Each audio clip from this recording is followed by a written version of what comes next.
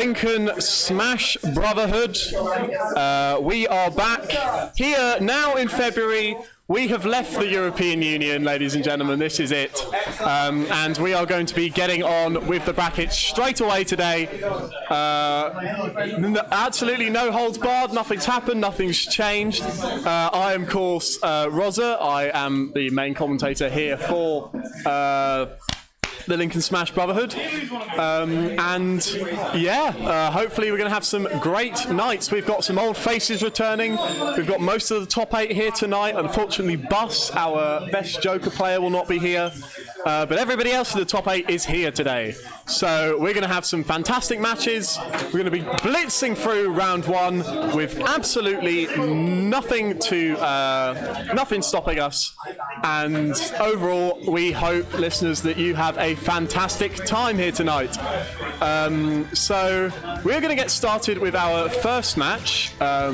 Joining me now is going to be Pizza, who is our technical expert and commentator extraordinaire. Commentator extraordinaire, perhaps not technical expert. I'll accept that compliment for sure. Do we have a mouse? Well, no, I left my mouse at home. Oh, well, there we go. Actually, I'll check again, but I'm pretty sure. But never mind. We are going to be beginning our ultimate bracket here with Misk and Kel. Misk versus Kel. We may be a little bit slower on the setups today, ladies and gentlemen, because we are going to be... We're going to have to make do with my terrible trackpad. Yes. Today. The trackpad is all we got, but trackpad is all we need. And there is no doubt, ladies and gentlemen, that we are... Well, we may be a bit slow in terms of updating things, etc., but... It'll get done. It will get done. Now, we see the Piranha Plant probably coming out from Kel. He is a... This is so hard to do. Yeah, I know. He is a Piranha Plant main? I think he's more Incineroar Piranha Plant. You know, he's like one of the Switch mains, co-mains. Okay. I haven't seen the Incineroar lately, mind you, but I think it's still around. He would not get rid of that. It's probably his best character. Plant still... Okay. Plant's proved itself, though. It did well against I was going to say, I remember his Plant taking you to Game 3 against your Samus. Game 3. I think I beat the Incineroar, then he switched the Plant and it took the game off me. It was pretty alright. I liked it. But it was, yeah. So the Piranha Plant has a lot behind it. Of course, Kel was our best newcomer on the PR for the Lincoln Smash Brotherhood ending of 2019 season. Actually, he was, wasn't he? Yes. I think I'd agree with that. He's out of everyone who turned up in the 2019 New Year, probably the best player. I mean, of course, you've had a few good people show up. 100%. Yeah. Going to ask a quick question. Miss, who are you playing? Who? I think that might have been Fox. Fox? Okay, we're going to assume he's going Fox. I'm asking in advance, ladies and gentlemen, because of course we need to update the bracket or the layout. And otherwise it's going to take 20 years if we don't know, and we're not going to be on time at all. But nevertheless... He's going Fox. Because if he goes... what are the characters in this use? He uses Mario sometimes. He does use Mario. I think to be honest, we haven't seen a lot of Misk, especially on stream. We don't see Misk a lot on stream, do we? If it goes all the way up here... with Roy. There we go. But there's the Fox, and there is the Piranha Plant, ladies and gentlemen. We are going to be getting into our very first match. Kel versus Misk, Piranha Plant versus Fox to start off the stream today. That's a very matchup, isn't it, really? You have two characters who play completely different. You have Fox, the fast rush down, and you have Piranha Plant, this very calculated, slow character. Not really a lot of things to keep you off him, but once he's got you in his zone, it becomes so hellish. Yeah, of course, Piranha Plant, not the worst character in the game, as a lot of people thought of when he first came out. It's been a year now since Plant came to the game. It has been over a year. Seems to be making some moves. That Patui... I saw that Patui very stock strong. At maybe 40%. Stage spike, of course. Oh gosh! Wow. It can do that. You have to be ready for that move every single time you're above it, because Yeah, and you can see Misk waiting it out there. Kel using a lot of that Patui, but currently Misk's Fox is kind of all over him. Yeah, he's throwing out the reflector a lot, which means, I don't really want to use Patui every time. Oh, that was so good on the ledge there. Fox can really pressure Plant in two ways, really. He can rush down, but he can also stand there outside of the range, use a reflector, say, don't just throw your hitbox at me, you know. Absolutely. You gotta think. And we see. Wait, Ark's come along? Ark's in the chat. Oh, Ark's in the chat. Hello, Ark. Sorry, I was like, please, we've already started the bracket. No. But nevertheless, haven't seen the first stock taken yet, but this could be Kel's opportunity. So one thing in this matchup is that Fox is very light. Very light. Unbelievably so. If Piranha gets like one good say back air, he takes that lead, and it's so hard to get a kill on Piranha who's just playing defensively ledge like that. It's so hard because he has like armor, he has random hitboxes, just kill you out of nowhere, fast kill moves like that. And now Fox has to go, okay, how am I going to kill him? Up smash? Nair? I don't know. It's so difficult. Yeah. Well, he's definitely tacking on the damage with that laser. The laser. If Misk is going to look for a kill, he's looking for like an up smash, maybe an up air here. Piranha doesn't have a lot of great tools to land. No, not really. Aside from down B, which you can kind of hide from. You can even just sort of bait it out and then go for the punish once his net comes out. And of course he extends his hitbox so much that you're in danger of getting hit by any trade. But Kel's not really letting him get a hit in. That's this Piranha Plant thing. Is his game plan is so simple yet so difficult to deal with. All he has to do is not get hit. That's true. I mean, we see the Patui taking the stock. Rage Patui, 180%. He kept it high because Misk. Maybe he knew Misk was going to go high, and because he did that, he ran straight into it. Yeah. And no hitbox goes through Patui. Anything. Yeah. Unless you're Banjo-Kazooie and you're invincible, you just get hit. It's nice. But the laser damage there, kind of near the end, didn't really matter that much for Misk. Kind of, he keeps tacking on damage, but eventually damage stops mattering. You've got to get that kill. And with Fox, really what he needs to look for is those up smashes, those up airs, maybe a down air 2-frame, and not to get ledge trapped like he kind of is now. It's very difficult to get back into. And he's opting for these high recovery for the side B a lot. I feel like Kel he's not really calling them out, just saying, do this and you die. Oh my god. That was a very nice up smash. That was a call out. He said, okay, so he's Misk has been using Reflector pretty sparsely throughout the match. He just throws it out if he thinks it's going to get hit. Say, you don't do your neutral beat. So he said, I think Reflector's coming. So up smash beats Reflector, and it beats like any just normal land on you, right? Yeah, Misk, of course, Fox wants to land on you with those nairs. Exactly. To kind of get any confirms into dash attack, what have you. The thing is, Piranha Plant's up smash, he goes down. He crouches. Before he smashes it, he goes down and then he like smashes up. So it can low profile high approaches, which is what Fox likes to do. So that was actually a really nice up smash. Yeah, I know. Kel, I mean, he's kind of been playing this Piranha Plant super well. One thing that is kind of a little bit of a gimmick, but I think works, especially in Winners Round 1, is the Piranha Plant. You go for Patui, you wait for them to hit you, and then you get hit by the Patui on its way down. We saw Misk get hit by that a couple of times, actually, especially on the ledge. Yes. Actually a good edge guard, but it's a little bit of a gimmick in neutral, you're right. But we see Town and City coming out. What do you think of this stage for both of these characters? I'm not sure how good that is with Fox. You might see a character now. No? Okay. That's kind of interesting, because if you're going to go Fox on this stage, essentially what happens is they get to recover for longer, because, it's a big stage with not so large sides, but large in the top. A heavy character like Piranha Plant is just going to abuse it, I think. And again, up smash may kill a little later. That's true. And also Fox might have a little more space to run around Patui and other things, find more angles to approach from. Yeah, I mean, not the worst stage pick. Piranha Plant is, I know, Patui also doing so much damage. Misk is just kind of having to find a way through the Poison Cloud, the Patui, sometimes even the down B, which you see him charging there. That was so clever, I love that. Oh my goodness. Misk come in at all. He's holding center stage, and then when Misk eventually comes in, he gives up center stage and says, come to ledge now. Yeah, he's also calling out where he wants to be. Yeah. He knew that Patui was a good option there. Maybe he was going to hit him and it was going to hit It was a bit of a high gamble, but it was a high reward, and he got the first stock there. In fact, I'd say Purdue is a bit of a low risk, high reward move, isn't it? Really, if they hit you, you end up getting hit. You hit them sometimes, and if you hit, you do like 20%, great deal on knockback, stage control. It's such a good move.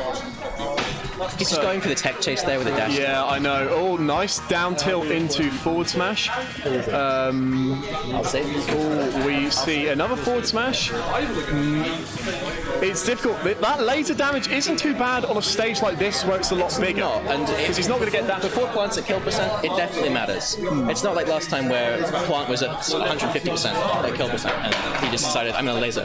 Bear with. Can you commentate by yourself? I will commentate by myself. I'm going to say I'm going to piss you off. That kind of thing.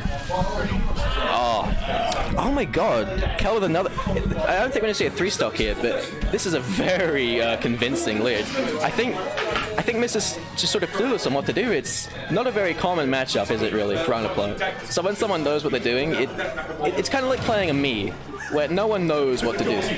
That's because Fox is so light. Fox is like the 4th lightest character in the game, and since he has to approach you, he's always in danger. Everything's like a massive risk reward for Fox. Oh, I love that, just holding center stage with a nair. Oh, okay. He's still alive. Fox usually doesn't have this much trouble killing. Usually he does nair to up smash. I'm not sure if Miss knows how to do that. 3-stocked him. Oh my goodness.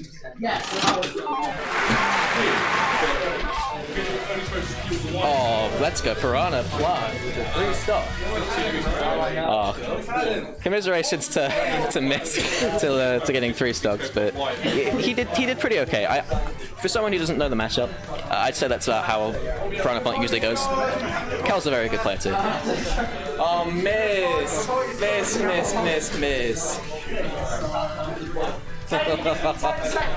Oh, he's pulling out his switch.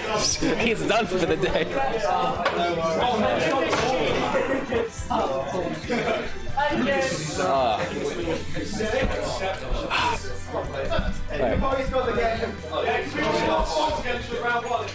Okay. That was a pretty interesting game, but now we've got Quasar versus Pigeon. I didn't know Quasar was here, to be honest with you. Quasar versus Pigeon. Is Pigeon? Is this winners round 2? I think this is winners round 2. Yeah, we've already got a winners round 2 set up. Let's just reset the score and throw this up. I don't think I've ever seen these two play. No, I've never seen these two play. I wonder if you see Villager or Game & Watch. I've got my thing over Villager right now, just in case Pigeon decides to take a Villager. No, we're going to get that Game & Watch. Let's just swap them around. Oh man, I don't know what to tell you about this matchup. I've never seen Fatality fight it. I've never seen the other Falcon player who's really good fight it. Excuse me! What stage is this? That's not legal. It's legal if you turn stamina. Really, it's gone bad for Quasar before? Eh? It's legal if you turn stamina. No, it's not. No, it's not. Stamina's not legal. Coin battle, now that's legal. That's Tom Nook. When Tom Nook comes out, you can play coin battle with it. Tom Nook for DLC. Well, I don't know. Was it Villager last time, or was it Mr. Game & Watch? Because if it was Game & Watch, then I feel like it might not go great as well. But Pigeon likes to change his character a lot. Coin Battle at LA2? Oh, let's go. Is Coin Battle even in this game, though? I've never played it. I don't think I ever played it in Wii U, though, to be fair. Alright, leading off with the Mr. Game & Watch, leading off with the Captain Falcon. So, against Pigeon, usually you want to be really patient. How I play this matchup is I just sort of wait, like, a good distance away on the stage and wait for Pigeon to, like, dash attack me. Only on Golden Plains. Oh, okay. But yeah, usually what you want to do against Pigeon is you want to wait about halfway across the stage, go for like whiff punishes, wait for him to like bait and up B out and try to get him to down air like and miss, get a grab off, dash attack off that. Oh, join back player. Yeah, I'm back. Sorry, ladies and gentlemen. So how's it going? Oh, Just started game one of this. Winners round 2 actually. So whoever wins this moves on to winners round 3. Apparently this hasn't gone well for Quasar in the past, but currently it's going pretty damn okay. I'm just saying, usually against Pijon, I like to wait halfway across the stage, get some whiff punishes in there. Usually Quasar's very aggressive, so it might be hard for him to actually get that into that mindset. But look, he's doing it now. It's working. A lot of, especially playing against Pijon, and I think Game & Watch in general is patience. It's very much You have to wait to punish the down air. You can't just go and challenge it. You have to wait for him to stop doing the smash attacks, because of course they are so safe. Are very safe. It's like a whole bunch of waiting, and if you don't have a good disjoint or something to beat him out with, though. And I don't think Falcon has that. All he has is his quick run speed. So he has good whiff punishes against Game & Watch. Oh, this could be bad. No, but he reads the roll in, because people are holding shield for some reason. He loves catching those rolls. He does love catching those. Pijon's running away with this a little bit.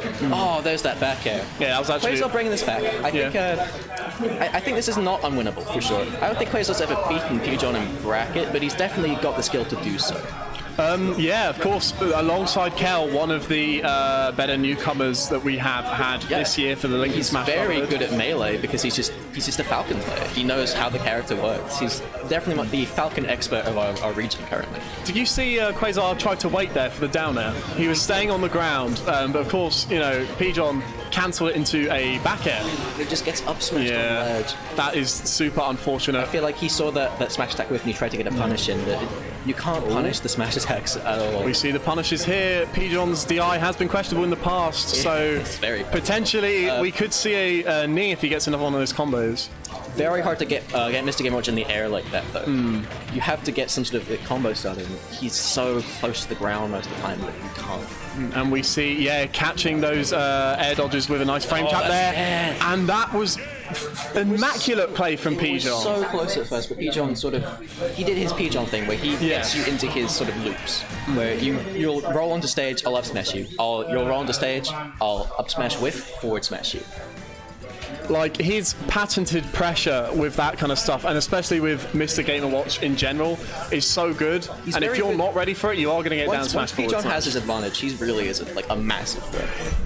If you don't get the lead against him, I feel like you might as well just start thinking about game 2.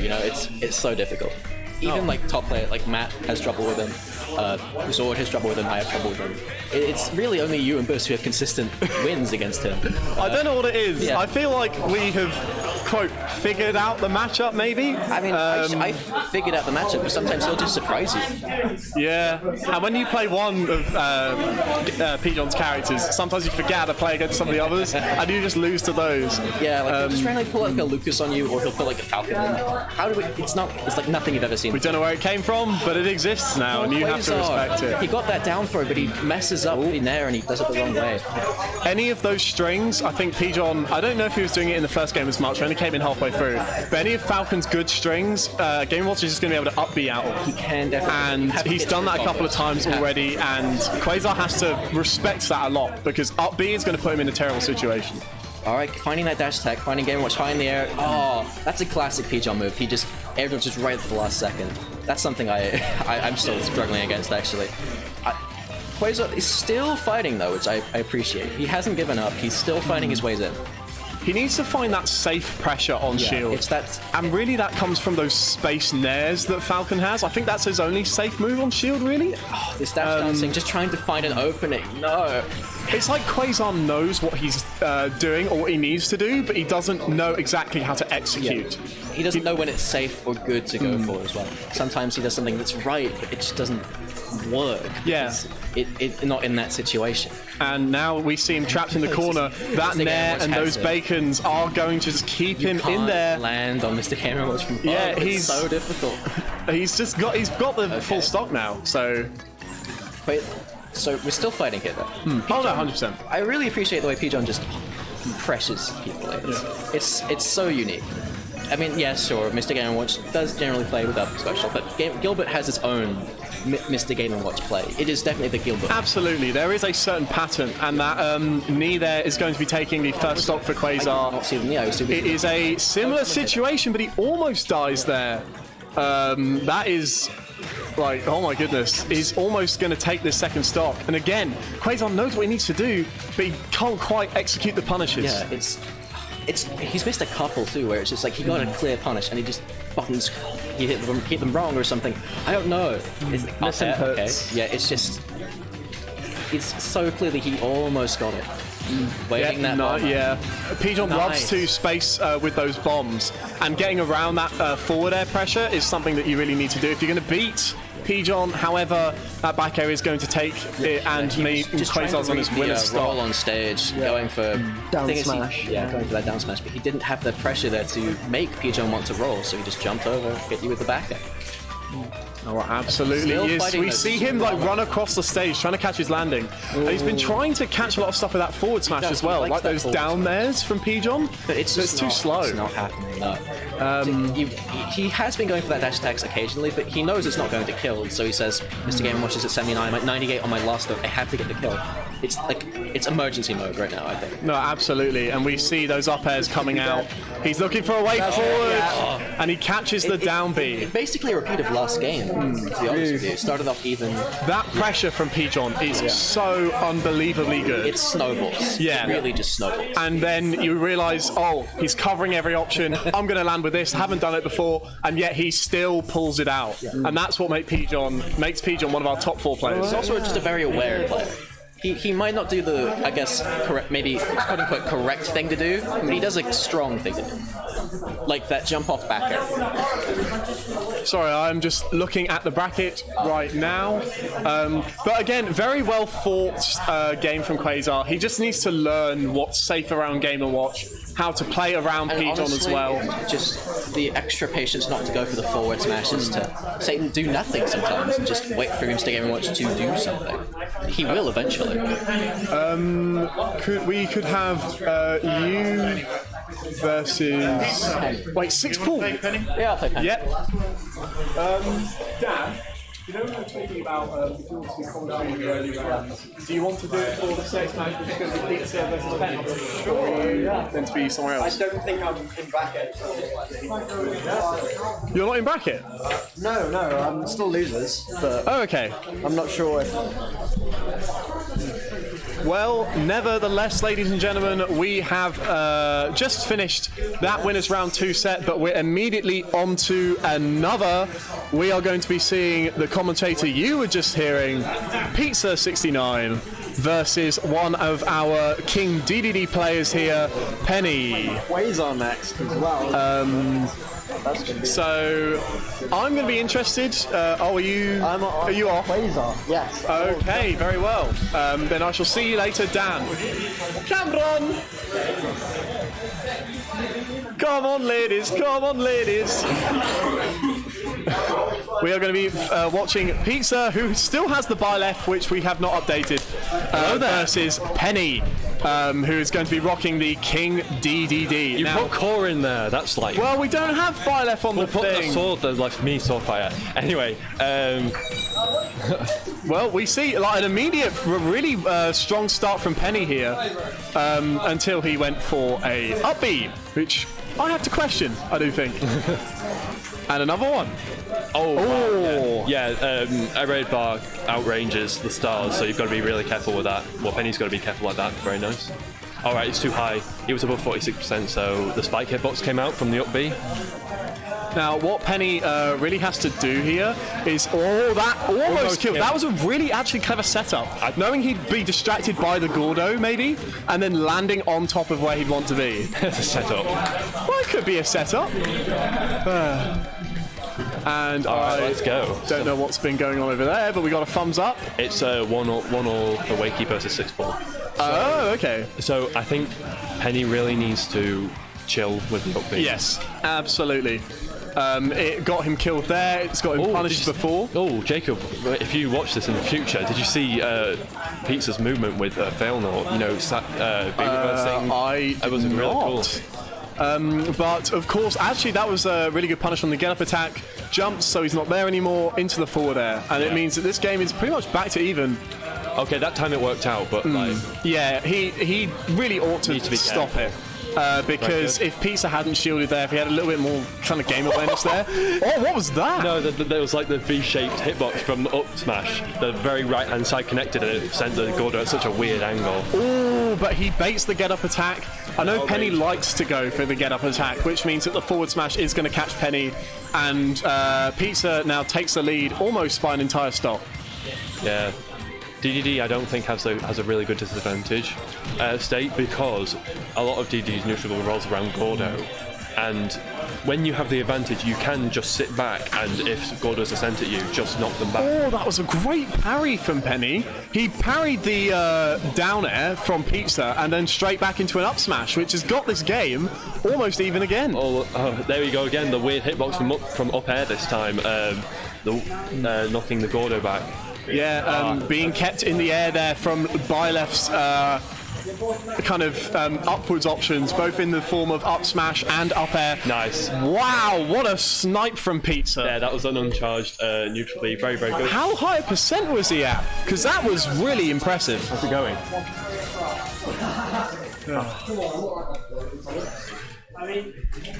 But we do see there Pizza take game one. He was in a little bit of a state at the beginning. Penny got an easy 70% on Pizza. It was just Gordos. Everyone has those moments where you just think, oh, I got hit by so many Gordos. Hello, I get hit by more Gordos than I want to say anyone in Lincoln. Yeah, I feel like you have this feeling more than ever.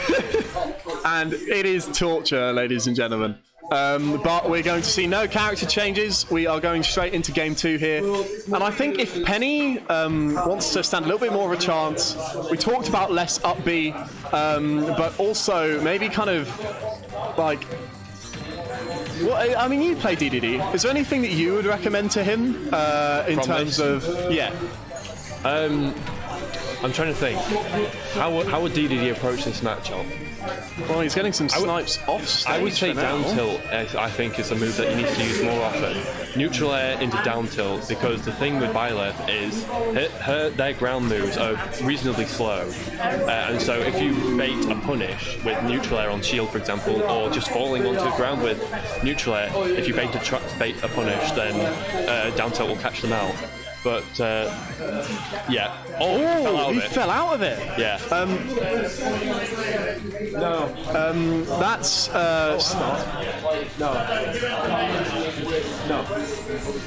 no, Maggie.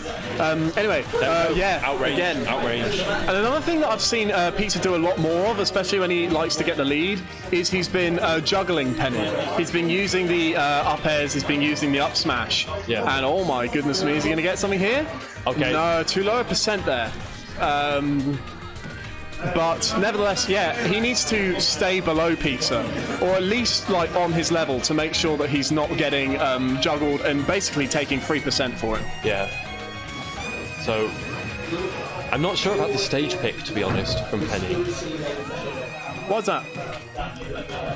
Oh, he caught the roll with the down smash. That was good. Because I think DDD likes space, and Kalos doesn't really offer as much space as other stages. Maybe Pizza banned some bigger stages like Town City or PS2. But I feel like here we go. Oh, we see the jet hammer. See, that's just one, but no punish from Pizza. That's a big whiff. that's just one fail note shot away from being punished, though. That's the thing.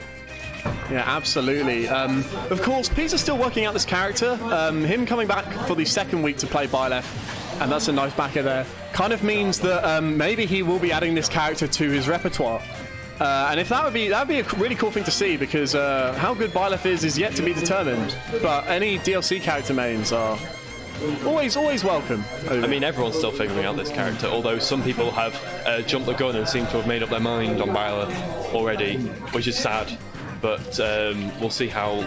I mean, it's no dear. Penny. Okay. He's back on stage. Up being in neutral. Yeah, the up B there. Again, ill-fated. Yeah. But now Pizza is kind of countering his approach options, really. Yeah. If he jumps, he's there with the nair. And Okay. Byleth's going to be able to make this back. Make that back. Even if he didn't air dodge, he would have made that back. That was another baited get-up attack from Penny. He jumped and went for the forward air again, to catch the punish. Fireless down B, Amir, is like the biggest neutral get-up call-out ever, if it can use it right. I mean, obviously, it didn't take the game with it, but since it has super armor, it's like one of the biggest calls. And instead, we see the down smash from Amir, taking out Penny. Shall I go? You can do, if you would so like. Taking out Penny. Penny is now in the losers bracket, but well fought from him. He had the lead in both of those games. But those up Bs in neutral, we're going to have to cut those from the DDD gameplay, as those can be quite. None of those good. were intentional. None of them? None of them were intentional. Okay, then it sounds like more time in the lab for you, my friend. Yeah. But for now, ladies and gentlemen, Ark thinks you fought well, by the way. But for now, ladies and gentlemen, Kel is coming back to your screens. We are going to be having winners round 2, Zord versus Kel, the lovely commentator that was just on stream moments ago, versus Kel, whose Piranha Plant was able to take game 1, winners round 1 versus Misk. That's a difficult matchup, man. Oh, he just comes in. I have Mark.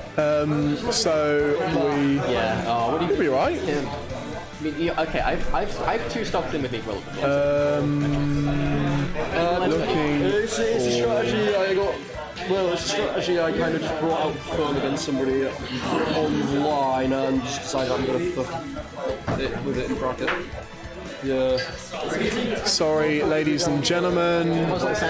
Just let us get set up here. It was a Canadian. We are going to be. We see the Ganon coming out from Zord versus the Piranha Plant.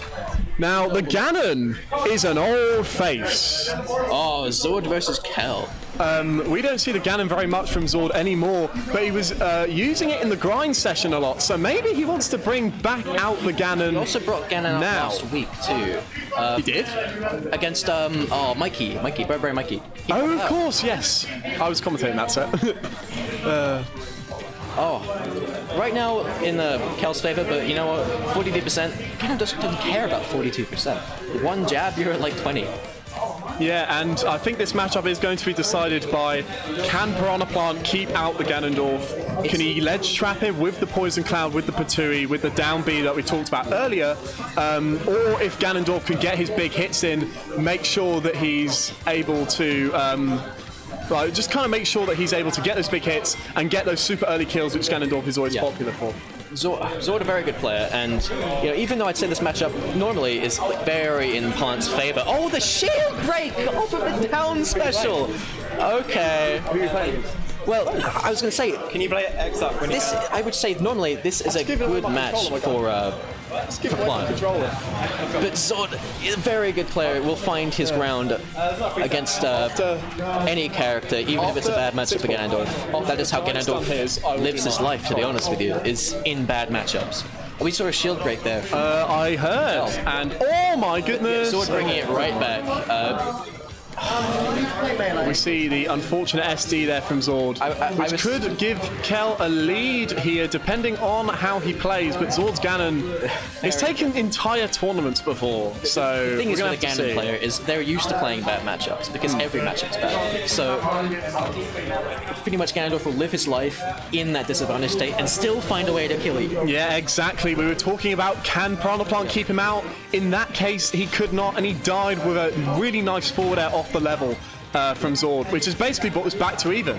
Yep, and that's twice now where Zord's been hit by something, say, unfortunate shield break, SD, and he's just brought it back because he has that mentality and he has the ability as Ganondorf. I thought, because I was distracted, that it was Zord who got the shield break, but if it was Kel, that is crazy. It was a side B2 down special. So he got caught in a poison cloud and then... Well, that is unbelievable. Or is he going to fall into the forward smash? Almost does. The answer is no. Going But for that command grab there. Doriar on ledge. yeah, we saw Kel just run to the other side of the stage. Actually very smart. I just says, I'm not going to challenge that. I'm just going to get stage control. You have to approach me again. Yeah, here's my wall, here's the poison cloud, here's the Batui. What are you going to do? And so far, it seems like Zord has a couple of answers for his aerials. Okay, so I think Kel's mistake there was he'd been letting go a lot from the ledge to start throwing another Patui. But Zord knows that he doesn't have invincibility after that, and he knows that forward smash will reach all that way. Absolutely. Kel, for some reason, when he kills his opponent, loves going to ledge, loves poison clouding on the ledge and hanging around there. Which is a little bit dangerous because you are giving up stage position for that. And especially against somebody like Ganondorf, you can't really afford that. No. When someone is falling down with invincibility, usually you don't have stage control for a good 3 seconds. But you still can't just go to ledge and lose your invincibility because why go to ledge at all? Exactly. Yeah. So maybe that's a habit that Kel needs to break. Maybe if there's something that Zord can clean up a little bit, it's just his movement overall. We saw a couple of SDs there, and of course those are unfortunate. He doesn't mean to do them. If he's warming up a little bit in bracket, and we see the Byleth come out Going from back to that Zord. Corrin because they haven't updated this thing yet. Yep, Ark's been asking about it. There we go, Ark. That's why Corrin represents Byleth the best for what we have. I can actually update it myself, but I can't be bothered to download the skins and change the colors. So we see, in terms of Byleth getting into range, he's got so much more range, of course, than the Ganondorf. I mean, he even just runs faster, so he can approach better. So what I'd really like to see from Zord maybe the old Failnor, if he's charging the Patui from the other side of stage like we saw last game.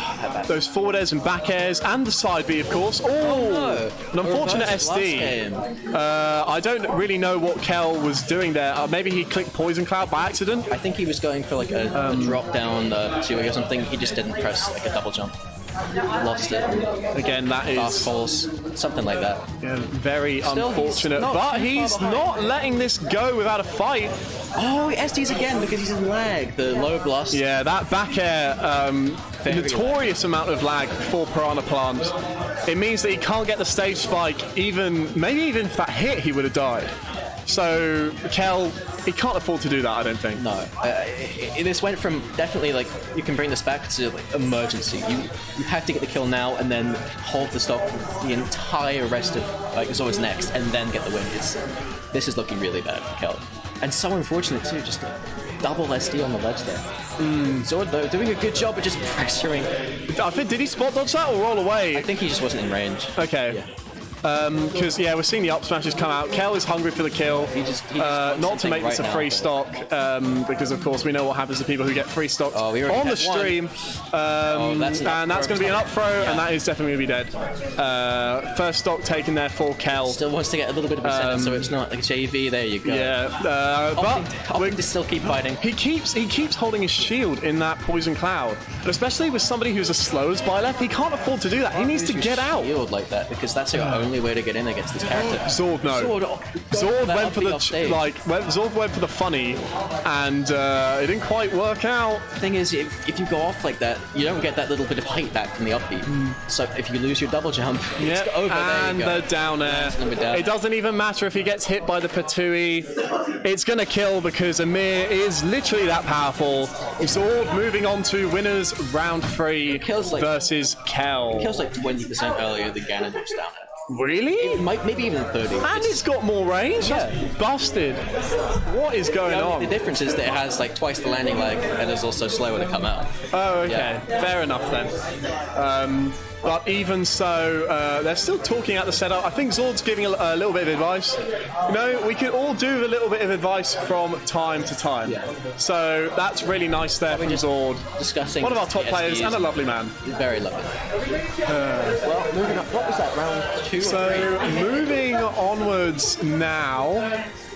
We are going to let's do some scores reporting actually, just so that you, dear listener, our fellow friend Ark, can hear what's going on. We have had Haiku beat Bacon Beard with a 2-1 victory. Oh, you're playing on Hang on a minute, I am looking at the bracket. I guess you guys can play. Where? Wait.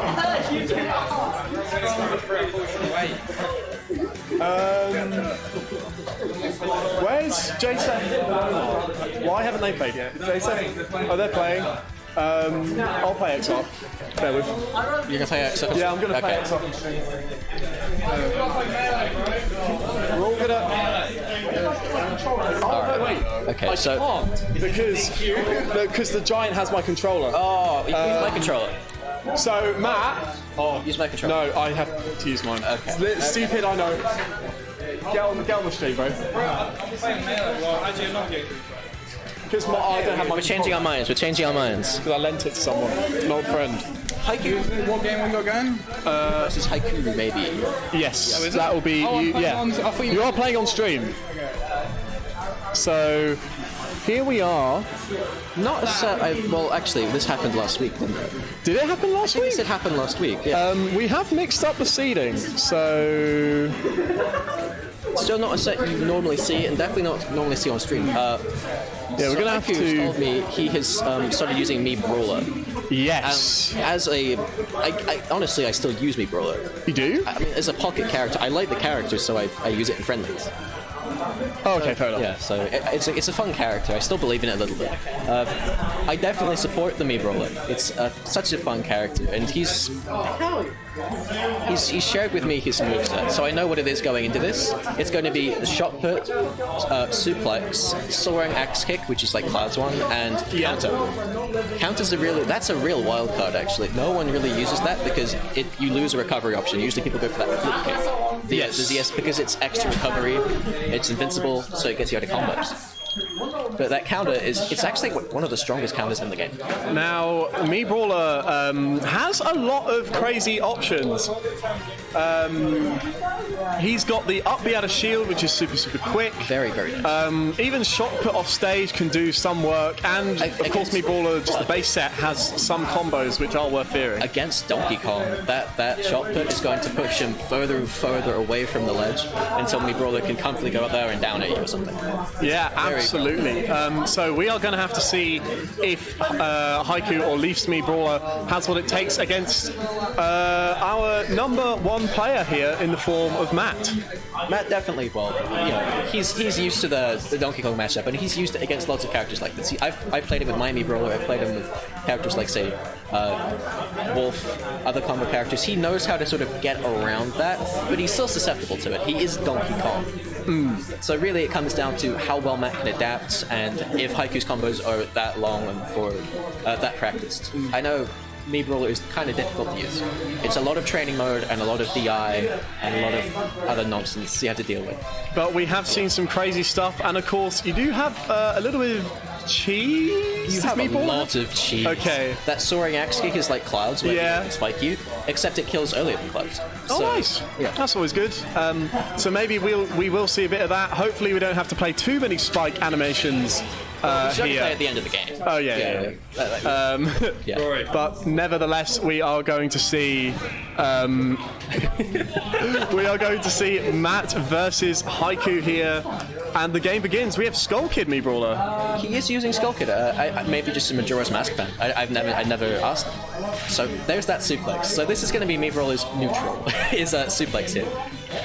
We've seen it happen It does twice. 23%. I guess he's opting not to go for the classic throw combos. He does have that. He's trying to counter him.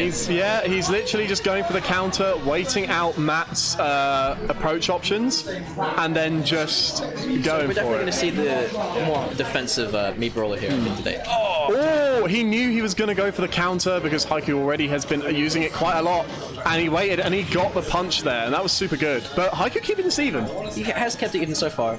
Throwing those shot puts out on the platform, I like it. It does a lot of shield damage, and you can't you can't afford to shield anymore. That's when Oh my goodness! What? So that move was actually buffed recently, and I don't know why, because it's so good. But That's going to be an up smash from DK. Matt loves catching those tech in place or tech aways at the edge with the down B, and the Queen combo is going to take him the first stop. oh man. So this is where it becomes rough for me, Brawler, is that Suplex doesn't kill or anything. In fact, he has specific kill specials, and that's really what they design him around. Haikyuu hasn't really opted for any of those. He's opted for cheese and this. Yes, we see those shot puts coming out, but Matt finds his way around, catching the tech out. Yep. There's that counter, almost killed. But yeah, DK very, very heavy, of course. He's going to survive, and is this going to be off the stage? That's a kill. Yeah, Me Brawler's not coming back from that. That's going to be. I've never seen that counter do that. Oh yeah, it's a grab. It's a yeah, but Is this true Tekken? oh Spike, yeah, it that doesn't was quite get the cheeky. match. Yeah. See, you could see at the beginning Matt doesn't quite have the handle on how this matchup is supposed to be played. But you've seen him camping on the platforms a little bit. You've seen him only going in when he knows that he can afford to, and it's working out for him. The thing is with this is that Me Brawler has a lot of stuff you can do to it low percent. But once you end that, it's kind of like that Fox game where if you keep just shooting that blaster, you're not getting anywhere. And like these shot puts are nice, this back throw is nice, but it's just more damage that you don't need. That back throw did not kill. That command grab, It's suplex does not kill. He's at 224%, but there we see the counter coming through, throwing him straight off the side, and that is going to be the KO for Matt. Matt dash dancing on a little bit. I believe I'm playing XR. And I can Getting them mixed up. I can play on stream. I couldn't do it earlier because I didn't have my controller, but I do now. So I'll wait for this to be over. Are we seeing a character? Are we seeing a me change? A me change. These tournaments last long enough, bro. I know, right? Are we seeing the Me Sword Fighter come back? I think we might be seeing Me Sword Fighter. Yeah, that is Me Sword Fighter. Because he's changing the specials. Maybe Changing the name? Really? Really? We're doing this? Are we doing this? He's taking up our valuable tournament time. It was School Kid rather than Skull Kid. Yeah, I mean, we get the thumbs up from Haikyuu. He knows that it's going to make him play better. It's all about the mentality, and I don't know, man. I mean, he needs everything he can get going against our top player. An extra L on your name, man. Oh, that is what a roast!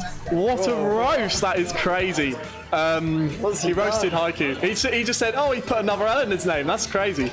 But nevertheless, we are going to be seeing the Donkey Kong come out again. That's not Me Brawler. He's hovering over the He's thinking about Byleth maybe, or Simon. It's Simon. A character that I was convinced that Haikyuu had dropped. He's not dropped this character. No. What Haikyuu does is he likes to pick up characters and mess around because it's a character with like 80 characters. A game with like 80 characters. So there's no reason to not try out other characters. If he picks King Dedede, I don't know what's going on. Is he? If he picks Terry, I don't know what's happening. He picks the Simon because I saw on Twitter that he said he was dropping this character, so I thought this was over. No. But once again, Also, Leaf is not similar to the biblical kind of Wait, hold stuff from the Bible. You were changing Matt's character. Oh, that was Matt's. Oh, my apologies, ladies and gentlemen. But maybe this character change is working out because Matt currently is being kept out by the holy water, the axes, and all of the projectiles that Haikyuu has to offer here. Still, even though it's going well from early in this game, you remember previous game where it just changed. It just turned around. Yeah, it takes a little while sometimes for Matt to know the matchups, but once he gets it down, once he starts getting into what your habits are, he knows what he's doing. He finds the punish, he finds the lead, and then he finds the way to kill you even earlier next stock and runs over the 3-stock. It's crazy. And another thing that Matt is super good at, actually, is the edge guards. Yes. And against a character like Simon, you're going to probably be seeing a couple of them come through because you can gimp Simon so early with back air off the He might level. even make it back sometimes. Is the thing. He might not just like, naturally come back here off stage. He's not.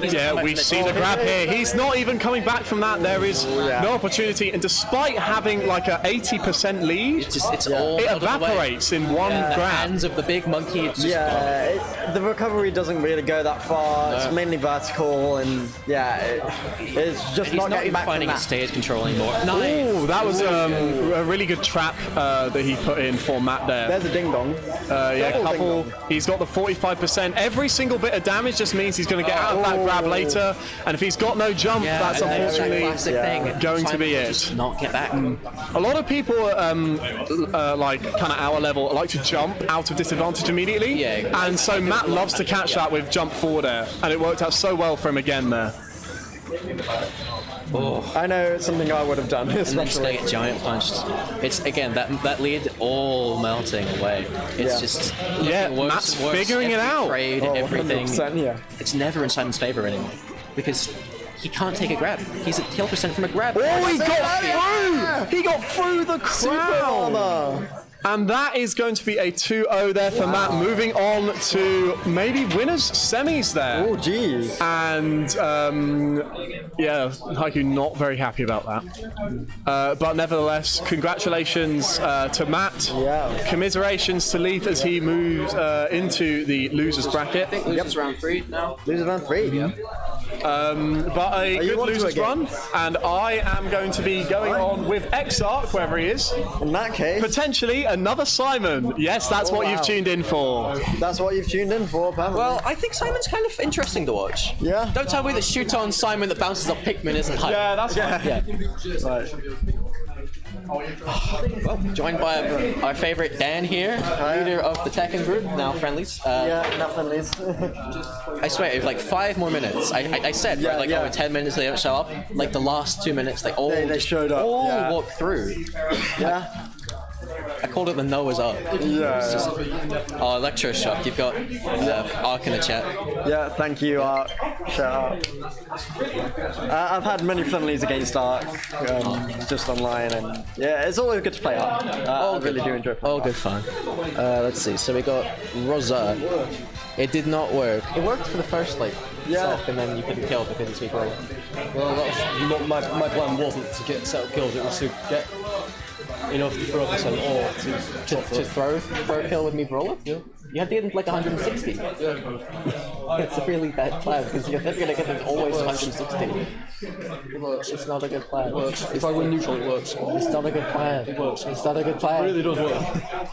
I mean, Audio's gone. audio's gone. It's okay. Maybe I'm starting to think when my Elgato doesn't have audio anymore, it's something to do with voltage. So I'm gonna go over there. I'm gonna tell them. Yeah. I'll keep Twitch chat entertained. Yeah. Don't worry, he's gonna sort it. Might be voltage, might be something else. We'll find out. But we will bring you this next set.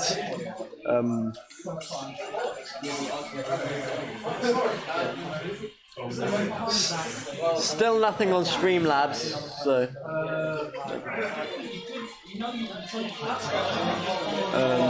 Oh, there we go. We're good. So what Rory has been doing? Did he put the headphones Yeah. in? When you put the headphones in the Switch, it removes the audio from the TV to you, so it doesn't send it through the Elgato or anything. So, What we can do about that is we can get like a splitter-ish thing. yeah, I think that's worth investing. Yeah. Also, Green Hill Zone, Sonic the Hedgehog has probably some of the best music in the game. I love the Sonic the Hedgehog soundtracks. It's a very okay. Top three songs on the stage. Go. Rooftop Run, number 1. Number 2, Escape from the City. Okay. Number 3, Live and Learn. Okay, so for me, Scrap Brain. I love Scrap Brain. I love me some Scrap Brain. Okay. 2, Seven Rings in Hand, Or Seven Rings in Hand is my number 4. and then Escape from the City. Yeah. Yeah. Live and learn. Good Live and call, learn. Mark, Yeah. That's another banger. I really love Seven Rings of Hand. Yeah, It's something about just the overall tone of the song. It really fits just the fighting on that stage. Yeah. The game it's from, not so great. Yeah, but- well, Sonic and the Secret Rings was maybe a little bit of disappointment, motion controls and all that, Yeah. but Just an auto runner. I did enjoy playing it. It was a good game. Especially the cutscenes, the animations in that game were very solid. And probably one of the best Sonic voice actors, I think. Is that Jason Green? Yes. Yeah, Jason Green. Yeah, he used to be just in for me Brawl personally. too, and he was the Brawl voice actor, the one Yes. who said, "You're too slow." Low, yeah. Yeah. Oh, we've got. Here we go. Oh, this is not. I would change the counters. Why is it Leaf still? It's We're going to be seeing it's Exarch, right? Yes. we're going to be seeing our favourite commentator Rosa going up against Exarch. There we go. And it's going to be Robin versus Ness. And about this matchup, It's it's kind of campy.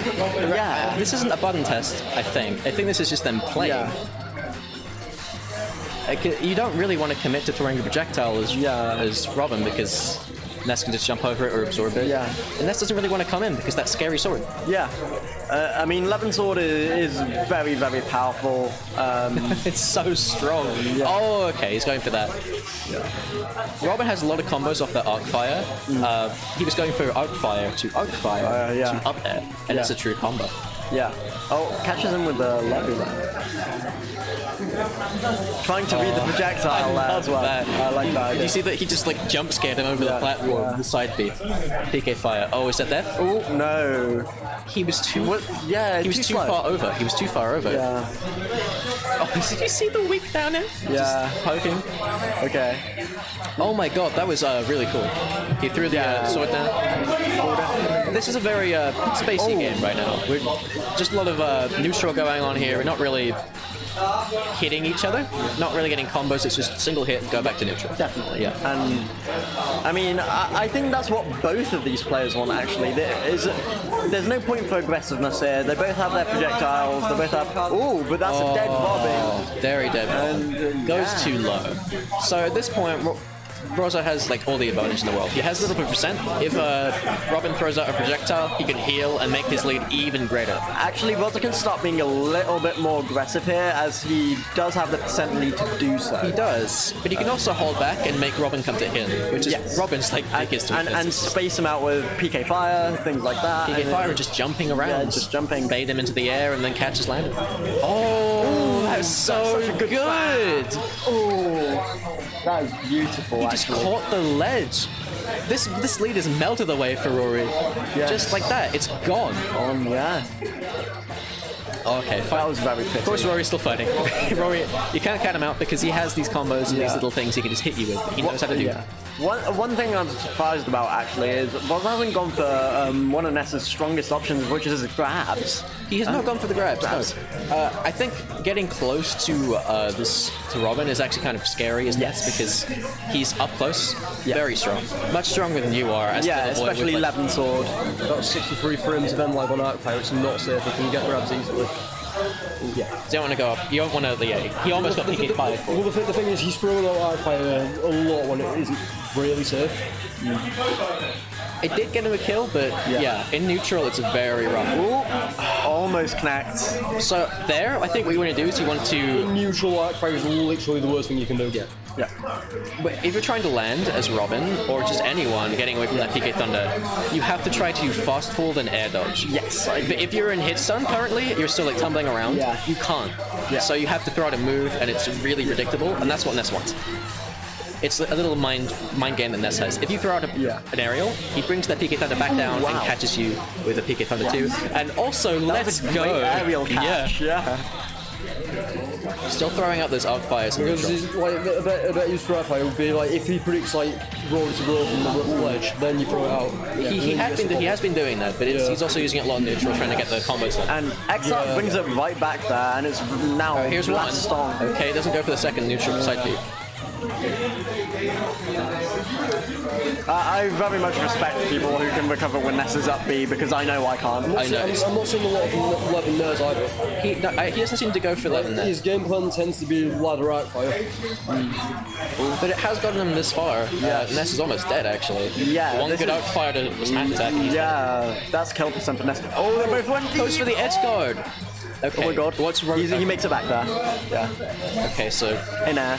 Rory smartly just recovering past the, rolling past the And thing. uses the safe move as well in air to stop getting edge guarded as well. Okay, he heals off the thing. Oh, 11 down smash. No!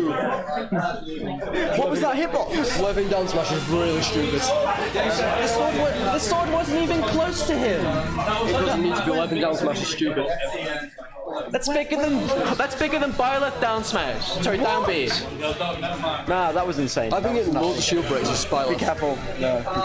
and stuff online. And a lot of down smash reads from jumping from life and stuff. Emir is shit but fun. Shit, but fun. That one's definitely going in the Discord of Smash Flames later, I think. I know, right? It's too bad it wasn't like a spike or something, man. What's this? 11. Eh? What, 11 not spike? No, if it had been like a spike or like kill off the top, he could have played one of the animations. That's all. He's not really using his 11 sword as much as he could Oh, do. Because you can do combos like 11 variants, 11 variants, 11 there. it's a very threatening weapon. Maybe he doesn't want to lose it, but even then you'll just get it back. Then you just throw it. Oh, let's go, Exalted. Yeah, you can't sleep on Robin. I've slept on Robin before, and that's how I got beat by, what's that guy? I can't remember his name. Peace player, really good. I believe the strategy is just fucking also cancel fair into jab and then throw shit. But also shout out to Exalted, we'll see you at Link's Awakening We too. will see you at Link's Awakening. Our artist, Yes. PR artist. We will see you there. Hopefully you'll get me on the PR someday. I don't think it's happening anytime soon. Well, I'm hoping that A wee bit sooner. Oh, nice. I'm hoping if I keep getting round 3, I'll be able to maybe get there.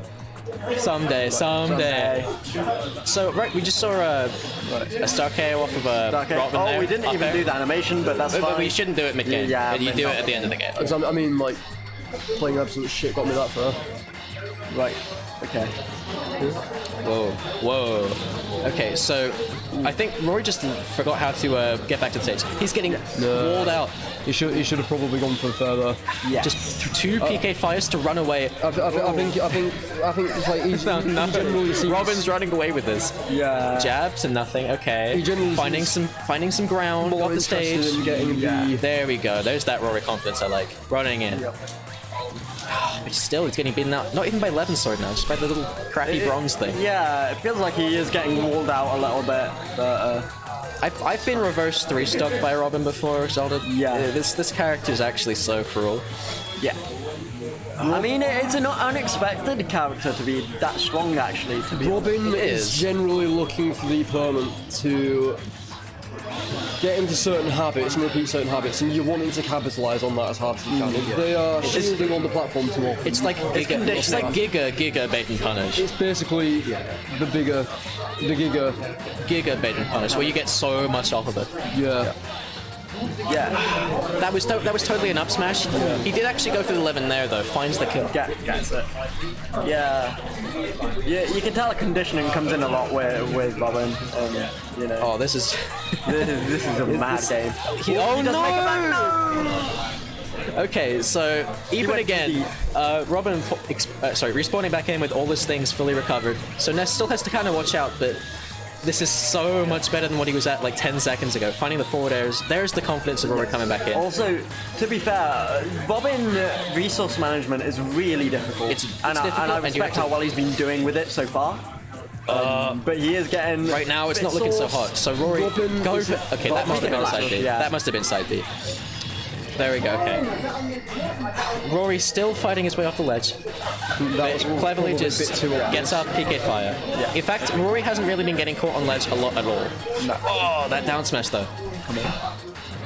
I'm surprised he hasn't been going for more grabs. I think he's starting to panic now. Just a little bit, but Rory's also slightly in panic mode. He could easily still win this, but I think he's starting to panic. And also, Exarch has the lead here. This is Rory's, winner's stock right now. Yes, it is. If Roger doesn't get the kill right now, a back throw, I don't know, just like But anything an edge guard. kills. Anything kills. PK Thunder? No, he's going to wait for the landing, trying to get a back throw. No, Recover. Ooh, PK Fire though. Okay, Arc Fire. We're just throwing out the PK Fires right now. Yeah. Oh wait. This is a very Also, projectile 11 sword kills now. as Oh well. my 11 god! is. The forward air! I called it. What a big read. You can't sleep on Robin, man. You can't sleep on it. Oh, that's unfortunate. It's unfortunate for Rory, but Yeah. Yeah, that's a. good stuff to. Oh, and they're hugging it out. They're hugging it out. Jump on. Alright, Right. I'm off. See you later. Right. It's highly likely I'm gonna have to play against him now. That's fine. Jump off. We'll get Wazza back on. Yeah, please do.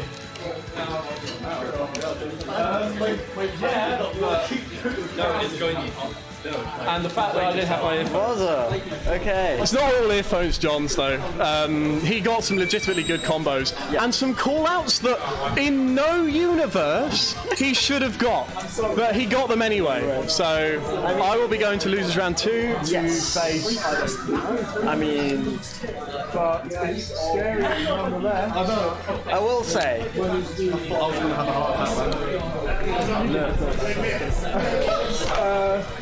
Oh yeah, truly. Wait, I'm versus Nick. Okay. And that's fucking winners round two. Yeah. Are you going to play a game? I may go to be playing my game. Okay. Am I solo commentating? Somebody on comms. Yeah.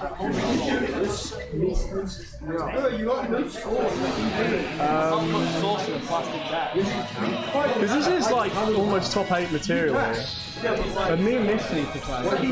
Matt, no chance you can comment out a bit. I will change these, don't worry. This. That's why you have it Right.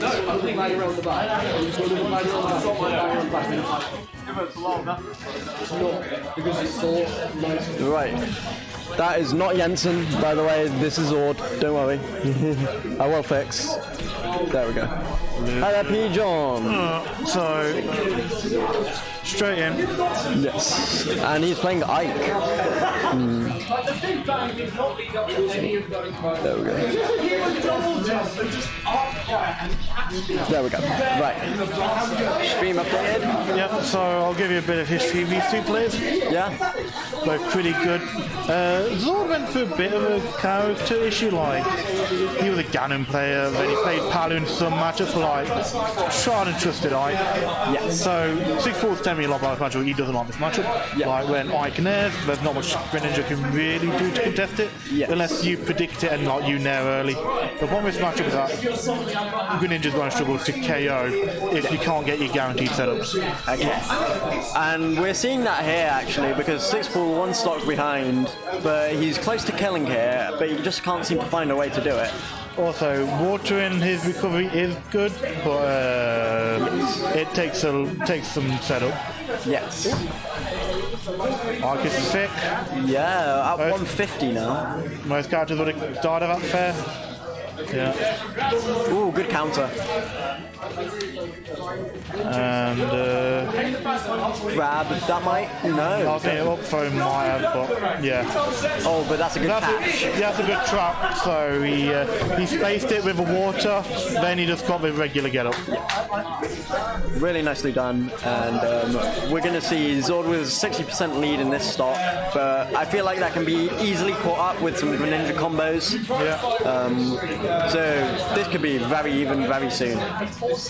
So this percentage here, down throw doesn't lead into anything, but apart from general advantage. Yes. So in this matchup, Greninja struggles to land because Ike has such good anti-aerials. Yeah. His up air covers so much. Yeah. And, ooh, trying to catch. I understand what he was going for there. Off the up B, he was trying to up B him backwards so he wouldn't grab ledge. Oh, and it was close. That's the memo. You've got someone super armor like you can't really water it off. Not the same way you could do in Smash 4. Yeah. I would say counter it. Counter might be a suggestion. Yeah. But Sixball's definitely brought us back. He's got the fortitude. Oh, good kill. The Zord was a bit lazy on the approach. I don't know what he's looking for. Maybe with a misinput. Yeah. Also, it's interesting that Sixball allowed Zord to go to Smashville. Ike loves Smashville. Well, those up air juggles coming in there, and then into grab, gonna down throw. The slippery ladder. Reads the counter and then is going in again. Sixball with a big lead, big change from how the start of this game went.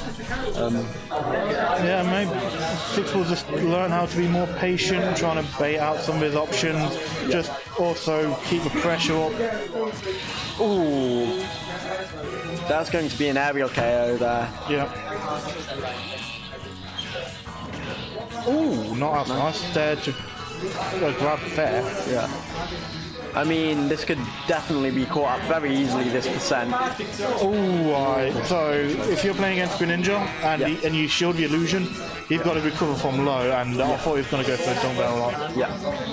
There's a throw. Oh, yeah, lucky. That was ambitious. Yeah. It was scary though, it's definitely a scary thing to go up against there. But there it is, and that's one to Zord. Oh, you can go. Yeah.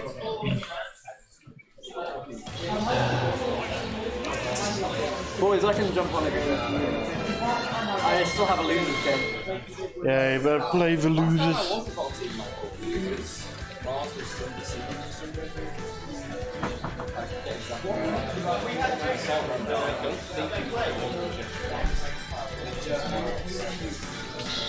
I'm in losers, so. Oh, I need to play a game, mate. Okay. See you in a bizzle. Right, so heading into game 2, we're going to see exactly the same, and this time we're going to Carlos, and we're going to see this again. I'm coming through with these big aerials and going to try and wall Greninja out here. Actually allows Sixball to grab ledge there. Tries nothing off of it, which is okay, fair enough. Keep the neutral. Slide in. Using those shurikens now to stop getting baited in by those big aerials and stop getting caught by those aerials. And I think that's a good idea to utilize those shurikens more. Oh, doesn't catch that one there. Sixball goes low and that misses. Misses the grab somehow. I thought that was very close. I think Nintendo got that one wrong. But some Greninja combos coming out now, and that's brought the percent right back to where it should be, completely even. And so we're going to see again Sixball going for tons of shurikens. Oh, but that kill! That was really quite early, I think. Again, we've got Zord to stock up now, and Sixball is going to have to do some big damage and confirms to get this one back. Oh, but that was unfortunate there. Zord, a bit too low for the up B recovery and just dies from that. Throw. Goes into the combo.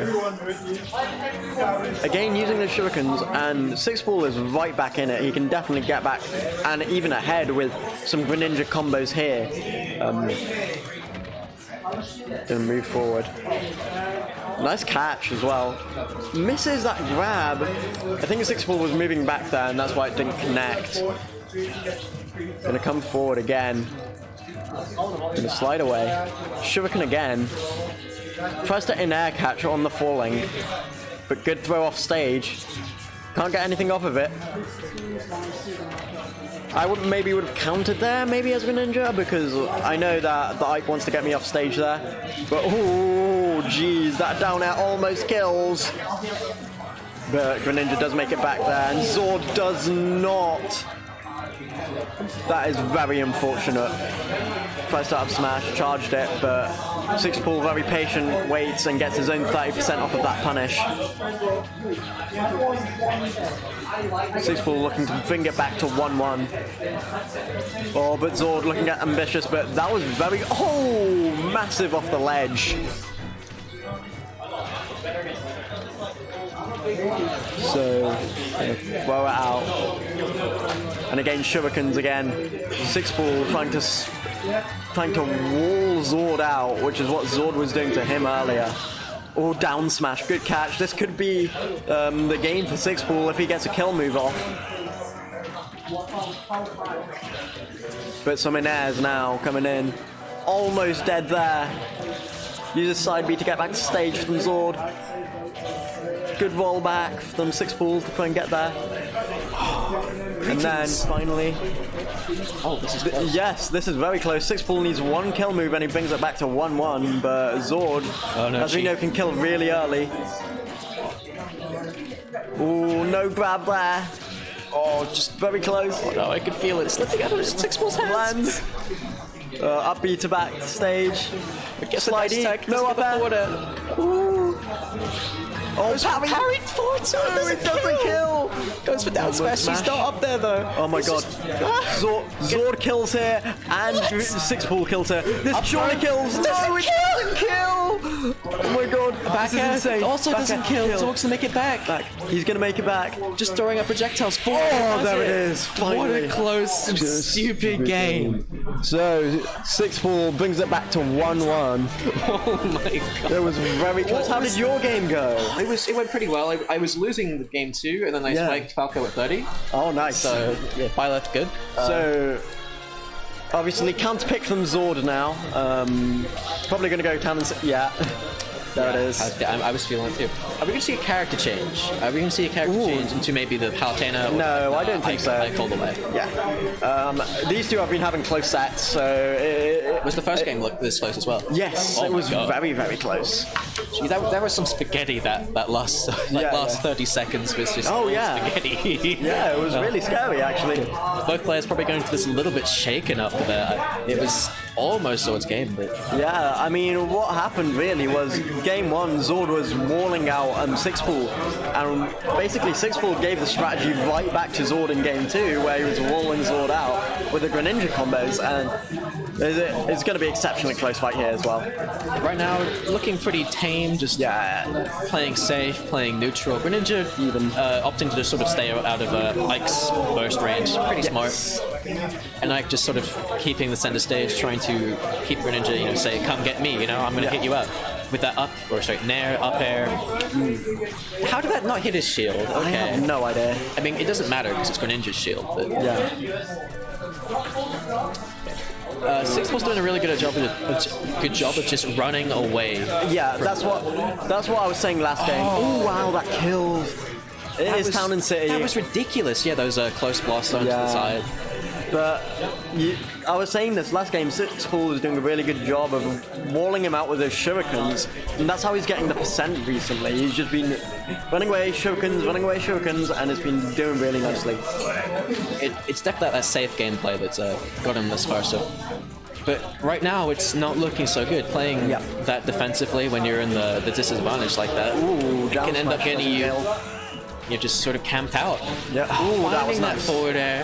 26%, not too big a deficit. Definitely just like a combo. He can definitely catch out with a Greninja combo. Even this 43% can be caught with a Greninja combo. It's like just 30 apart now. Yes. Greninja, there we go. Greninja finding his percent, finding his advantage. This is where Greninja shines in this matchup, honestly, is Greninja can get underneath Ike, and Ike just sort of has to accept it. Yeah. Counter! That was so Sixpool does that a lot, that side back to ledge, and usually it hits keep away from it. Yeah. Zord recognizing it and just going, no, you don't get away from it against me. Not against me. I mean, what we've been seeing Zord doing is this mainly, just nabbing aerials, loads of stuff like that. Playing his smart, methodical. But what I thought Sixball would be doing is be using the up B water to catch the up B for the mic. Yeah, when it's push like him right away, above yes. And I think he did give it a go, but it doesn't seem to be working out. He might not be close enough. Yeah, or maybe even counter the up B. Yeah, really. Matt You have one of the most interesting counters in the game. You could send him any way you want. Yeah. Oh, he tries. Oh, but down smash catches. 85% deficit.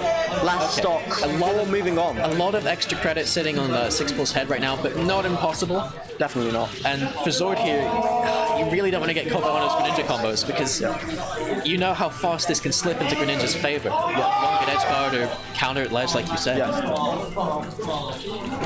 Zord's really struggling to find a hit. There you go. Yeah, but that dash attack goes against shield and it gets grabbed forward, so good. Oh, forward tilt on the ledge. And Zord Good stuff. moves on. Good stuff from Zord. Well played to Zord. Zord wins this one, but it was exceptionally close this set. Exceptionally close. Very, very close. Oh, man. Oh, wow. There it is. Sixball moves into Apparently we've losers. dropped a few frames. That's a lot. That's not good. We're at 60 FPS. Oh, we are dropping frames. Yeah. I might need to play melee losers, but I will be back. All right. Oh, we've got P-John on this. P-John on the scene. Let's see if I can just sort out the setup real quick because I might have messed up the settings. Maybe not P-John. I can't tell. It might be me even.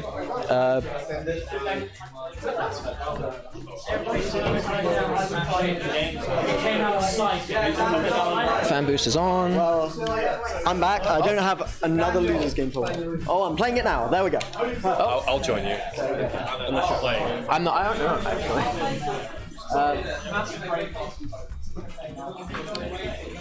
actually. Close set.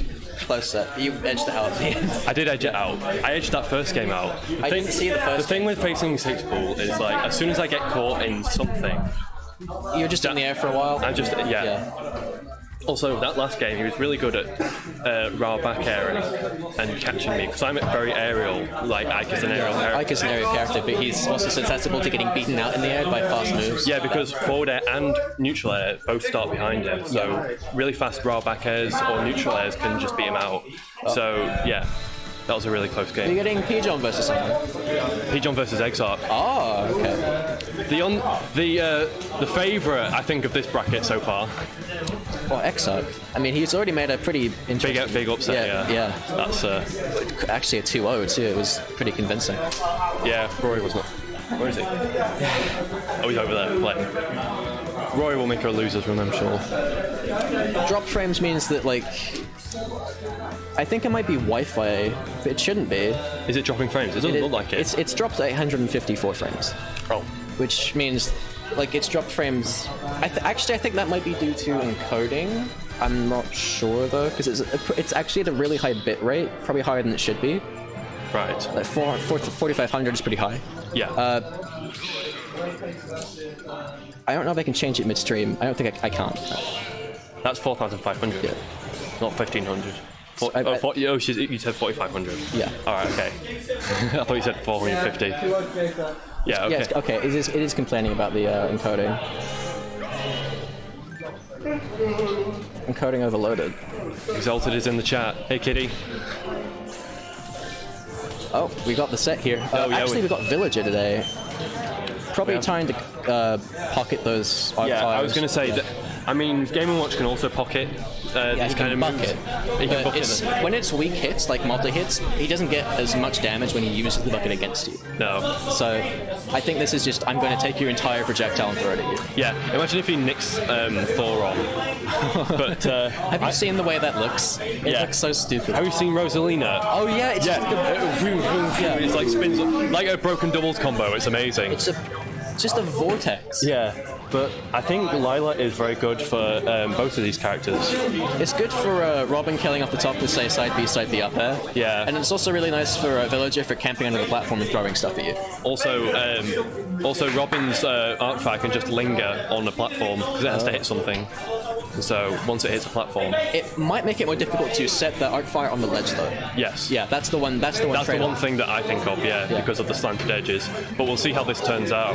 Right now, we're looking really even. It's just a lot of projectiles and sort of neutral over the corner over here. Yeah. That's what Pigeon wants to do with his villager. He likes to keep you over there or stand on the platform. I rarely see Pigeon like keep center stage. Like he's always on left or right. He's always on left or or dropping right. something on the platform. From and if you're on the ledge, you've just gotten up. He will go to that mid, but he will eventually retreat. Yeah, he will retreat. Nice. That nice. down smash has been doing work. Yeah, it did. It completely outranged that grab, and Villager's grab is reasonably long, although it's really slow. So it's pretty long, but also it's really slow. It's kind of like a mix between someone like Lucas and Zero Suit, where it's slow and also doesn't have as much range as the other tethers. Also, I think it has very few applications. I mean, it does kill. It does. Oh, that's dead. Oh, that's dead. Yeah. You can't mash out of that 123. No. I mean, Zero Suit got hit with a berry nerfs, not Villager, sadly. Or Game & Watch. Imagine if Pigeon played Zero Suit. Oh, I know, right? Oh my god, wow. If he hadn't thrown the Lloyd Rocket, that Arcfire would have, that Arc Thunder would have missed. It would have just disappeared. Passed him by and not killed him. So that was an unusual kill. And now he's going to start doing that, isn't he? Because I just saw him throw another one at Lloyd Rocket. Yeah, he can. Pigeon as Villager always, jumps up Lloyd Rocket to cover himself on the ledge. Every time. If Exarch has I keep saying Arc Thunder available, he can cover ledge very well with that. And if you can stop him from doing that, then Robin can just go out there with these amazing aerials and kill you. Yeah. Also, since Pigeon often jumps off ledge to use that Lloyd Rocket, he doesn't have invincibility on the ledge. So you can down smash it. Yeah, you can just. It's. Oh. Okay, so Pigeon's been using the axe more. Yeah. The villager axe, and it's actually getting loads of mileage. It's just a quick get off me option. It is very good, yeah. So of course, it's very conditional since you have to have the tree out, but it is. Okay, good from Exarch not overextending and just going for a down air off stage there because he probably would have got bowling balled. So this is really close. This is really close. Oh, he gets bowling balled. I appreciate that what Exarch was going for. He was trying to going for a forward air, but he was just a bit too slow, sadly. You could maybe space that so you don't get hit by the bowling ball, but even then, it's difficult to do that. Oh, Pigeon hasn't got a pocket. I thought he absorbed like the lingering hitbox. It looked like he did, but I think he was just invincible through it. Yeah. Oh, nice. Is that combo? No, he doesn't have. He didn't have Levin Sword. He did have Levin Sword. It's still charged. He just didn't use it. Oh, you have to use Smash Attack in the air, don't you? Okay. Oh, is he gonna get down here? He can't really do anything against. Oh no! That's dead. One up to Pigeon. If Exarch was just below the ledge, that wouldn't have killed. But because it gains extra knockback from dropping. Yeah. That was unfortunate. Actually, the way Robin's Levin Sword works is if you use a Smash Attack or a Levin Sword and then you use the Tilt Stick, it will consistently be the 11. Yeah. If you use the Bronze Sword, it will consistently be the 11 if you press the button. Oh, right. From there, if you use a Smash Attack and then press A, it's 11 if you use Bronze Sword. So basically, you have to use a Smash Attack to activate 11. You have to use a Smash Attack or a Smash Aerial to activate 11. For neutral air, at least, you have to use a Smash Attack or have Levin already activated from. Yeah, you have to. You can't do a Smash 11. It's really weird. Yeah. Robin was one of those that like the one Fire Emblem character I have not very much experience with, but this is. He's gone to Game & Watch now. He has gone to Game & Watch. I wonder why. I think maybe because he knew he would not be able to go to Lila, perhaps. Maybe. And this is his favourite stage to go to as Game & Watch. Yes. I mean, we always see it. Usually it's PictoChat. But picture chat Battlefield, really. PictoChat Battlefield. I mean, right now it's just been even. Even, yeah. I mean, it's like 2% away. Exarch has been doing really well this tournament. Played amazingly against Rory. I wonder if we're going to see more bucket play. It won't actually do very much against Robin though. I don't know if Exarch knows that. No, please. Oh no, he's gonna. I thought he was gonna get back air there. But right now, he's absorbed it. But that's like it's not like a single big hitbox though with Arc Thunder, so it's not going to be powerful if he absorbs it down. Oh, but that's powerful. Just landing on games. Yeah, but why does that? Oh, I get the feeling like forward smash almost gains knockback from people being buried in it. It doesn't. It's just. It seems so powerful. Even though I thought berries did they change it from Smash 4 where berries? Berries half knockback before. Now it's just the same knockback. Oh right, okay. It used to be like that in Smash 4, didn't it? Smash 4 I was wondering. yeah. It's because like when you see Zero Suits berry and then use up B, they knock them out with berry before they do the final hit. So it's not the same. But if berries have the same knockback, then that's broken. Yeah. Please fix. Oh my god. Don't tell me that kills. No, I love book play from Robin. I wish we could see a little bit of that. Oh yeah, but like just item play. There's so few characters that can use items. Just C drops and stuff like that. Robin can't necessarily get them when he needs them, but when he can get them. Yeah. I mean, how many characters have held items? Like Diddy Kong, Robin, Link. Oh yeah, Link. Peach. Peach. Probably the biggest one, but it's just not something you see very much. Oh dear. No, not really. Oh. I thought he was going to bury him, and This is actually still close though. Oh wow. I want to see a couple more down Bs from this Robin actually, because right now you could heal yourself by like 20-30%. But it's so hard to hit. Exactly. Nostratu's so good to waste. Also, if you go. Oh, tech it. No. Still even though. Yeah, still very even. The thing is, with Nosferatu, you have to get so close, like you risk getting up smashed or grabbed or something like True. that. If You can do it out of the air and miss a game, which is probably waiting for you to land on a shield with an aerial. Yeah. That's the one thing I'd say to do. I mean, right now, like this it's anyone's game. But Oh, nice. I think he was going for bucket there. He must have been going for bucket. Just missed it. I was getting caught by the tail end of Arcfire there. oh, there's the bucket bit. It's damage. It's damage though. Oh, speaking of damage, he doesn't get the 11. Did he? Oh, he threw a book. Did he throw a book out of him? No. No, he didn't. Maybe the 11 sword ended. Okay, not getting the very. Oh, rolls into the up smash. Okay, this is looking like P. John's Vortex right now. It's. It really is though. Like when he gets to that up smash garbage off ledge. Don't.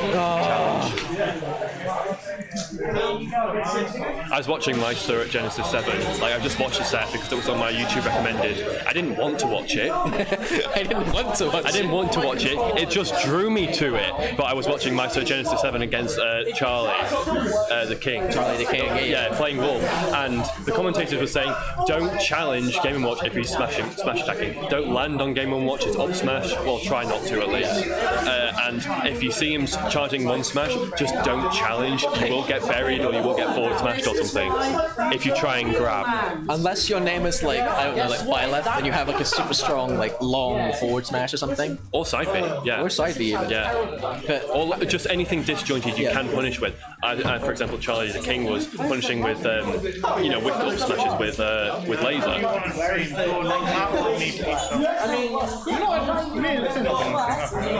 You guys can go. Yeah. I'll sit.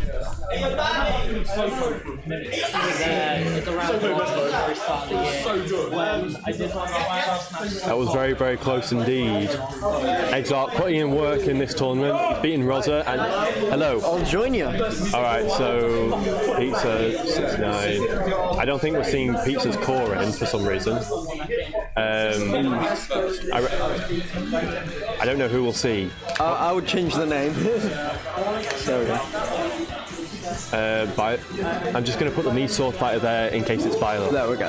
In case it's Byler. In case it's Byler. Okay. Because they put. That's why there was core in there. People put. I think Rory put core in there instead of Byler. Because. Oh, well, I was about to say picture chat too. The Rosa upset was indeed a notable one that will be remembered. Yeah. Oh no, we are seeing Ridley. We are seeing Ridley. Oh no. Wrong one. There you go. That's the right one. You can just press R on the keyboard and it'll go to him. I only have one hand. Okay, there we go. Right. So, going into this first game, swap players. I can't find the mouse. There you go. Perfect. All right, so immediately, what jumps out to me about this is this stage is good for Pizza. Yes. It very much is, and especially against a lightweight like Game & Watch, Ridley could kill very, very early here. Yeah. Especially with something like side B, if it catches, like it would be big. Yeah, pizza spacing with Ridley is very, very good because what will dictate how this match goes is is whether or not pizza can space correctly and avoid Game & Watch's up B out of shield. Oh, this kills, yeah. Like kills. I said, that side B, it's going to be strong. It kills. I mean, obviously this isn't the stage with the narrowest side blast zones. Town and City would be... If we end up going there with counter pick or with Lilac, because that's also very... But I highly doubt any of these two would be picking Lilac.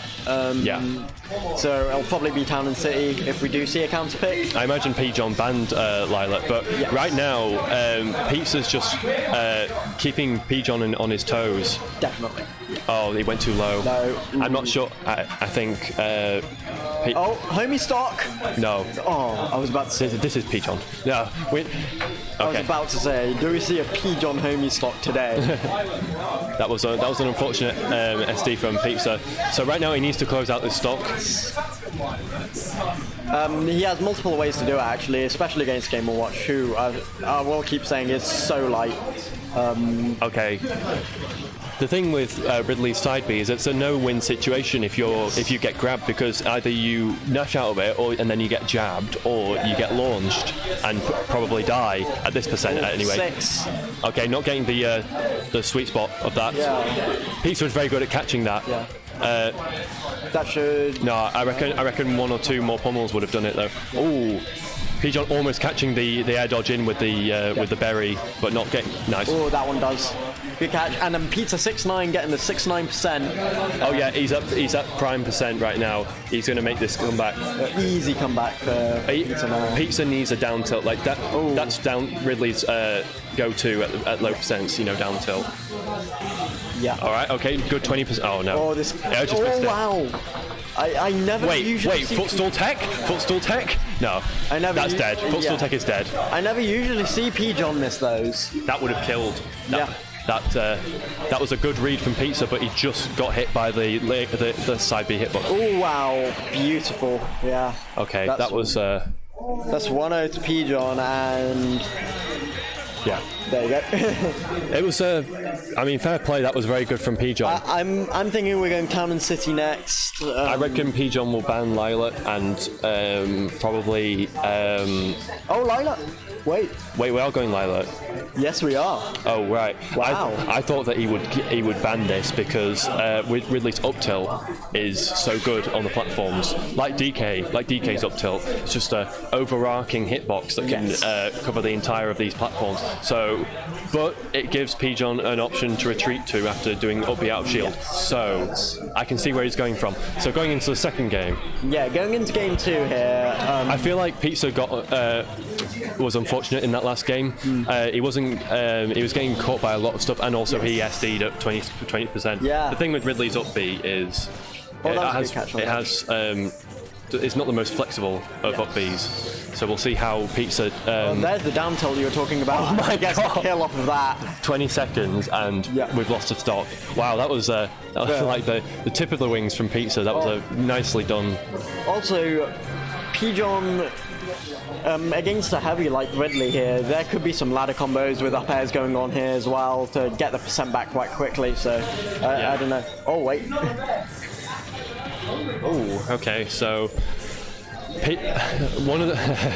this is the kind of percent that P-John will start going for berry, so Pizza just needs to be wary. He doesn't need to play overly safe because he has the lead. He can afford to put on the aggression, but he just needs to be wary about the berry. I thought Pizza would go for another up air there, but chose not to. Yeah. P-John spacing with the bombs is very strong. Nice recovery from Pizza and shielding the down smash. Yeah. Oh, almost caught that one, and that would have killed, and that does kill. Oh my god, that's twice we've seen the up air, the down very tilt tip. Up air, Nice. Ooh, Okay. nice. Ridley's up B hitbox, You being can tell out. P-John was going for a key or something like that there. Oh, he loves. Oh, P-John like loves to back air stage spike with that. Yeah. If people don't know how to tech it, then they're going to have a rough time. Ooh, nice forward smash, and that one will kill off the other side of the stage. That was unfortunate because Pizza's forward smash extended his hitbox, Yeah. so he got hit by it. But he still has a full stock lead and is in a very good position to take Yeah. this game. Unless P-John does get that 9, that one was an 8. Yeah, Very close. I remember in Brawl, the numbers would change. The probability of the numbers would change based on what you already got. Oh, this kills. Yeah, there no, it that's is. not dead. Oh, wow. That's insane. I genuinely thought that kill was right there. Wow. Okay. Up smash not killing. He staled it a bit, so it might kill. But very nice from Pizza, recognizing that P-John usually follows up with down smash or a forward tilt. Yeah. Down tilt. Sorry. Down tilt. Yeah, pothole, he does love that. Okay. Not. He needs to. Oh, no, yeah. He had no choice because Ridley can't diagonally do it. He can only go from left to right or up and down. But Oh, there's no like. oh my god! Wait. What? It didn't kill. Oh, there it is! P-John! P-John! No! Oh! No! No way! Alright. Smug P-John in the chat. Smug P-John. No! That didn't just happen. We need a Smug P-John emo. My god. The face that P-John just made over at us right now. The 9. And that didn't even kill, but it set up. It was like the 9 to offstage setup. Okay, so back air won that. dragged me down, but he didn't get the last hit. And then, yeah, were you going to tech? I was going to tech it, so I air dodged. Yeah, we knew. That was sad. That was like. So Yo, can someone clip that, please? That was so sad. That was sad boy hours. Nah, my heart. Dude, like, that can't. No. You got outdone by RNG, dude. Like, Bro, that's fine. I played really badly on my last one. no, I feel like you were on point to win that game. Yeah, you were. I just played badly in the last one. Yeah, but Ridley's Thinking about game 3. Yeah. Ridley's up B is just it's quite limiting sometimes. Yeah. Like we saw it twice in that match. P-John just charged down smash because he knew At that ledge, Pizza had to. Grab. Yeah, sure. Right.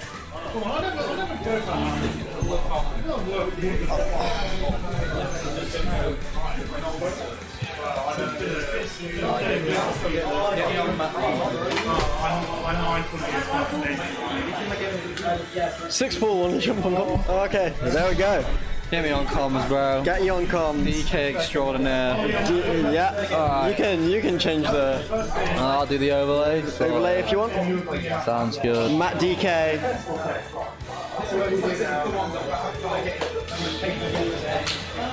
Fucking hell, this over. Just press M.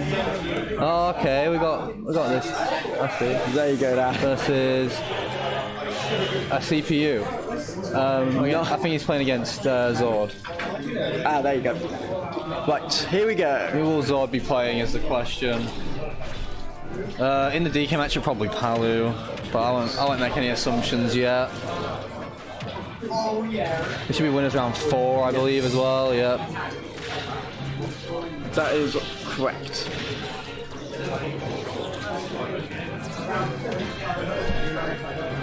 Let's reset the score as well. Yep.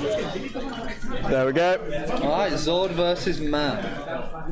This is going to be an interesting one. It always depends in this one. Yes. I think Matt has his strengths against Zord. I think one of Zord's biggest problems is he plays counter picks. He Yes. doesn't play the matchup he's comfortable with, you know. Like Palu beats DK, but if you're not comfortable in Palu DK, you're going to take a few more hours now. Yeah. I mean, like I do, I only solo Dark Pit. I don't have any secondaries for this game. I don't switch to anything, so... Oh, I think like- it's not really that viable in certain matchups to solo, mate. Yeah. Like I'd say as Matt, DK, like if there was dedicated Palus in Lincoln, I'd be looking at switching, you know what I mean? Yeah. But Palu secondaries are not scary, to say the least. Yeah, he does go Palu. Just press P. I did press play. There you go. Alright, so this matchup's AIDS. Right. Yeah, this is not fun. Matt does a lot of interesting things in the neutral. He doesn't really play like neutral Like Ding Dong. yeah, interesting. Yeah. As a DK player myself, you know, Ding Dong is a means to an end. Yeah, Punch would have killed that as well. Yeah, it would have, but it wasn't the smartest attempt at punching. Oh, wow. Kill that. That is a Matt special. The thing is with that downer, Down B. right, it hasn't got much lag. It's quite slow. Oh wait, it's got the same back. However, No, they both die here. Oh no. Oh wow, Yeah, Zord it was some good survives. drift by Zord. Good drift by Zord. Yeah. I thought Zord was too low, but yeah, it does make it back there. Zord does have some problems off stage, to be fair. A lot when me and him play, a lot of the reason I am able to cheese it. Oh wow. Yeah, he has some problems off stage, you know what I'm saying? A lot of the reason I'm able to cheese Zord out is DK, you kind of do have to cheese power, you know? It's not an honest matchup, is it, for DK? No. Because it's so bad, like, you've got to play a bit dishonestly. And Zord does have some fatal flaws. I think it might be, you know, the character unfamiliarity. Like when you're playing so many characters and you're playing like counter matchups, you're gonna come into some times when you're not really sure of your limits. Yeah. And it does feel like that sometimes. But right now, I do feel like the neutral is so solidly controlled by Palu. Yeah, but I feel like even if you play counter picks, you still might not know the matchup. Exactly. I think that's what it is. It's not. I don't think it's that Zord doesn't know the matchup particularly either. I watch his neutral. His neutral is quite commanding. Yeah. He only loses neutral twice or so times to lose a stock. Like he's not getting dominated neutral. He's winning the vast majority of these openings. Yes. But Matt just has a pretty damn good punish game. Yeah. Or up smash as well. Yeah. Zord's controlling the space that he has. Matt is doing a very good job of getting in. Throw. Off of an aerial. Maybe tries to use the wind box there. He does try and go for that the forward smash a lot. It's quite good against DK. DK's recovery is quite bad. Yeah. And he pulls it early enough, so you're not got time to punish that. Ooh, the up air. Good option select. To be fair, yeah, the coverage isn't great at the minute from certain things.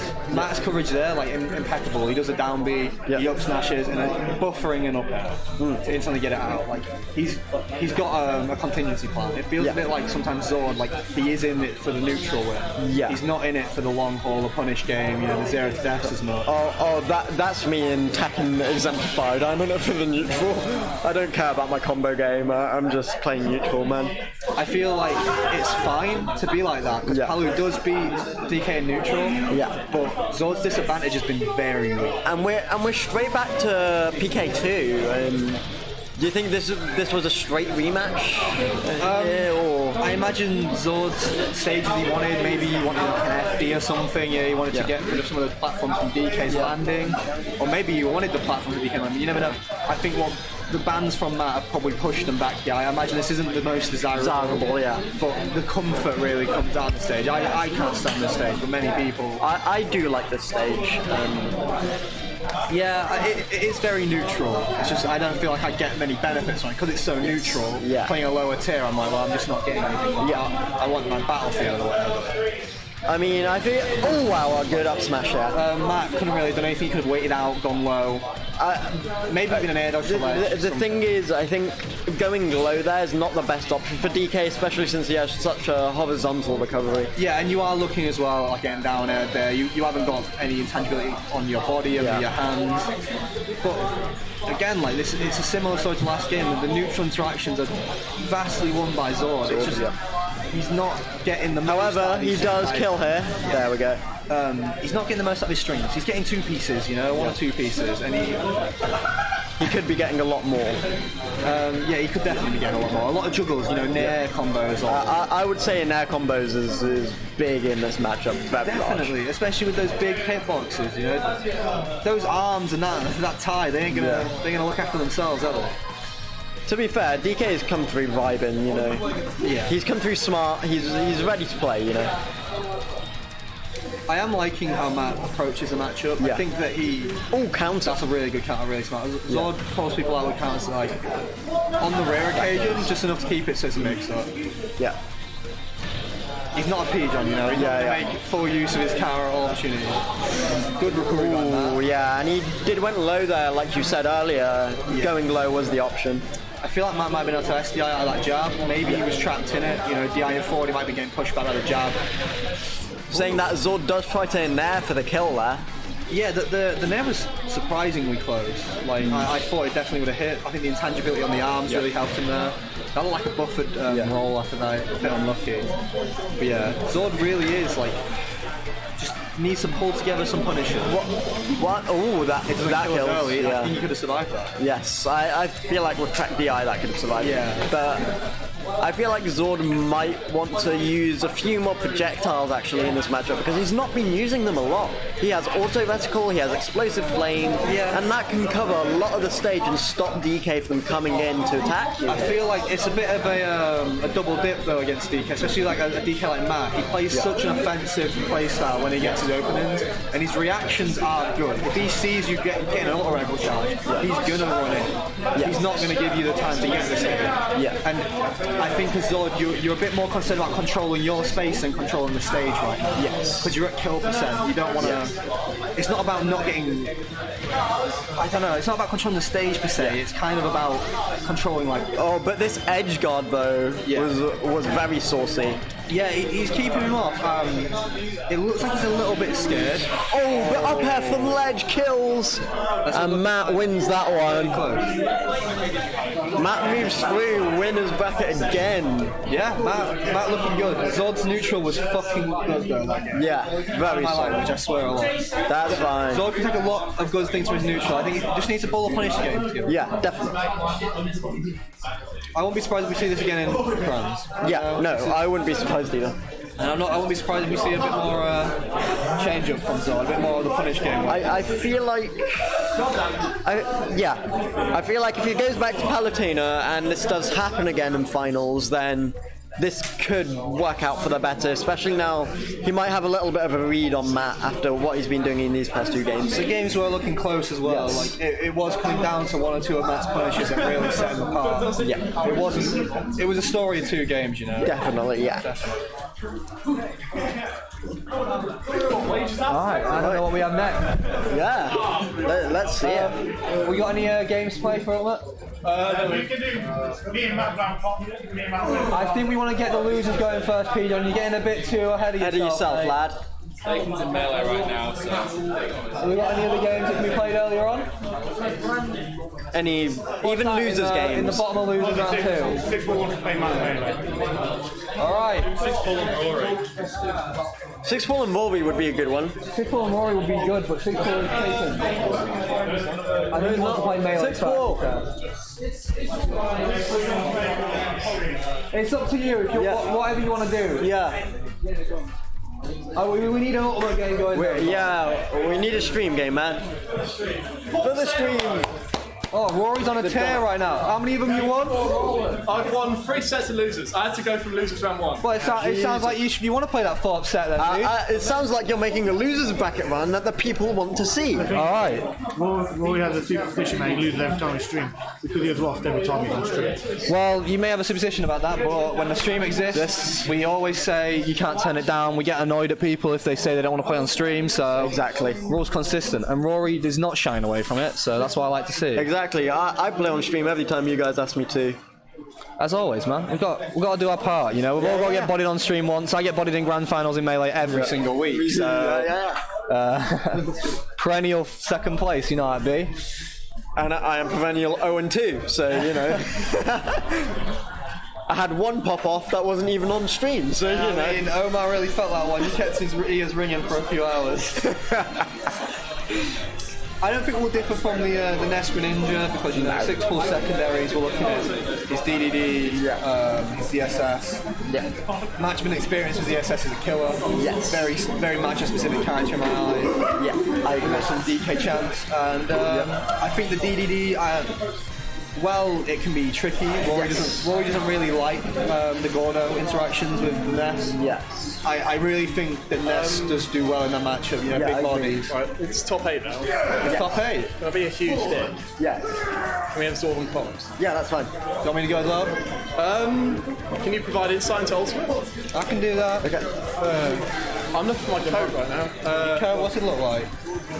Got some insight into the code meta? Right, so how you doing? Hello there. An old commentary duo revived, some would say. I'm just looking for stuff. Right, what do we got next? We're bearing with. What's it look like, your code? Is it no? It's gonna. No. It's like big, long, flowing. Big, long and flowing? Oh, is it the light blue?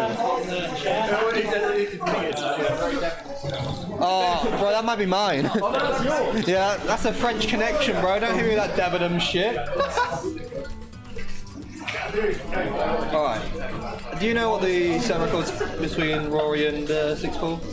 I think it's in Sixpool's favour, that's for sure. So we're definitely going to be seeing the Greninja then, like no Yeah. secondaries yet. As far as I can remember, Sixpool has it up on Rory. I feel like when we were doing the PR, when we all met up, I feel like it was a Sixpool favoured matchup. Yeah, very good spreads. It was deciding between, because Rory was 7th and Boss was 6th and Sixpool was 5th. That was very hard to decide. We spent hours deciding, even between pizza and pizza. The real one with that one is, do we decide between the Pizza Pete, the unbeatable demon without Ridley, or do we decide with the fact that he did take some L's when he went secondaries? P-John then said, provided he said that Pizza would be better than him, and he wanted Pizza to be above him, which was honourable. Honourable man's take. Absolutely. I wouldn't have died on that hill if I was P-John. I would have been fighting for my spot. I mean, 3rd and 4th, it's quite a substantial spot to fight for. It's definitely the bronze medal, man. Yeah. Bronze medal, still shining. Yeah. So, Rory has extensive notes on pretty much every single character in the game that he's faced a reasonable amount of times. So, a lot of matchup specific. Yeah, a lot of matchup specific things and a lot of player focused things as well, because everyone has their own habits and tactics that they use, and so Rory has extensive notes. I think P-John is one of those players that springs to mind when you're playing the player, you're playing against the player, not the character. Yeah, you have to throw things like in Melee, just to draw a comparison. In P-John, so Icy's best stage FD, right? They can just grab you and you're dead. Yeah. You don't want to have a bad FD against P-John. You want to take him there. He's so bad on FD. But any other Icy's, you just lose to. Yeah. So he goes into these big tournaments, and he always does well because people are like, "Oh, can't let him go FD," and he's just like, my worst stage is taken away from me. You fell into my trap card. I think Rory may have a lot of notes. I have noticed one thing when I've watched these play. Rory suffers a lot with impatience when it comes to matchups, because he wants to be the one kind of using the projectiles PK fires, and he kind of fumbles when someone else is using them. When the shurikens come out, I feel like Rory gets a little bit in his own head and starts approaching a bit too much. I can see bloody hell. I can see what you mean. I feel like in a matchup where the opponent is dictating the speed of the game, like with Greninja is going to dictate how the speed of the he's game. He's a lot faster than Ness. He just has the ability to control the game much better than this. So I feel like, as you say, in matchups like that, Rory might struggle more than ones that he can dominate the neutral. Definitely. So I think this is a button check, definitely. I feel like as well, Rory's definitely a massively momentum-based player. You could beat Rory in game 1 and he'll be clean to you and you go, I got this. If he gets that one stock in game 2, he's just going to run away with it. Yeah. Because he doesn't let up a lead, he's not a choker really. No, he's not. When he loses the game of tug of war. He doesn't lose in one fell swoop, it feels like. Oh, they're quitting out. Yeah, it was just a button check, I think. 6 points not put his controls on, I think. Oh, I didn't know whether they were going to just... I didn't know whether they were just going to continue with the game, on the platforms. Nah, you want those extra seconds, man. We are going to Pokemon Stadium 2. Yeah. In terms of this matchup, Rory likes the stage. I know he goes to the stage a lot because he can use the platforms to do aerial peeking fires much more safely. I feel like one observation of mine is that, like, yeah, Rory, he's going to benefit from the platform more than a Greninja. You know, Greninja's good on like a Kalos or a big Pokemon when he has a flat stage. Yeah. But I think like when you're against a Greninja, you want to try and force him on a tri-plat sometimes, because that's kind of like a bit of a safe space from him. Like, I mean, we've both seen that these characters, when in the hands of these two players, can do up air strings. yeah. Rory can get up air strings if he gets the right string. I feel like Rory makes use of the top platform a lot as a player, though. Yeah, I submit that he doesn't really. I don't know if he recognises it himself, because he really enjoys Smash Bros as well. he does, yes. So I would like to see him play more tri-plats, because he does give me the hands on tri-plats quite often. Yeah, I reckon this is quite tough actually, because Ness just doesn't have the tools to deal with Greninja hitting and running. Yeah, definitely. It's kind of about like a bait and switch in Rory's position right now. Yeah, he has to make Sixpool believe he's approaching in a different way to where he is. Mm-hmm. Like Sixpool can cross up shield with dash attack, for example, and then just roll away. And Rory can't do much because Ness just doesn't have the ability to catch him out. Those kind of wow. Especially if he's crossing up, because obviously Ness's neutral air hitbox, the back hit is a bit later and higher, right, than the front hit. Yeah, you have to turn around to get the forward hit on when Greninja crosses up with dash attack. Yeah, so when you're at a shield game, it's kind of hindered by the cross-up. Greninja does thrive a bit there. Yeah, like just right now, I can see that Sixpool is the one who's moving away, and Rory's the one chasing. Yeah, this is not a very Rory play style either. This is what I was trying to hit at before the start of the game. Yeah, but it's reasonably close still, which is to his merit. Well. To his merit, absolutely. In the neutral, Rory is definitely answering back. He's giving it as good as he's taking it. But I would like to see a bit more of a defensive play style from Rory. Yeah. Now this is the kind of percent that Rory needs to be careful not to fall into that kind of setup that we almost saw. The trap that Sixpool gets on all of us, admittedly.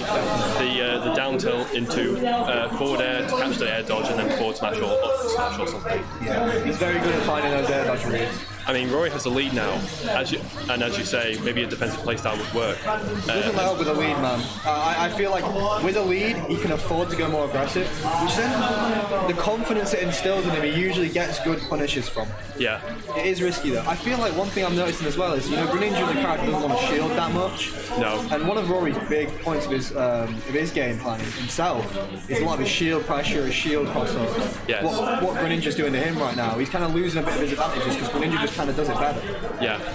But one thing I'm noticing from Sixpool is Rory has said to me on multiple occasions that he notices himself that he has some shielding issues. Yeah, he does stay in shield a little bit too long, it looks like. Sometimes. It's hard though, because the out of shield game isn't great in this matchup, He's just so quick. Yeah, which is why he's so quick, which is why I'd like to see Sixpool mix it up with some grabs thrown in there, because I feel like he could really benefit from them. Otherwise he's relying on down tilt and cross up dash attack, for example, to get all his damage, which it's working. I mean, he is getting a lot of damage, but some grabs mixed in with there could really improve his neutral. Yeah, I agree. Okay, Rory catching that. He could have taken that. Should have been on the SDI stuff. Yeah, SDI towards the stage and then, yeah. Ooh, good punish though. Very nice. One thing, when you were saying about not grabbing, I'm noticing that Sixpool kind of like plays around the chip damage on the shield a little bit too much, like you're saying. Mm-hmm. Like hitting the shield doesn't really benefit in this match. Greninja hasn't really got shield break. No. To say so. I'd like to see him definitely go for a bit more grabs, go for a bit more like traps coming out of the shield. Because Rory is routinely neutral out of the shield. There is a time frame where you have got him where you want. Yeah. But the thing is, if Greninja does something unsafe on shield, it's highly... I mean, it's unlikely because Greninja doesn't have that many unsafe shield options, but... is he going to get out? Yeah, nice. Oh, he ran into it. Charges for all this. Nice avoidance, but still getting grabbed. That's just a situation that's hard to deal with if you don't know what you're doing. Smash attacks are very hard to punish in this game, especially when you compare it to a melee where you got. That was very nice. Using the Hydro Pump to knock Roger out for his recovery. So right now, despite everything we've said about Greninja dictating the speed of the match, Rory has a substantial lead right now. The story is Rory's making a lot of his punishes when he gets them. Yeah, when he gets them, that's the key. thing, isn't it? He just needs to find ways in when he can. He's got quite a bit of mileage off of PK Fire as well. A deceptive amount of mileage off there. That was very nice. You don't really expect PK Fire to be too good in this matchup, but when he's hitting them, he's really getting them clean. I think maybe that's something Six could be adapting to a little bit better. Yeah. Oh, I thought he was going to up there. Yeah, if he had up there, that would have killed. There might have been a problem with, because he was trying to drift forward. Yeah. Oh. I'm liking the new up smash against the shield right now. It doesn't seem like it's clean. Very good from Rosa. I think Sixpool really needs to find an answer to that charge on shield. He needs to find a way to get in between that smash attack or punish it a little bit better. I think maybe his best option is literally just to retreat back and fire a water shuriken. I mean, if you do anything else, if you try to do a forward air, you risk challenging it and getting hit by it. I feel like if he's well in the range, up smash finesse is a slow animation. As soon as he releases that, you have a few frames to get in there, maybe with a down tilt so quick, maybe with a dash attack. I think he has got time to punish as long as he waits the whole animation out of the charge. Well, going back to Pokemon Stadium, I did not expect that. Yeah. I did not expect Sixpool to go back to this. I think Rory will have banned Triplats. I was kind of expecting a town and city type stage. That would have. I mean, that is a best of both worlds really, because you've got Triplats some of the time, and then you've got the flat stage for the rest of the time. I guess Sixpool's justification probably against that is that the shortness of the stage is going to mean he's falling more into Rory's tracks. When he's trying to run around him, he's got less space to run around. Yeah. So maybe we've seen an FD and a Kalos ban from Rory, because that would give him a lot more space to play with. Kalos is so good for the Ninja. Yeah, I know that Sixpool wouldn't have wanted to go to Smashville because that's a really small stage. It's very good for Ness as well. I think Smash is one of Ness's best stages. Yeah, so Rory definitely won't have banned that. Yeah, definitely. Alright, so going back to Pokemon Stadium 2, we'll see how Sixpool adapts to Rory's key punish game, really. It's just on-point punish game. Just a quick note, Rory has himself made a few mix-ups instantly winning. He came in at such a much faster pace. This game, he's not giving Sixpool the run through. Maybe we're not in his mind right now, but obviously Sixpool was kind of falling for a lot of these traps that Rory was putting out. Yeah. Maybe Rory's got this he thinks he's in his head, he's picking up the pace a little bit. How can he answer me now? I've answered him, how can he really do it back to me? Rinse and repeat this, Rory. Oh my god! We caught him. Wow, that 1, 2, 3 yo-yo. I thought we were going to be seeing that yo-yo going on for a bit longer, but the Greninja got clipped hard. Yeah. I really like that ledge cling there, though. That was unique. Yeah, that was really cool. Cool. Very nice. You never want to do that. No, not really. You want to SDI out of that. That pushes you a lot. The shield parry is fine, but you're just putting yourself in the same area for so long, and you cannot act. Yeah. So you want to be doing something different. This is really interesting because Rory's showing that Ness does have the tools to potentially just pressure grip. Maybe Sixpool, maybe backing off a bit. Yeah, a little bit. I think it looks a little bit. He's backing off on the pressure, and Rory's putting on the pressure in the second game. Maybe that's why we feel like Ness is pushing Greninja into corners a bit compared to last game. A lot of pressure from Rory. A lot of pressure. Forward air is very good recovery, but you still got grabbed. It's just. I think it's worth the risk there, because I think you are dying if you eat that. Yeah, you just want to have some semblance of hope, if you know what I mean. But, yep, just that dash attack cross up there. Rory couldn't really have done much because he was out of range of neutral or out of shield. But I think Rory's recognising that. I think Sixpool slowly seems to get his foot in a bit more. We're seeing him hold down the centre stage quite a lot more than he was in the earlier stages of the game. Yeah, but maybe, is it too little too late? I like that counter. Ness is pretty vulnerable there. You're gonna kill him. Yeah. So very clean counter. Sixpool, I think, needs to try and change the pace. Change the pace of the game a little bit. Rory's the one jumping towards him and using aerial PK fires and just pressuring him into his options. Yeah, but I think this might be a little bit of... He was controlling the pace a lot more. That's nice. Oh no. Oh, so close. He almost had it. That would have been amazing though. He did well to get that, to use that on the PK fire to ledge. Do you whenever I see Greninja do that, I'm just reminded of how fun Smash 4 was, kind of. As much as we all hate on that game had some incredibly fun times. I mean, Greninja futsal tech was the big thing. It was one of the things you always saw on Twitter. Your timeline was full of Greninja futsal combos that were really fun to watch. So I think Sixpool has clawed his way back in a lot. He is really. He's got it. Oh no. Oh, Okay. it looked like he snapped to a ledge from so far away then. It didn't even look like he was vulnerable. The thing with Ness's yo-yo like that is, if you miss it, it's the Ness player that messes up really, because it's just got such a dominating hitbox that I love that. you just have to. It's the Ness player that misses, not the player that recovers the ledge well. Yeah. I think it was a bit of a weird one. It did look like he got to ledge faster than usual, you know? Yeah. A bit of a timing mix-up maybe from Sixpool. He's done an instant up instead of waiting a second. The winner of this goes to face Pizza, our third from top seed. So this will be interesting. But right now, Rory has the tool to just kind of put on some extra credit. Yeah. And I feel like he's not in danger. If we're looking at it holistically, this game's been even a lot of the time. A lot of the time in neutral. But Rory, when it's not even, is putting on so much hurt that he has just got a lead. Even when it's going even, he's still already got the lead in established. Yeah. Rory, I've noticed, only jumps when he wants to. But when he needs to, when he feels like he's going to put on pressure. Sixpool does a lot of empty hopping, and he empty hops and then sees if Ness is going to throw out an offensive option. And then if he isn't going to, then he goes for a move, or for example. Otherwise, he'll just retreat back to the ground. That's what I'm noticing. I think with these empty hops, like, they're inherently a defensive option, because... Nice. That's so good. Oh, yeah. Man. The only time I've ever seen anyone recover with Ness from something like that is, things like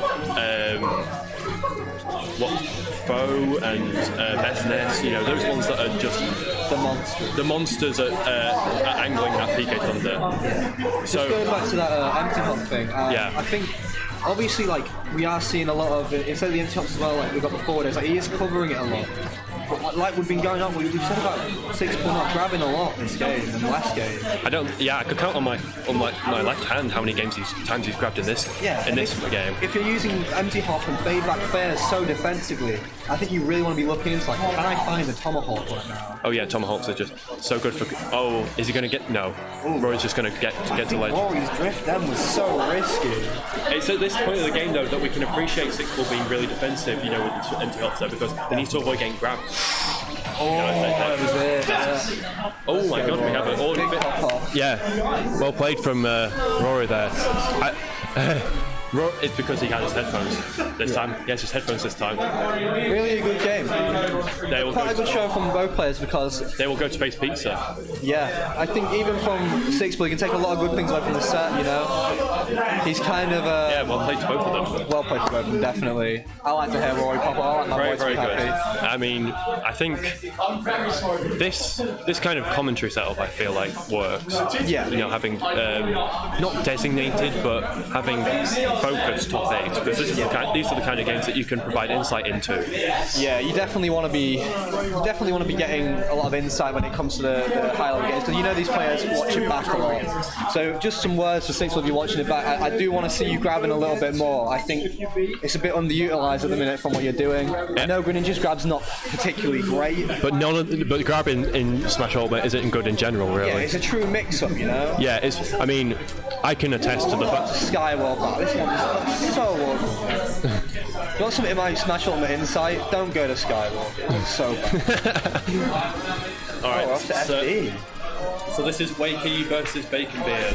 This is the other side of top 8. So surprising to see both these players in top 8 in winners.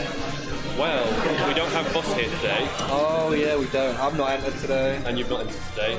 And both of these two guys are in the top 8 currently. Yeah, they're both pretty good. Pretty good. So I didn't see what stage we were going to, but this is going to be Bowser versus FD.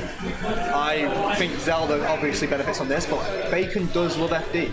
Yeah. It's one of his favourite stages. I don't know why. He's a sadist. He's like, I'm a heavy, I'm going to get smacked up, but I love it. Yeah. I just can't get enough. Okay, so I was talking to Bacon earlier. What just count the down airs that Bacon does to go? Oh, bro, we all say about Bacon down airs. I know, but it still works sometimes. It does work quite often. It works more often than you'd ever expect it to. Yeah. Ooh, this tech getting punished for that. This is... But Bowser with a lead can be pretty scary, because then when you're playing into Bowser's hands, you lose a lot of your defensive game. Yeah. I guess Zelda doesn't have those projectiles. We need to be seeing more. Definitely. We need to be seeing more of the knight. We need to be seeing more reflectors to get off me. We need to be seeing more Din's fire. We need to be keeping this Bowser away. Oh, very nice. I'm surprised it didn't go down. I'm joking. I'm surprised actually. Like Just you may be answering back. joking, but I am. And just answering back with the forward air. It's a very big hitbox when you're hitting a Bowser. Yeah. It's in a sweet spot a lot more than you think it is. Now, here's the thing with this matchup. Against many heavies, Zelda's projectiles are an absolute pain to deal with. For Bowser, it is still a pain, don't get me wrong. Tough guy armor. You've got tough guy armor, but it's also less so of a problem because Bowser is very, very fast on the ground. Yeah, he's deceptively quick, isn't he? Yeah. There's one. There's one. It worked that time. I think that Bacon has changed his playstyle significantly. I think him calling out the down airs is very self-aware because he does down air very often. In this game, Oh wow, that guy killed. armor. That killed. No, that might have been a weak forward air actually. It looked like armor though. I'm probably wrong. That was a down air into. Oh, the Phantom just missing. Oh, No way. Nah, Oh. yeah. He was Okay, good DI from Wakey into the stage. And just going to get a free forward air there. Like, I mean, I appreciate what Bacon was going for. You know, he appreciated that Zelda might shield. I really do not like these up smashes. Bacon has really thought long and hard about those down airs. There was 3 or 4 opportunities he would have down aired usually. And Wakey was like, you know what, I played against Bacon enough to know this is an up smash opportunity. It was not. And he ate a back air. You cannot get Bowser back air. That game was over in less than 2 minutes. Probably. It's very quick for the matchup. It was very, very quick. I think Bacon just ran in against Wakey, you know, just balls to the wall, you know, went in there against.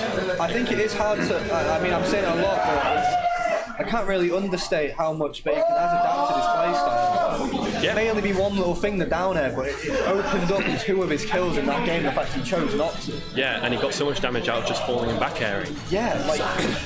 Very good from Bacon from that first game. Let's see if he can keep it up from this one. So, Town City. Does Bowser not have any up throw confirms on Zelda?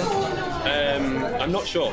But we never see Bacon go for grabs anyway, really. He has grabbed it 3 or 4 times in this. He's gone for down for each time, and he's going for a tech chase dash attack, which I think only works on bad DI. Yeah, it does. Yeah.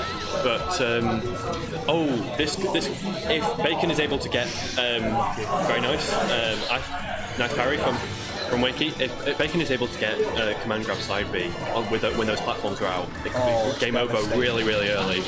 Nice whirling fortress.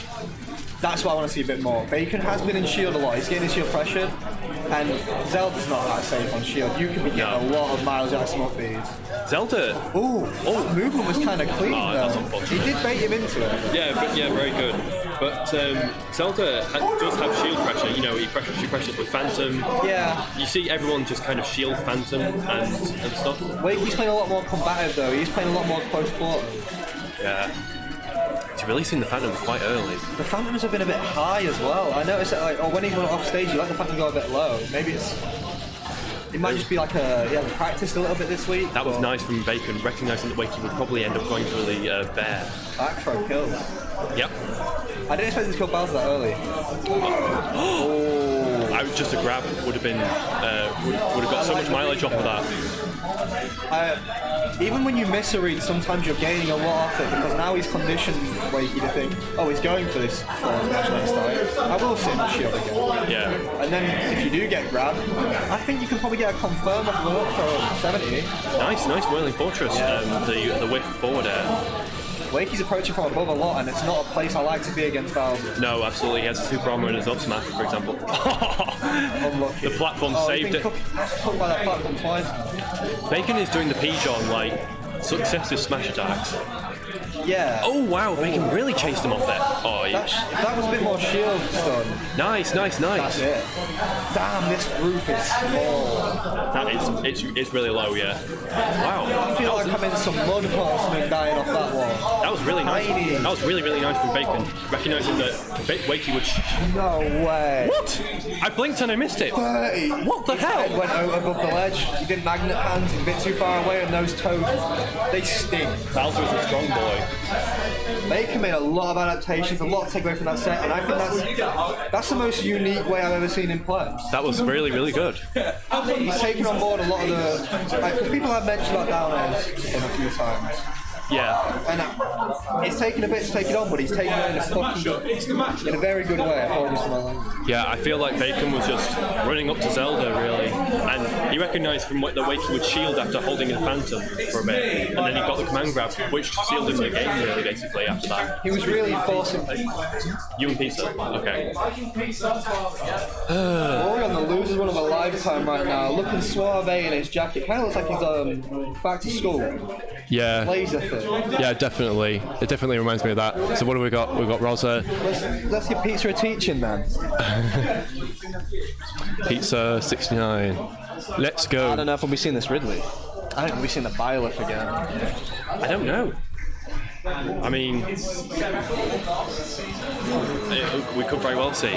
Pizza's pockets run so deep that I don't even want to put a finite amount on how deep they are. Yeah, his pockets made the PR controversial, though, as you said earlier, though. Yeah, that Pikachu took the L to a few people. Yeah, what was it, Inkling as well? Maybe? Was it Inkling or something? Maybe that was this season, not last season. But yeah, there was an Inkling in there somewhere. Now, here's the thing. I have an inkling that's not going to come back. No, absolutely not.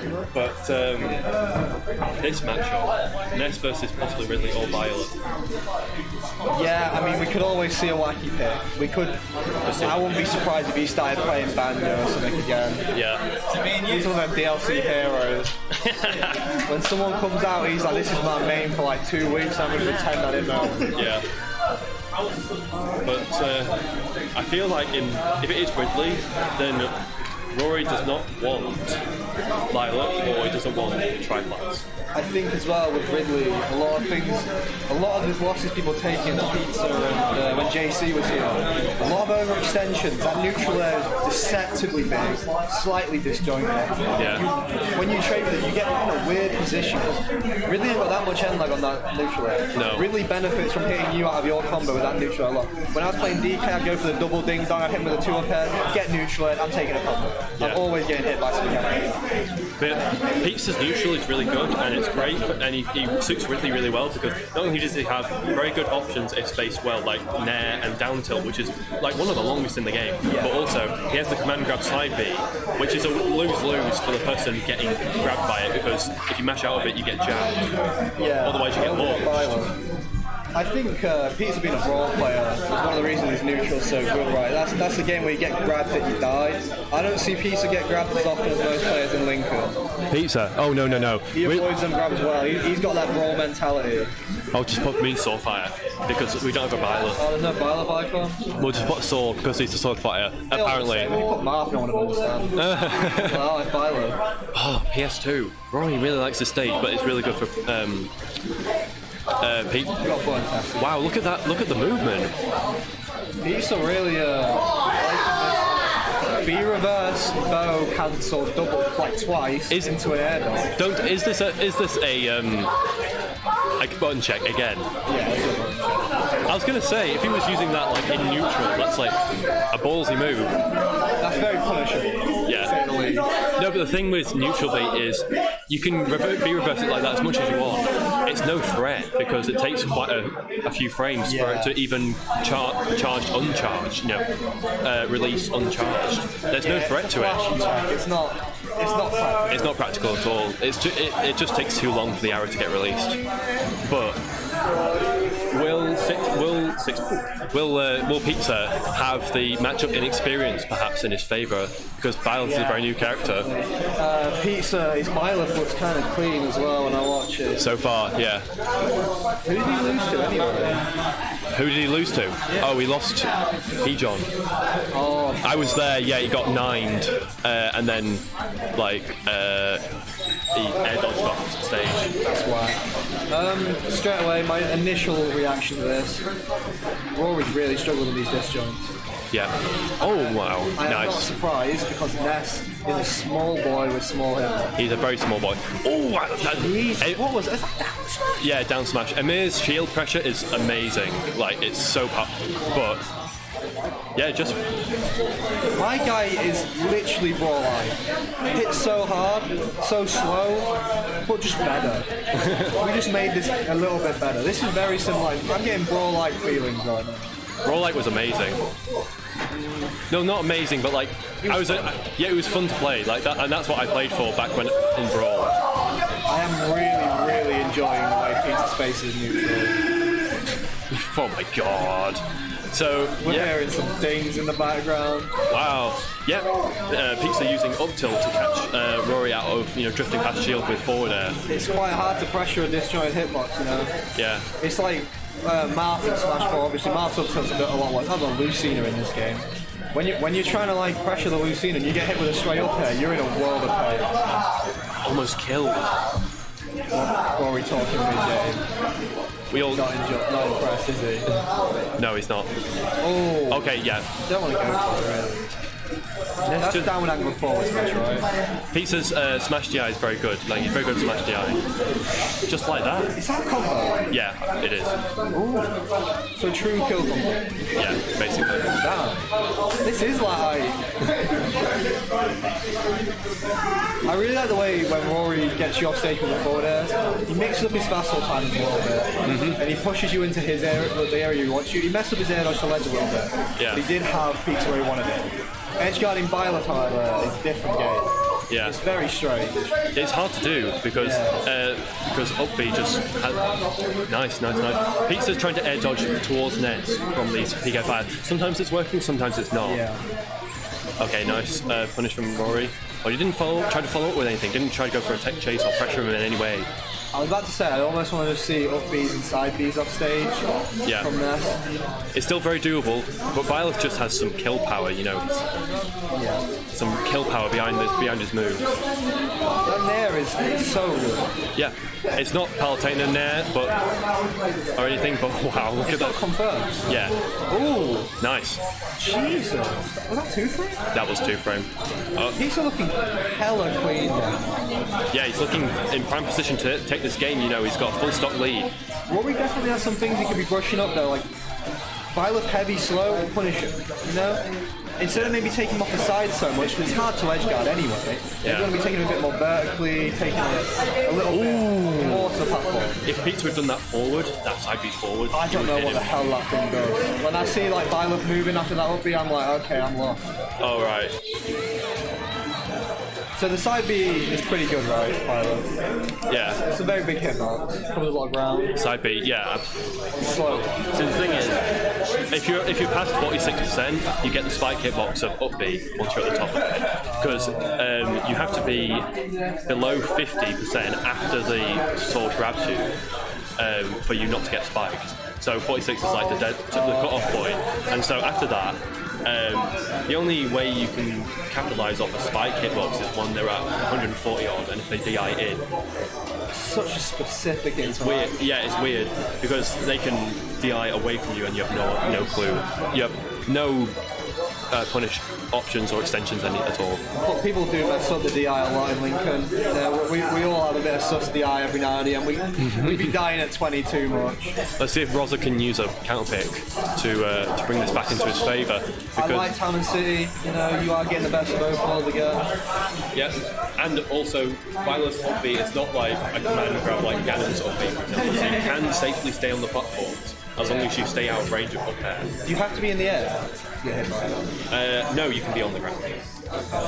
Like, especially against really tall characters, you can stand a surprising distance away from them and still grab them with the sword, and then it just takes them up for some reason. Even though so you can do it out of shield? Yeah, you can do it out of shield, like if you get forward smashed. Okay. But that's a weird interaction. This character's weird. I imagine like out of shield up smash with Byleth is probably going to be best option because it starts so low and it like big scoop. Big scoop, yeah, big scoop. Kills very early. Yeah, and it has a big V-shaped hitbox above him, so. Yep, Town. Reminds me a bit of Sheets, in like Smash 4 where like you scoop them up into the top. Yeah, it's like Wolves a little bit. Yeah, Wolves are definitely a better comparison. Oh yeah, for sure. Yeah. Pizza's just holding the ground in front of Ness and just naring and walling him out, if you will. But right now, Roy, we'll see how it went back into the archive. Yeah, we're seeing a lot more of a slower pace this game, it feels like. Pizza just did. Oh, Roy's very good at getting there. I don't know how Nest mains do it, man. I hit the wall and I'm like, I guess I'm just dead. Yeah, me too. There's a slight drift. Oh god, Rory, you're sick of those, Rory.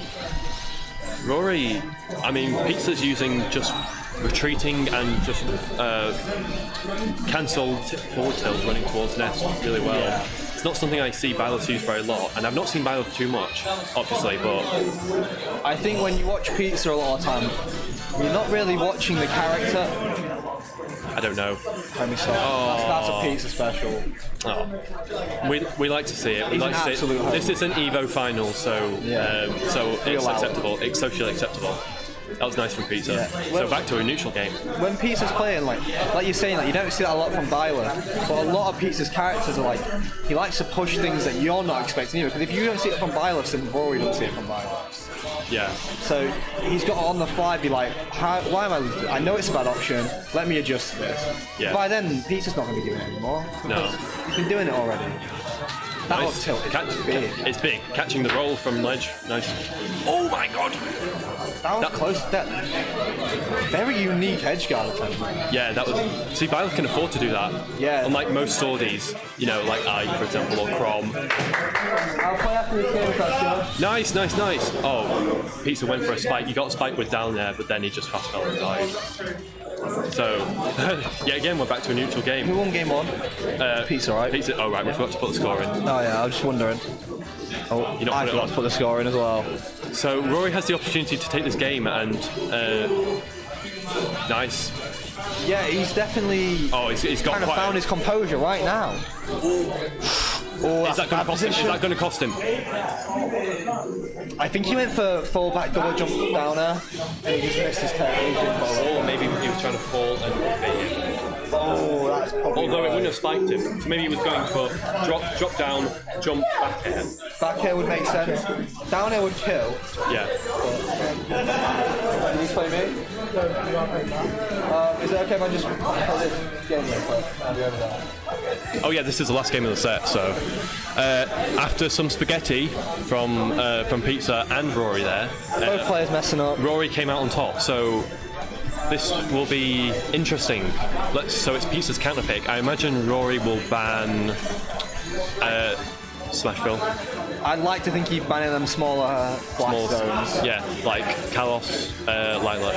Yeah. Oh, The roof's not that low. The roof is not that low, and no. Pizza is getting a lot of kills off the down to up air confirms. Yeah. I think I'd be more scared to see. Don't we just about that? Right, it's game 3, 1-1. Bliss is leaving. We had a good run. All right, I'm joined by P-John for this last how game. how does Byleth go around Roz's shield play? Roz's what? Well, okay, so Roz, he loves to dance on his shield. He loves his downbeat cancels. I mean, Pizza's been, acing it really. You know, he's been using up tilt to cover. You know, when Nest forward airs on shield or neutralize out of shield, he's just been using. Rory. I've talked to Rory and he says that the up B, you know, PK Thunder is very good for against Byleth. So right now, just dancing around each other in neutral. Byleth is so slow. I just don't know how Byleth approaches without making a commitment. Yeah, it's quite committal, isn't it? Because his forward air and back air hitboxes are so narrow. I feel like it maybe limits him a little bit, but he's making it work. Oh, nice. Although I think Rory's kind of auto playing like neutrally, just like he's doing a move, he's running away. Like, Yep. Okay. Oh, right. I should some mega call out. Oh, he's got hit by two. Oh yeah. Nest can absorb them. He can absorb failed Nort's arrows, which is really, just covering. He can't absorb the physical one. It's only the energy one, isn't it? I think. Nice. That's dead. Who gave him that dare? I want to see the manager of this game. Just a quick 25% off a falling nair into. Okay, Peter's clearly playing this character very not. Like, I know ZD or Pink Fresh won a tournament at a week, but he's pretty stacked one. But Yeah. I just look at this character. It's just like your moves are committal, your neutrals committal because how slow you are.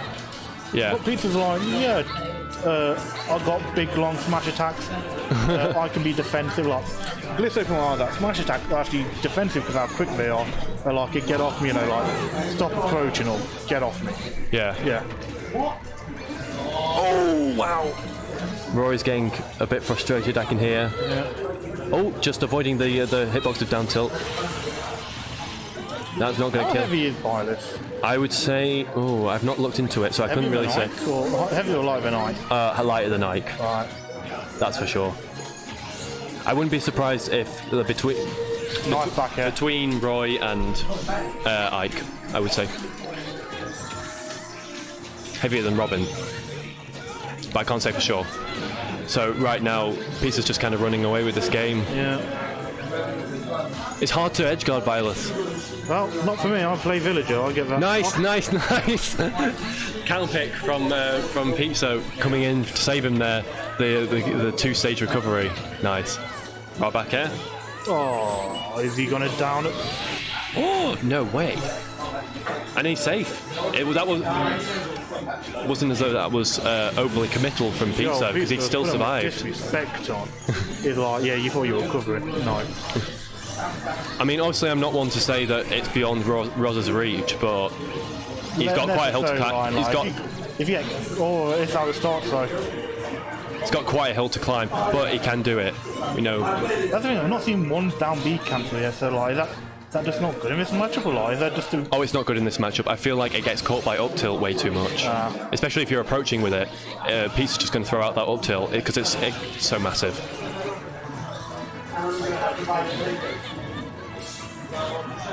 Almost catching the last. He just had too much invincibility. I'm a Villager, man. That's a dumb ass two frame. Okay, weak hit of Aribar. Oh, he went for it. He knew Pizza would jump away. Yeah, he's dead.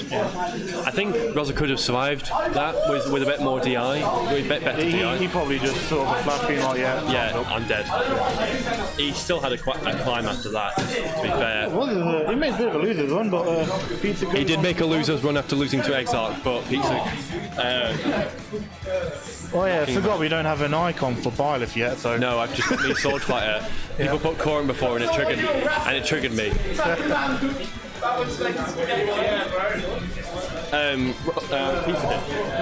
gotta play a bit. Alright. Yeah, I've got a bacon. That's scary. Are you going to use yeah, no, I got that one separate. Oh, Pilot, I think it's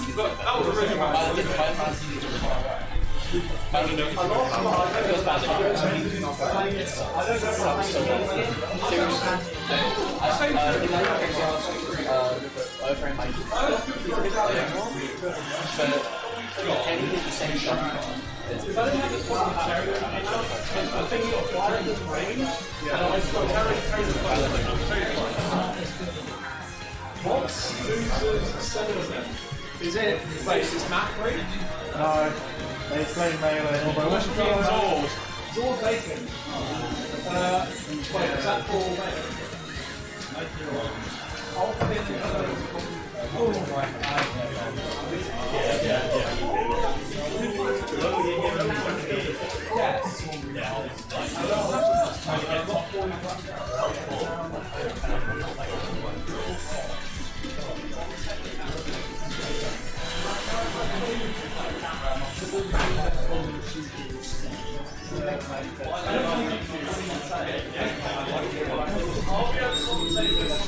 Yeah.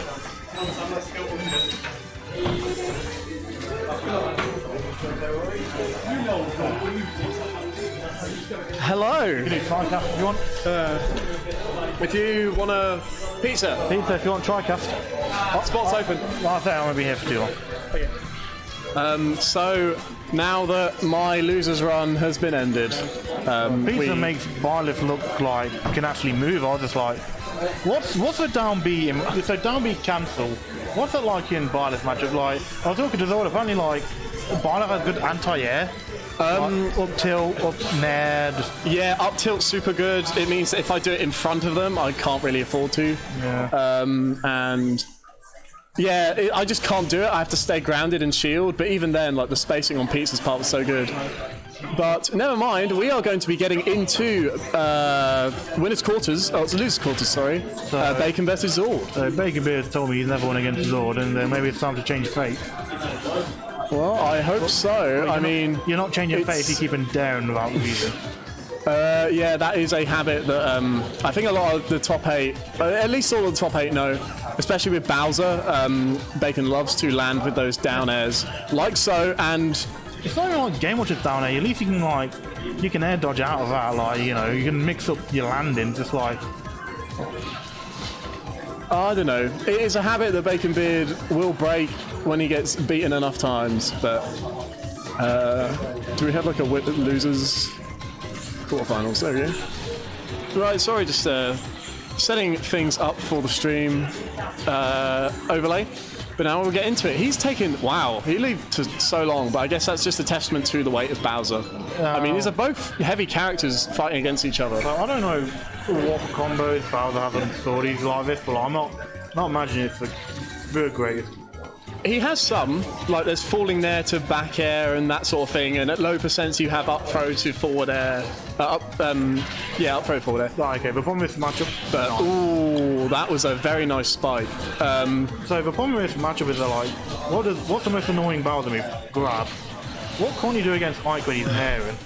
Grab. But that was actually a really nice wait from Bacon to catch Zord going up with the counter. But it seems like just Zord is all over him right now. He's keeping it at the sword's length. Zord likes heavies in the morning, in the evening, and even at night. He'll eat them for breakfast. Brunch, sort of 11 after. Whatever you want, he's there. But a nice up B on the ground from Bacon. So when Pizza plays matchup like Ridley's command grab can do it in the air, so like you can't call most. So I don't know. That was a really cool that I like. Stop naring. It's no, okay. Not an option that I would recommend. I think because I think this game is, I don't want to call it too early, but this game is looking to be pretty much Zord's unless Bacon gets a couple of decent reads. Not going to be the case. We see a screen KO and that was death percentile. Yeah. So I think the way that Bacon approaches this matchup is Bowser's faster than you would think he is. He's a moving tank. So he needs to get in. He needs to make sure that Zord isn't spacing his nairs correctly. He needs to basically run shield, up be out of shield, try and get something like that. Yeah, but more of the hell would you go? Oh, you got tri-plats. What can Bowser do on the top platform against Dive? Tri-plats as Bowser is quite good because you can get super early kills with side B off the top. But against Ike? But against Ike, again, I don't think... Yeah. They picked Town and City for this stage. Would you say that's better, P-John? He's going D-Dedeus. Oh, he's going D-D-D. Seeing that the Bowser was not working out, a character switch could put more faith into Bacon's heart, but here we go, game 2. It's DDD is going to have to do quite a lot. Oh, that is unfortunate. That was a misplaced up B. Now, Zord was taken out of the bracket last week when Mikey's DDD was around. He defeated him in losers semis. So we're going to have to see if... did he try and counter that, or was that... I thought I heard the counter noise running. It may not have come out quick enough, but it's hard to say. One thing that DDD has is kind of those aerials may be better to to challenge Ike's stuff, because there's a little bit of disjoint there. DDD's up smash is better because it covers more range and it's like a very good call-out option as well. Yeah, Zord's going to have to be careful if he's going to try forward those nairs, especially at kill percent. And stop rolling as well. Yeah, but oh wow, we see another stock taken there from Bacon Beard, meaning that Zord is now 2 stocks down here with only 103 on Bacon. Challenging his fate. Oh, indeed. Numbers. I mean, I beat 6-ball tonight, and that doesn't happen very often at all. So maybe this is the next upset. Because 74, I think I can feel Zord is maybe slightly tilted. That dash attack, maybe some poor DI there from Bacon. Yeah, that's what it looked like at least. But yeah, Zord's going to have to play pretty immaculately. He's going to have to get those nairs, not get called out with the up smashes. If he's even wants to stand a chance of taking this game. Yeah. So I appreciate the option. Okay. oh, and again, a call out like that means that it's now one stock apiece. A lot more scary for Bacon here as Zord finds a little bit of his confidence back. Bacon's got to learn how to do Oath for Glory edge gun. Ooh, and we see the up smash there. Up smash has been really working out for him. I think he kind of threw that out a little bit, like Okay, it is the thing is that panically. they keep on trying to two-frame with a dash attack. You can do it, but you also need to, the Gordo setups like bouncing Gordo, inhale, up smash for roll, just like covers all angles. No, absolutely. And I think something from Bacon we could see is a little less up B on stage. Up B with King DDD on stage got him countered that last time and sent him off stage at like 40%. So maybe he's nervous. It is Smashville. Ike's best stage, but also a good stage for DDD, I would say. This will should be on the ban list because Jason says you take Ike to Smashville, you're in for bad times. No, I do agree. The kind of extensions you can get from the platforms of Ike, the smaller blast zones as well, really helping out Ike. But maybe a smaller stage for DDD could also work. A really nice combo, trying to get a string there from Zord, but the inhale as he comes down means that Zord can't commit to too much. And there is the Jet Hammer. That is going to not only take Zord's first stock, but Zord thought that would have clanked or like did it like? I think he could have hit him, but Bacon's just spaced it better, or like ran backwards a little to catch it. Well, Zord also usually cancels those quick draws on stage. So I think... I don't know enough Ike tech, to be honest. So I think one thing that could be... if he'd have had dash attack earlier, that could have been... Oh, there's another thing. Well, no, is that you can't really dare DDD's recover. Not the same way Bowser does. Yeah, and that is a really nice counter. That up B having a lot of time for Zord to react there. But with 82%, Bacon still has a lead. This is very much a matchup where you can't really edge guard each other. You just got to, edge trap. Yeah, the ledge trapping between DDD's Gordo and Inhale and Jet Hammer and Dash Attack and all that versus kind of Ike's Nair plus down tilt or whatever. We've been seeing Zord. I don't think he's got a lot off the edge guards. Correct me if I'm wrong. Am I? No, the only time he's ever got it off was when like he upbeat on stage. He just down. Okay. But the up smash again takes Zord's stock there. Bacon. He is challenging fate. Yeah, I know. Bacon could make a really big upset, which would be huge for the PR. But every trade, every Gordo means that he is... for some reason I thought he'd go flying there. Means that he's one step closer to moving on to losers semi-finals. DD definitely invalidating some Mike privilege of up smashes KO and early. He's thick. Yeah, absolutely. I don't want to see a high up B. No, and he doesn't.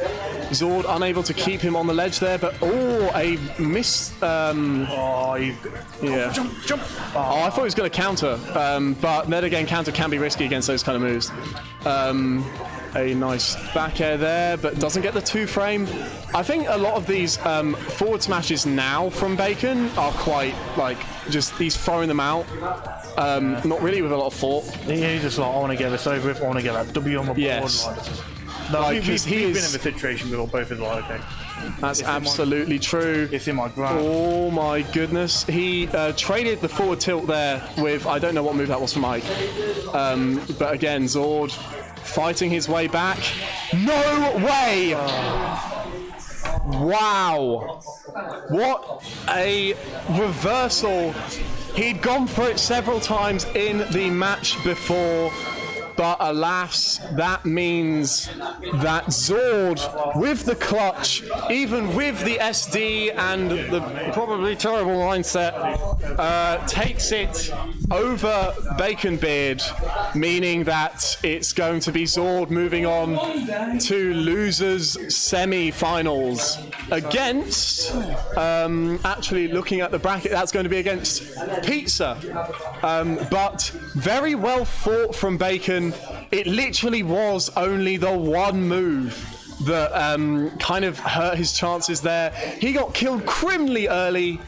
Match Rage Ike is a thing to be scared of, I think. And to be honest, I think I sensed some nerves at the end there. Pigeon's turned into Matt, by the way. Hello. So hopefully next on stream we are going to see Pizza and Zord battling it out. The thing I'll say about nerves though is the next time he's in that situation, he'll feel less nervous. It's the top 4 seed. It is. Oh, you're right. It's Pizza, Matt, Zord, Pigeon. and no Arc. No, Ark is in the chat. He is hopefully enjoying himself, watching all of these close games. And is he ill? Yeah. Well, get better soon, Ark. Well, if he wasn't ill, he'd be down here beating Six Paul only gets this far because you're not here. me now. So What happened at the end? It was really close. it was 150% on Zord, 40% on Bacon. He gets one F smash, and that's it. Fully buttered. When I No fat reduced. yeah. That's crazy. Pigeon pasty level of not good for you. We got pizza. But now we are going to see, Pizza versus Zord. He is playing by left. He beat me to get into losers semi-finals. As we saw, he just beat Bacon Beard to make it into loser. Zord beat Bacon Beard to make it into loser semis. These two, in terms of who they've lost to, actually. Sorry, I'm trying to talk and do the stream setup at the same I can time. do this. Why is he set to play me Soulfire? He's playing by left. He's 100% playing by left. We're using Corrin for by left, by the way, ladies and gentlemen, because we do not have the update just yet, but we will get around to fixing it one day. So far, we say we see the by left here from Pizza. Zord, I think maybe talking about his last match there, his mentality definitely took a hit in the last match against Bacon Beard, especially after the game that Bacon took. Right. Zord's mentality, probably one of his weakest points as a player.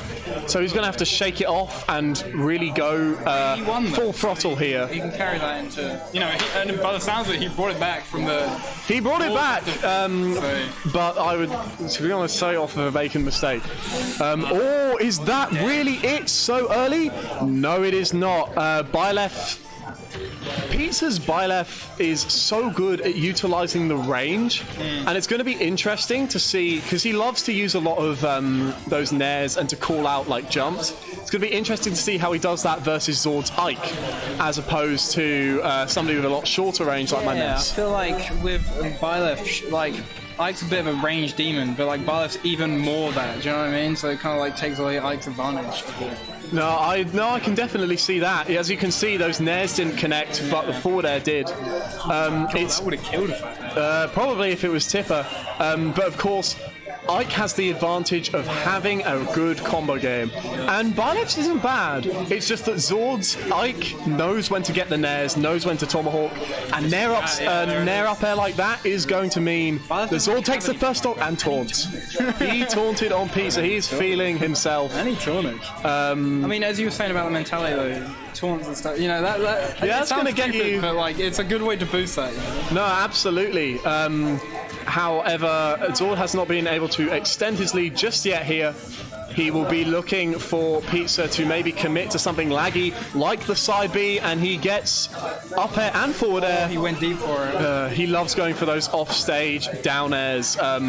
One day that's going to cost him something. Byleth can't really recover high because he's got to shoot up with the RB. So I guess that is probably a lot safer than other characters because they don't really have that mix option. Yeah, that is a good point. He's trying to maybe catch out the Tethers then. Which could be good. Are there safer ways to do it? I think so. But Zord, he was already taunted. He is wanting to get his, he wants to prove his skill. Yeah, exactly. And so down there could be how he gets that. Wow. Speaking of, oh my goodness. It would have got very close. And the trade there with the up smash and the side B means that now Zord is a clean stock up. here in the first game. Sorry, my bad. But yeah, he's got his jump. He's really been fortunate not to get edge guarded by Byleth so far. Yeah. Ike's one of his worst areas, of course, is off stage, and especially against like me last week, Pete's got a lot of great edge guards with the tipper, forward smash, that sort of thing. So maybe we could see a little bit more of that. But catch them anyway, a bit of an option second. Okay, yeah, here's another opening. That's the thing about Byleth's moves. They all have a great amount of lag to them, meaning that even a slow character in the air like Ike can just go in, get a nair, and get a combo, and that's just more damage on the board. Or the regrab, but not punished. All Zord has to do is keep the lead, but that is going to be down tilt up air, which is a confirm. Yeah, I was going to ask that. But the F smash. Blink and you would see the stock gone. I blinked and it was gone. And Zord takes game number 1 here in losers semi-finals. Best of 3, right? It is a best of 3. Only the finals are going to be best of 5. And we are running a little bit ahead of schedule.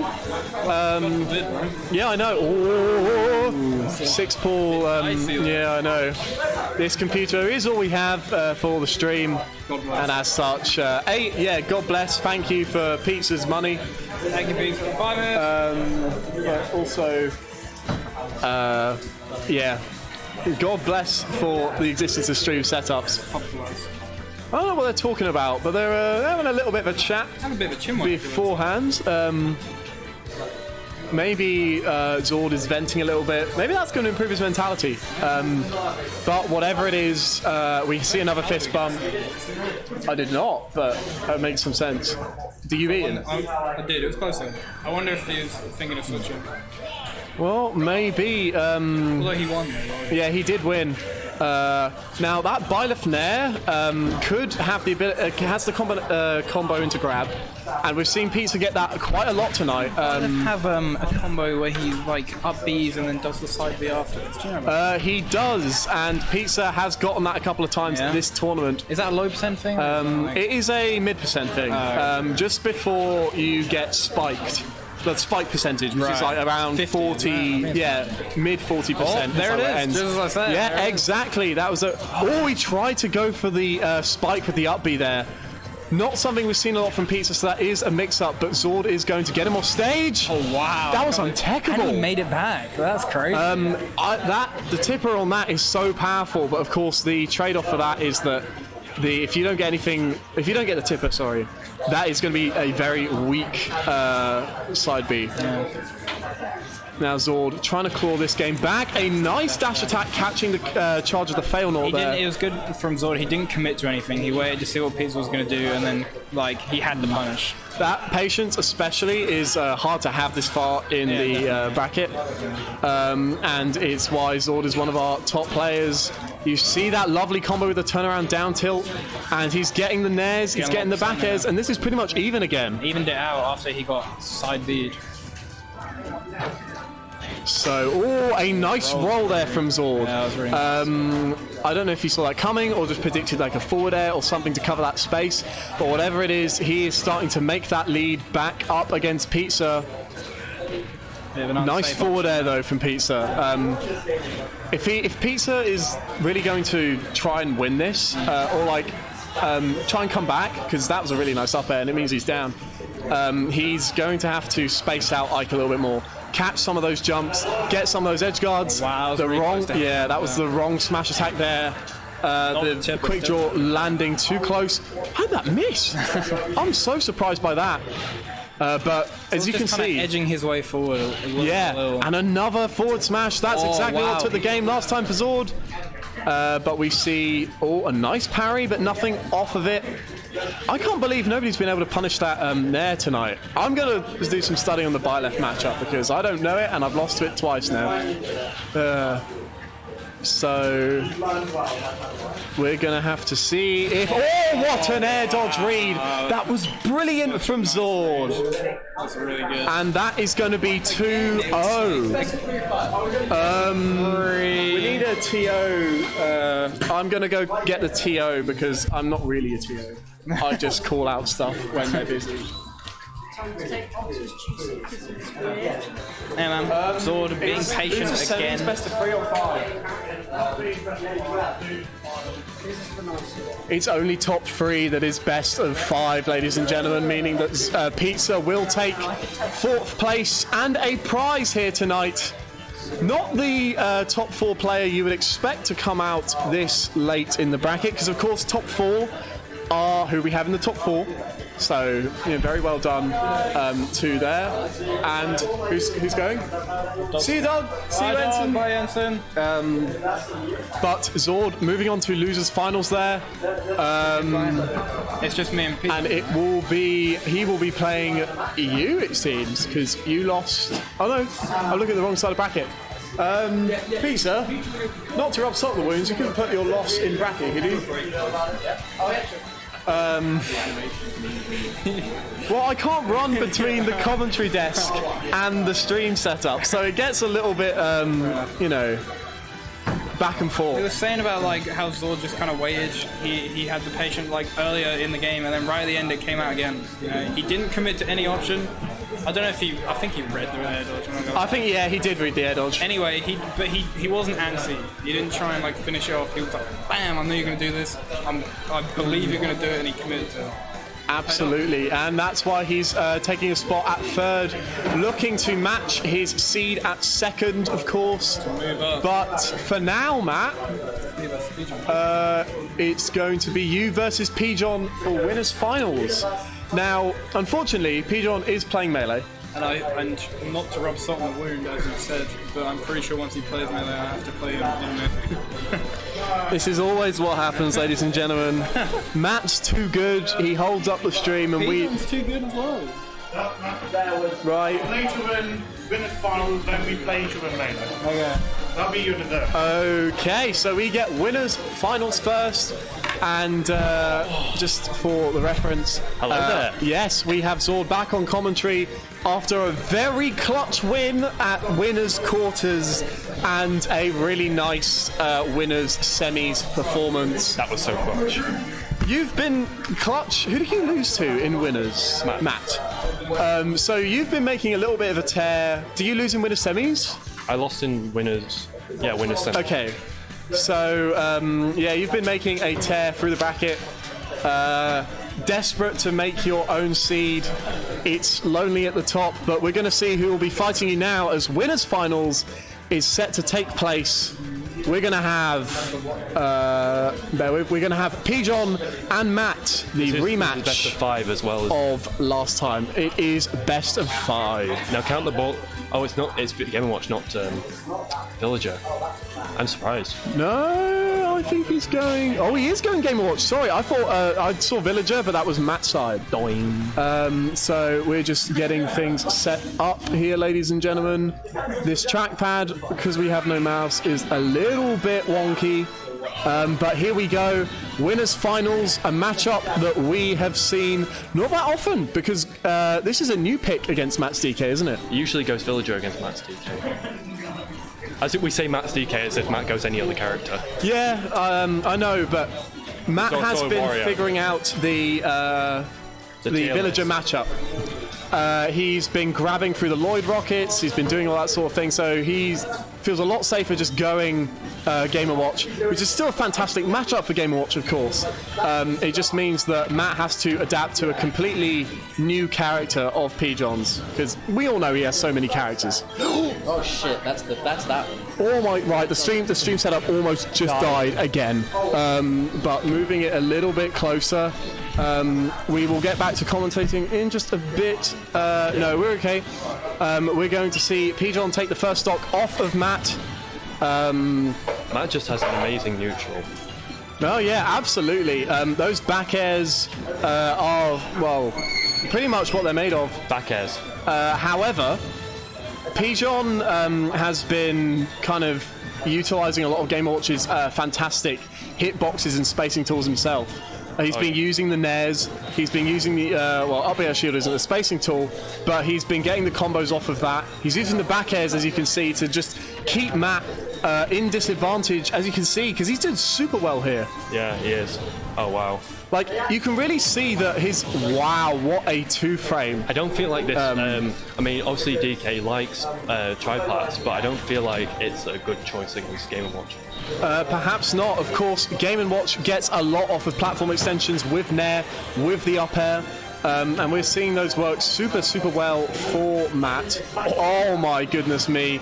Pigeon, he knows he wants to free stock him. He doesn't care anymore. But the back air is going to take it from Matt.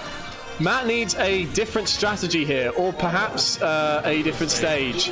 Because something small like this is working out brilliantly. Something going. Oh no.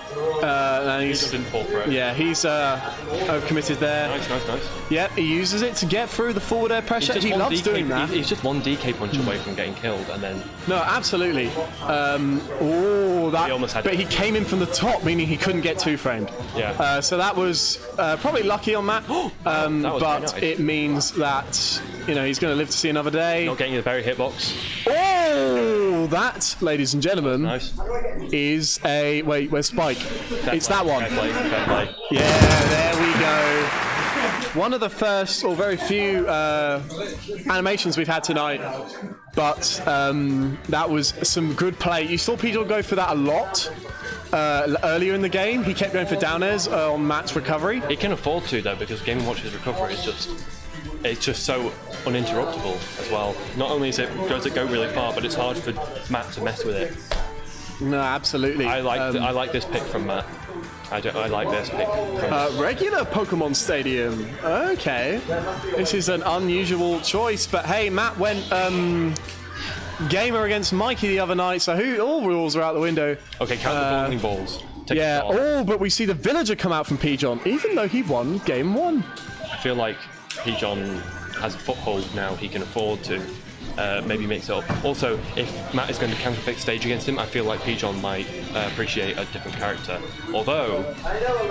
Yeah, no, Matt has got a dominant string there. It means that he is, of course, in the lead and catching the... run, or maybe he was looking for a roll there. Whatever it was, it didn't matter. He just destroyed Pigeon's first stock, and it means that Matt is going to have a fantastic lead here in game 2. It didn't matter. Funny, I'll just go and... Yeah. Now, Matt has to remember what to do against Pigeon's villager. He needs to make sure he's not getting hit by the bowling balls off of the side platforms and the ledge. For every single character, that's easier said than done, though. You can tell yourself, oh, I'm going to not get hit by forward smash, but then it's not something that is so easily done, as said. No, that was close. And actually a really smart mix-up from Matt. He doesn't usually go for that. Oh, he went past the ledge. He didn't snap the ledge. He chose to go past the ledge and get hit. Yeah, you do that by holding down. Beefy. So that means he's doing a really great job. But Pigeon, not even going to cover the platform. He knows Matt's fading back. That means he's going to take the first stock, and he's only got 45% on him. Yes, but after that commanding first stock, see Pigeon with so little percent. Maybe it's just a testament to how well, once he gets a foothold, you know, on the side of the stage, maybe it's just a matter of Matt not being able to contest with him. No, maybe. One thing Matt's been doing that forced Pigeon to get off of the villager in the first place is he's been grabbing through the Lloyd rockets. Yeah. So when he nice turnaround grab. I think that's going to be it. Not quite. You see that, and you can't believe DK can make that back because it goes so deep. Oh, the extension from the Lloyd rocket. Whether Matt called that out or not, that was a fantastic move from him, and it means that DK's jump height actually really helps him. He's got decent jump height for a heavy because he allows him to jump over the forward airs and the Lloyd rockets with easier compared to something like Ganondorf or maybe DDD. Yeah, he is quite a mobile heavy. I when looked played at well. you for 10 seconds and then that's it. He's at 86%. Yeah, no, now Matt's dead. Pigeon, he found his footing, he got some Lloyd rockets, he got the bowling ball there for the kill, but Matt is not going to let this one go. Charging up that... This has happened too many times to him. All fish for the grab, but he mashes out. I mean, it was at 10%, so... Yeah, it's not often though you see the mash out. from DK. It's usually the other way around. Let's hope Matt doesn't throw this like he threw the villager ditto. Oh, I don't know if that was a call out, but the commentator. No. He didn't throw it. He just got P-Johned. Oh, okay. It was a really good ditto for anyone who saw that on Sunday. But you can see that P-John's cottoned on to this use of Donkey Punch through the Lloyd Rocket. Yes. Because in another time... Oh no, he's going to get bowling balled. In another time... Oh, I thought that was going to be down smash. This could be it, but he had his double jump. Could this... Yeah. He's looking to get the... just one more hit from Matt. Nice. It's the back air that does it. Matt is going to take game 2 here in winners finals. Whenever P-John grabs Matt and throws him backwards off stage, your heart skips a beat because you know that DK is in. Whether you're 50%, 80%, 100%, you know he's at risk of dying from that bowling ball because it's just such a linear recovery. But Matt jumping over it really nicely to allow him to get that back air. We've seen many players fall to the bowling ball. Back throw off stage, just bowling ball. I know Bus has fallen for it. He's not here tonight. I know Matt's fallen for it himself. He's picked to Yoshi's before. We are all well aware of bowling ball's power and the ability to strike. But speaking of Yoshi's, we're back on I don't know how Matt keeps missing this stage to ban. Because on the one hand, yes, you get the platform extensions from the triplats, but on the other, P-John can just drop bowling ball from the edge platform and it covers everything, even you going high. Yes, but that's the thing. You can't ban all the triplats. You either keep Lila or Battlefield or this one. I suppose so, but even then... what was he going to do? Is Matt allowed... Wait, did Matt win on Battlefield? No, he didn't. So I think Battlefield may have been the play from Matt. Because watch this. Like, he's nice. So... Yeah, that was really well done. He waited. Yeah. No way. Oh, it wasn't even the spike. That's like that's like a classic call out from DK, but... Yeah, P-John absolutely loves to jump out of disadvantage the moment he can. I mean, Matt calling that out, really well done from him. To be fair, it's not just a P-John thing. We all do it. No. Every now and again, we all jump out of disadvantage. I mean, okay. Yeah, that's going to trade. I was expecting an air dodge there, maybe from Matt. But he immediately goes for the grab. He jumps again. That's not too low, is it? That's too low. No way. Matt at 16%. No, he got spiked. Oh, he got spiked, but it was like a soft spike. No, but... yeah, but it's still enough, really. Yeah, it's unfortunate. That's really unfortunate. Yeah. Villager boss from Smash 4 because no matter how many turnips you pull, you always meet her. So yeah, Villager boss helping P-John there because I think he had 2 turnips which would not have gone in Smash 4. Now you can see Matt using the platforms to potentially camp a little bit. He knows that. Oh right, okay. He knows that this is an important game for Matt himself to win. So you can see him utilizing a lot of the platforms there. Yeah. Just to kind of stay on and deal with P-John's pressure. But ultimately, he also needs to find openings. Nice. And maybe he's found one here if he gets an up air. Not quite yet. Don't overextend. Doesn't want to overextend too much. Especially against P-John, he will bowling ball you for it. What was that? What was that stopped by? Can't say that I know. Lloyd Rocket. Also. Oh, okay. Matt's jumping a lot, which is obviously just as very necessary. All right, chasing him. He's Matt smartly holding shield around P-John's pressure because, of course, that was so nice. That was really nice adaptation. The up air wasn't going to connect. Fantastic awareness. And just Matt. like that, Matt has pretty much evened up this game because. Yeah, this is just merely rage for an angry monkey like DK.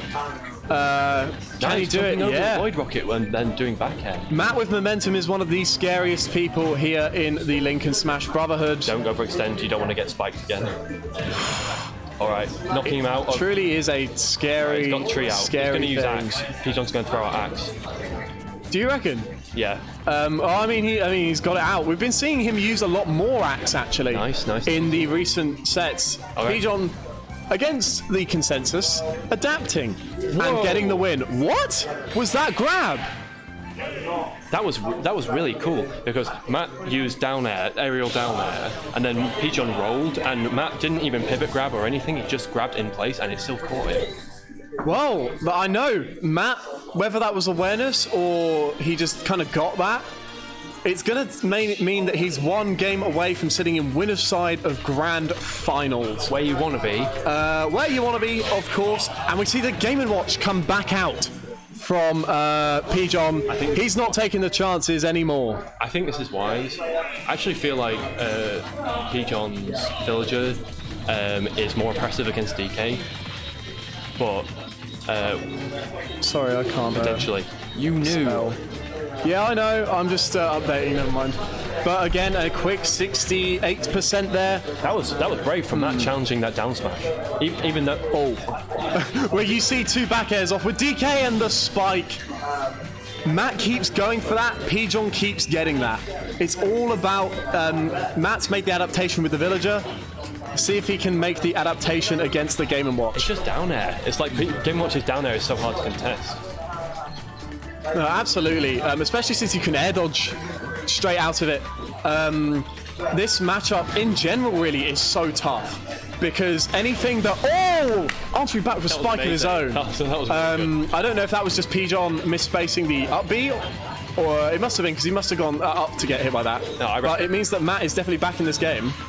All right, Matt choosing to go for a neutral air out of shield to try and punish down air, landing down air. I think the only thing that Matt has to deal with up B out of shield from Game & Watch is probably back air. But I don't even know if that's safe enough to beat frame 3 out of shield. No, it's not. Oh, really? Okay.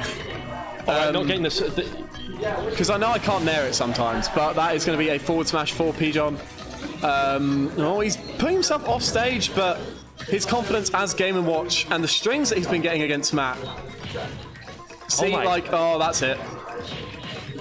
Oh no, he saved him. But again, look how much damage he's just tacking on with that. P-John has been mixing up his edge guards actually recently. He's not been going for just hold bacon at ledge as much as he used to. But in that instance, it really worked out well for him as Matt, as a big body, didn't really have much to do. Oh, right, okay. This is not... Oh, nice. Oh, that's no way. That's going to make that back, but it's not going to... He was going to make it back to ledge, but Game & Watch wasn't going to allow it. That second jump of his must have been taken when he got hit by the up B. And that's not something that P-John normally does, up B off of the stage. And with that in mind, it's clear that P-John is hungry to sit in Winners Grand Finals. This stage pick, because Matt's got again. The stage pick now, stage count pick, I feel like this is going to be crucial. I feel like Smashville... Oh, 5, yeah. This is going to be crucial. I feel it is. If he's going to... Because P-John has to... Don't you have to pick characters before you pick stage? No, you can pick stage before picking characters. I've had this dilemma with the TO. You said if you were switching a character or not. If you won the game, you have to say I'm switching to X character, so the loser can counter. Okay. Yeah. So if he's staying Game Watch, then I feel like a triplat is good because P-John can't land with down there. Well, we do see an unorthodox triplat pick in Town and City. I think. Who do you think this is better for between Game Watch and DK? DK. I would say. I say it helps DK more, but in general, Game Watch is neutral, despite the stage, is still going to be very impressive. So it's all down to whether or not Matt can deal with it. And that is the history of every Smash matchup. It's all down to if you can deal with it. Sorry, I had a brain fart for a second. No, that's fine. We all have it on comms. But it's going to mean that this is the last game of Winners Finals. Both of these players very eager to be sitting in Winners Side Grands. I like how P-John jumped towards Matt with neutral and then Matt just held shield because he knew he was going to up B. Yes. Adaptions like that mean that Matt's going to be hit by up B and its extensions less. And if that's a way, if that's how he's starting, then that means that he's going to be probably looking good in this game 5. Hopefully. Yeah, well, I say that and he gets absolutely walled out by up airs, but he manages to get out. A lot more DK punch from Matt, which is interesting. And I just want to say hello, Exalted. I didn't see you in the chat, but we're going to see a down B to the boom boom clap. Queen's going to claim copyright on this stream, fellas, if he keeps getting any more of them. Town and City coming in. Nice count pick, go low ceiling, killing there. Wait, Tennessee has a low ceiling? I think it has one of the lower ceilings. High. Okay, it's high. I was gonna say. Wait, is I it? thought it was high. Change your Smash 4. Now it's high. Oh, it's changed, right. But Sorry. I'm getting Okay. all things. I'm tired. no, it's fine. But it getting means that stuff like that up smash that he just got, he's not gonna get. What? That was How nice. did that miss? Oh my Pigeon just goodness held me! it. I think Pigeon was a bit too slow. Nice. I sense some Z-axis shenanigans going on, but Matt's definitely not complaining Okay, because he's still- living to 150 at this point. Pigeon didn't go for the down smash there on ledge. Oh, Yeah, he's just off. he's just caught. Oh, another one! No. But it's not going to kill. Now, Matt's feeling himself a little bit. He tried to challenge the down air with his up air. Not going to work. It can wasn't do. It can work. It can? It can work. If you catch the very start up, surely. It You have can't to- work against the key. You have to get it like really right though. Okay. Very well It's then. like a frame, basically.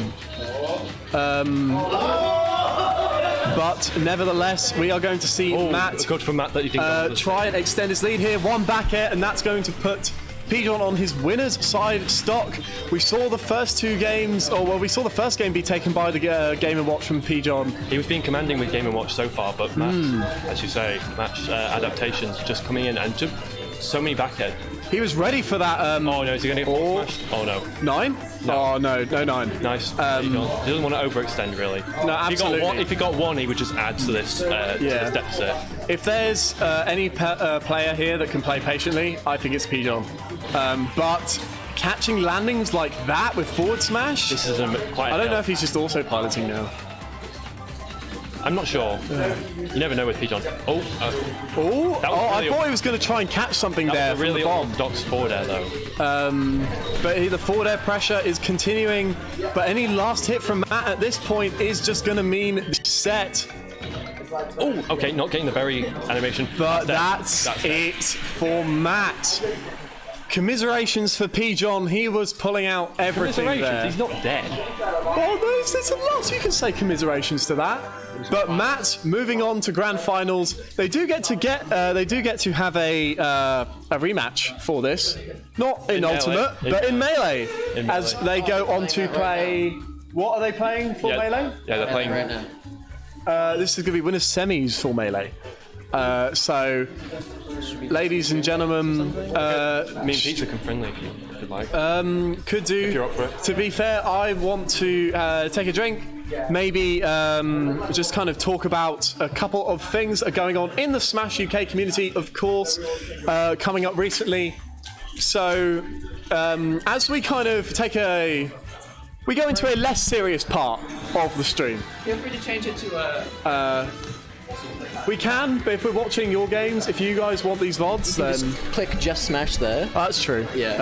Get rid of the thing. Wham! Now that is technical expertise. So here's the thing. We have had a crazy night of upsets here in the Lincoln Smash Brotherhood, but not until we got to top 4. We saw Haiku taking it over Bacon Beard in winners. We saw Exarch taking it over me in winners. I feel like there were some more upsets along the line. Maybe I'm just talking complete and utter bollocks. But nevertheless, it has been an interesting night here. Some people have had to make crazy losers runs. Some people have had games stolen away from them. Come in, man. It has been a crazy night, and as we wait for Pigeon to get out of Melee, hopefully you get to enjoy our top 2 seeds here tonight. Pizza and Zord, because of how the seeding worked today. We're going to see if we're going to just see some Byleth Dittos for now. And joining me on comms, the man who was one move away from beating Zord, Bacon Beard. It's me, Bacon Beard, but we should be paying attention because they've already both lost the stock. Oh, what? How did that happen? I believe one tried to get off the edge, went on the wrong way, and the other one tried to get down but also grappled the wrong way. And so they both capsized. unfortunately. But yeah, finally nice to be on commentary tonight. Rosa, also lovely to be with you.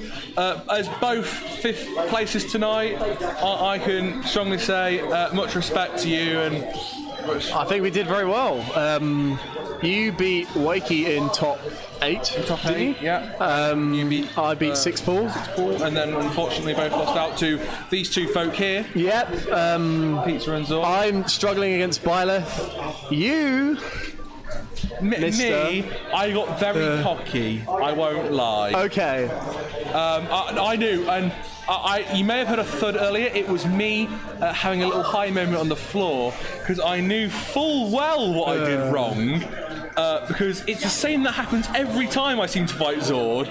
I get a little cocky at the end, try and throw off a little Gordo. It doesn't matter if he picks Ike or Ganondorf, there's always an up or forward smash waiting for me.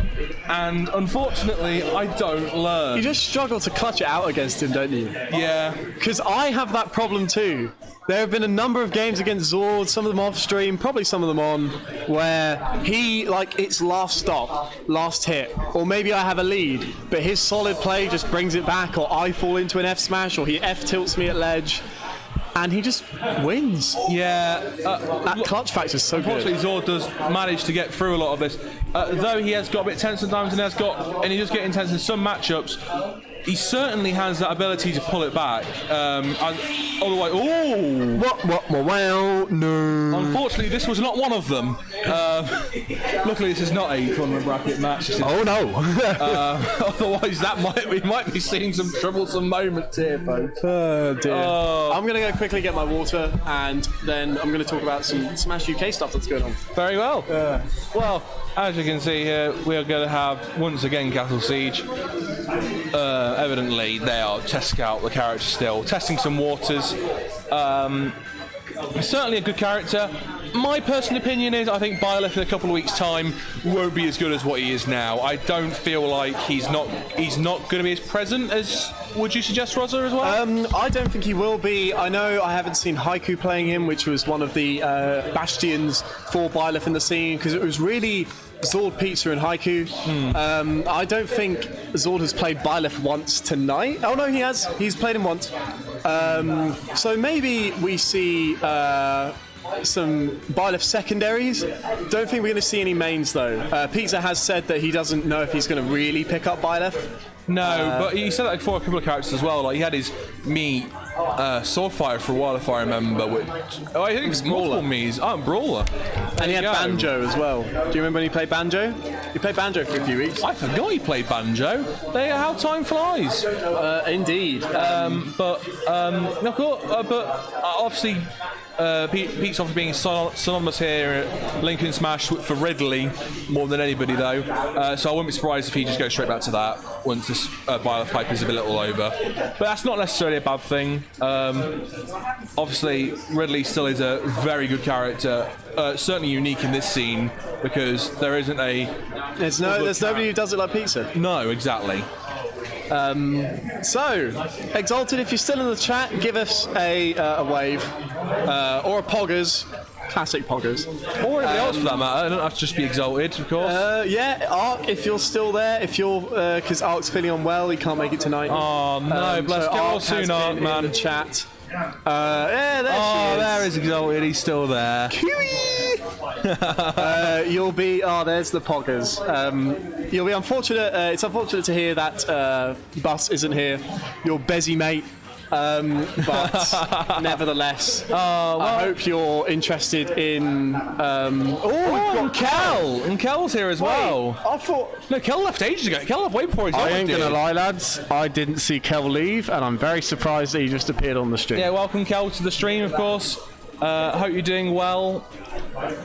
For the just to update people, it will be Pijon versus Zord for losers finals going into, and the winner of that faces Matt in Grands. Yeah, and that's obviously not an uncommon matchup, but certainly a a battle of styles, as it were, between Zord and Pijon there, where Zord obviously going for a lot more close range, a lot more aerial attempts. Pijon looking for those Lloyd rockets, the tree production, of course, those bowling balls. Although I don't think the bowling balls will come much to play this matchup, considering Ike just for that close-up range.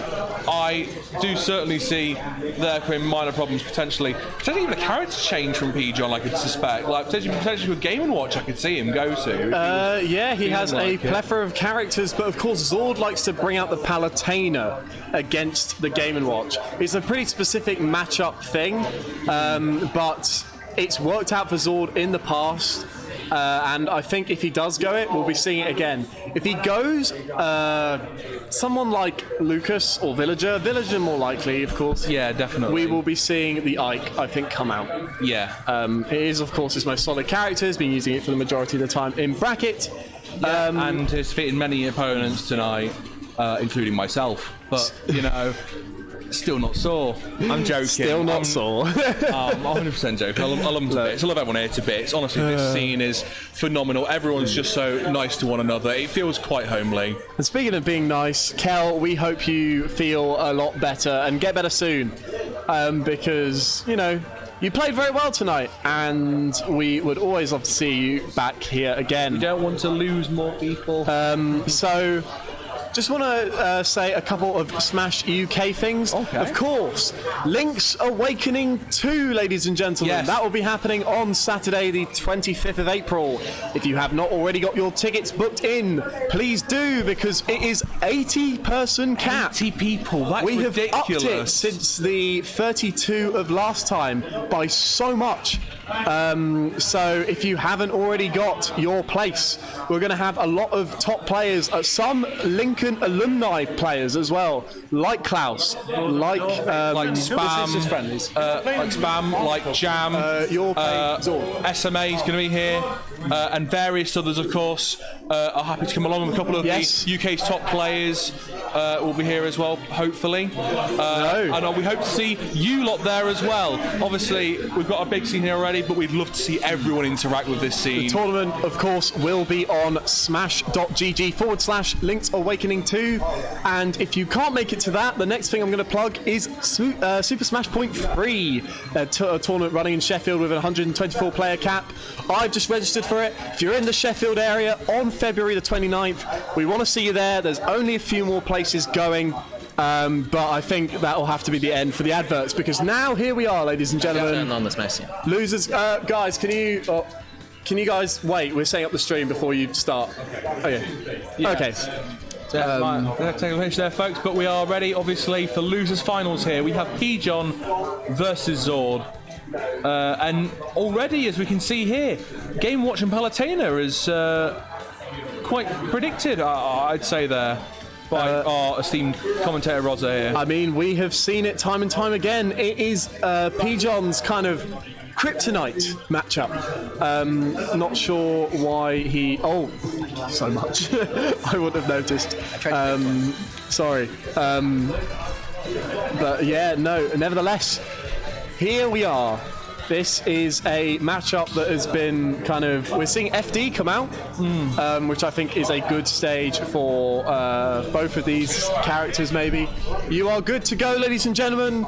Losers finals, best of 5.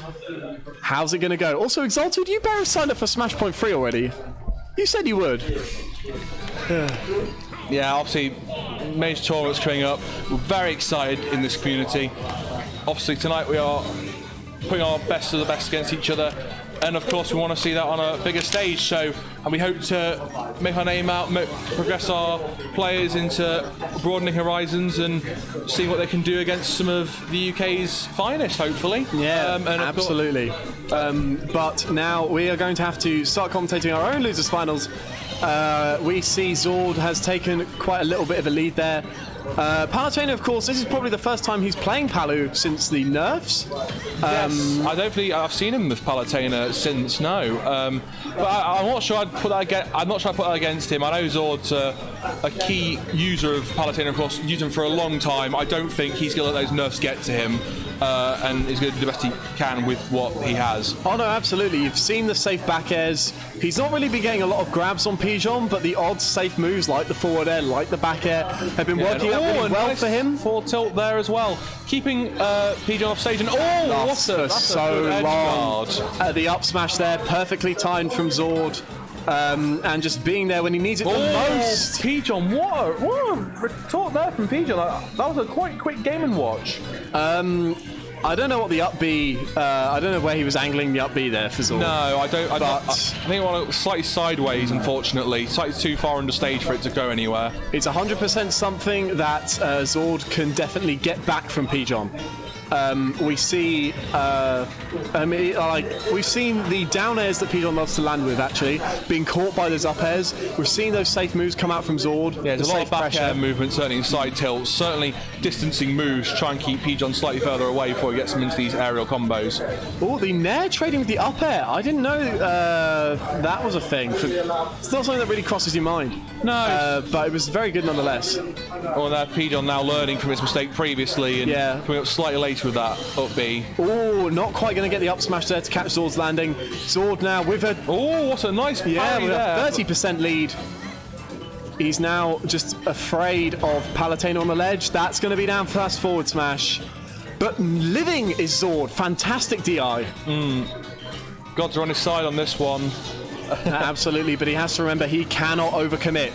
You know Zord loves, because he plays a lot of characters that just love to charge smash attacks as an edge guard. Charge smash or do neutral aerials. Are we going to see a recovery? We are. Good Slide up the stage. One than the first one. Yeah, but there is a lot of neutral aerial gameplay with Zord, and then follow up with a lot of smash attacks.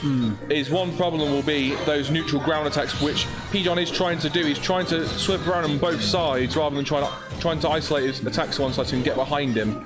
These bombs are certainly a good thing that Aussie Game Watch got this game, because he can try and divert an attack so he can immediately attack from another direction. Yeah, Zord playing it so safe, but catching the jump from Pigeon there with the up tilt.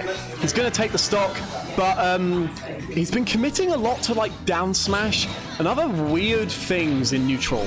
And it's why Pigeon has managed to close the gap so well, whereas beforehand, maybe his Palutena wouldn't have done that. It's because, he misses the punish there. Yeah. That could be quite big, because he's missed those punishes a number of times. Yeah, but I think there's multiple things. Certainly, maybe you said it out of anyone's reach yet. If Zord keeps his distance like he is trying to do with these forward and back aerials, it's certainly giving him a lot more space open to attacks, auto reticle or explosive flame. Keeping Pigeon on the ledge here. Is he going to find a back air? No, he's not. The nerfed grab, not really doing Zord a lot of favors there. Again, look at those up tilts. He got the 9. Side. Unfortunate from Pigeon, because that probably would have killed Zord straight there with the little percent that he had on him. We're going to have to see if Zord can catch the option. Tried to throw there, but completely whiffed it, unfortunately. But still quite a good game here. Both players are now going over their aerials now to try and break some of that shield down, try and get a little bit of damage in so they can start off a combination. You see Zord has been committed to these smash. No way. Yeah, I was going to say there was no way he's dying at 40. Look, Zord, he's been going for some risky options in neutral.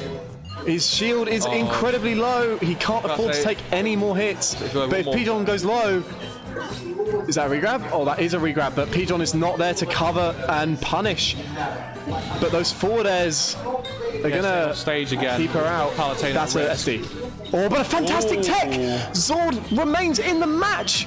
But the counter was ill-fated. Especially when he's charging the smash attacks. If Pigeon sees that happen, all he needs to do is just hold the smash attack, wait for the counter to be over, and then go for the... and then just hit the smash attack. Of course, that didn't happen there. No. What actually happened was he missed the up smash for the counter, and then got the down smash out of the lag. But immediately into forward smash, Pigeon classic. Absolutely. Now, what Zord needs to do here is you saw him committing to a lot of F smash, down smash, and that sort of thing. But we see the Ganondorf from Zord, which puts me in a bit of a worry, because this might commit to those smash attack slightly more. Now, here's the thing, right? Ganondorf Game & Watch is a terrible matchup on paper for Ganon, but we have seen his Ganondorf do a lot of work before, and not only that, Pigeon is afraid and doesn't like fighting heavy characters with Game & Watch. No, because they can eat. Because though there's a sort of distance with the Game & Watch, heavy characters can usually take mild advantage of this. It can tank a lot of the hits the Game & Watch can deliver and immediately counteract. As someone who plays heavies against, has played heavies against Pigeon before, certainly with DDD, there is a good strategy around using a heavier character to try and take a brief advantage. But currently, right now, it seems that Pigeon has been doing quite well against Zord's Ganon, keeping him out, getting these edge guards, making sure that... Oh my god, that almost killed. But of course, Ganon can come back at any moment through one mistake. Down tilt, though, is going to take the first stock for Zord. For Pigeon, sorry. Yeah, and it was a good quick one, obviously. Obviously, a very obvious weakness for a heavy character is that they are slow. Oh, that was a two-frame. Beautiful. That was really good. Zord usually goes for that, and from my recall, doesn't really get a lot off of that usually, especially in top 8. Yeah. But that was a really nice two-frame, and you can see he's been playing Ganon for a while with stuff like that. Yeah. Nice poggers in chat. But there's a brief look, I can see from here, is a brief look of determination now on Zord's face. He's got that now and he feels a bit more anticipated. Okay, yeah, he couldn't quite go for the back air there off of the down air. Pigeon mashing up B to get out of that, making sure... Well, a lot of down air fight now between these two. But obviously... Zord's ledge trapping. Nice. Oh, but he gets the forward tilt.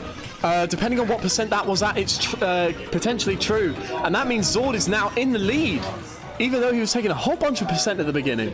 Yeah, but I was like, but immediate retort there from Pigeon, who read the flame choke coming in, immediately going for the up smash and sent him flying. Yeah, absolutely. That was a really good read.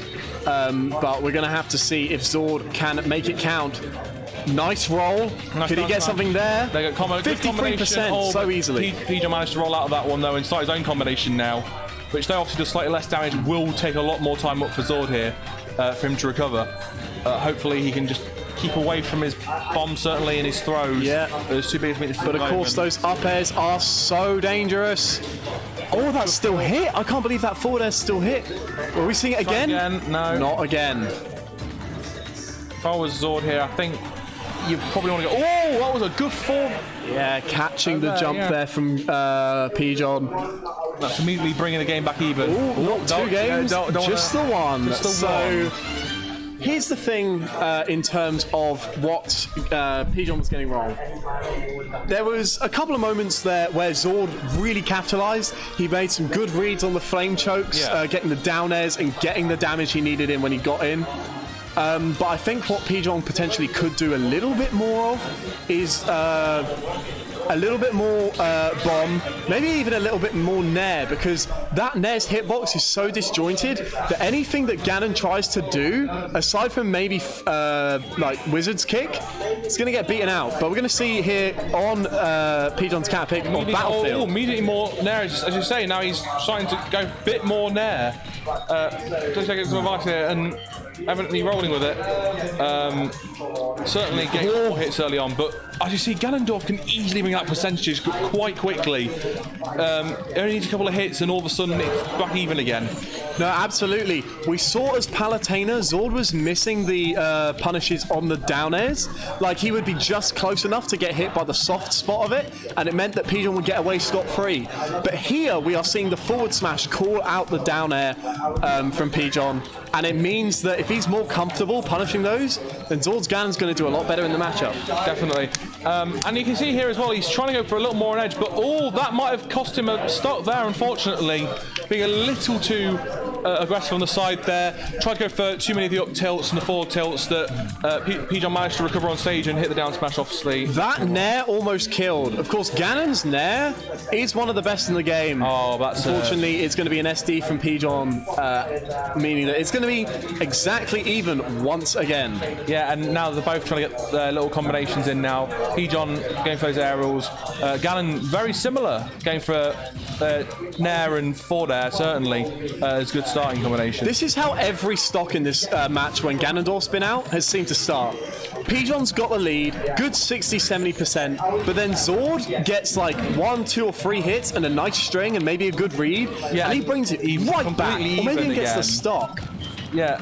But that was good pressure. There, but I'm pretty sure Ganon being a heavy character wouldn't get killed from that. It might kill from that though. That's the second read of the flame choke we've seen this set, and it means that Pijon is going to only be on 22%, but as one of the lightest characters in the game, again, Zord only needs a few hits. Yeah, certainly. If you've got like a forward aerial or neutral aerial, then pretty much most of his smashes and specials could probably kill off Best Game Watch from that point. Oh, like that, tries to go for a Dorial there, completely. Oh, there you go, though, managed to hit one. Yeah, oh my goodness. That was a very, very scary.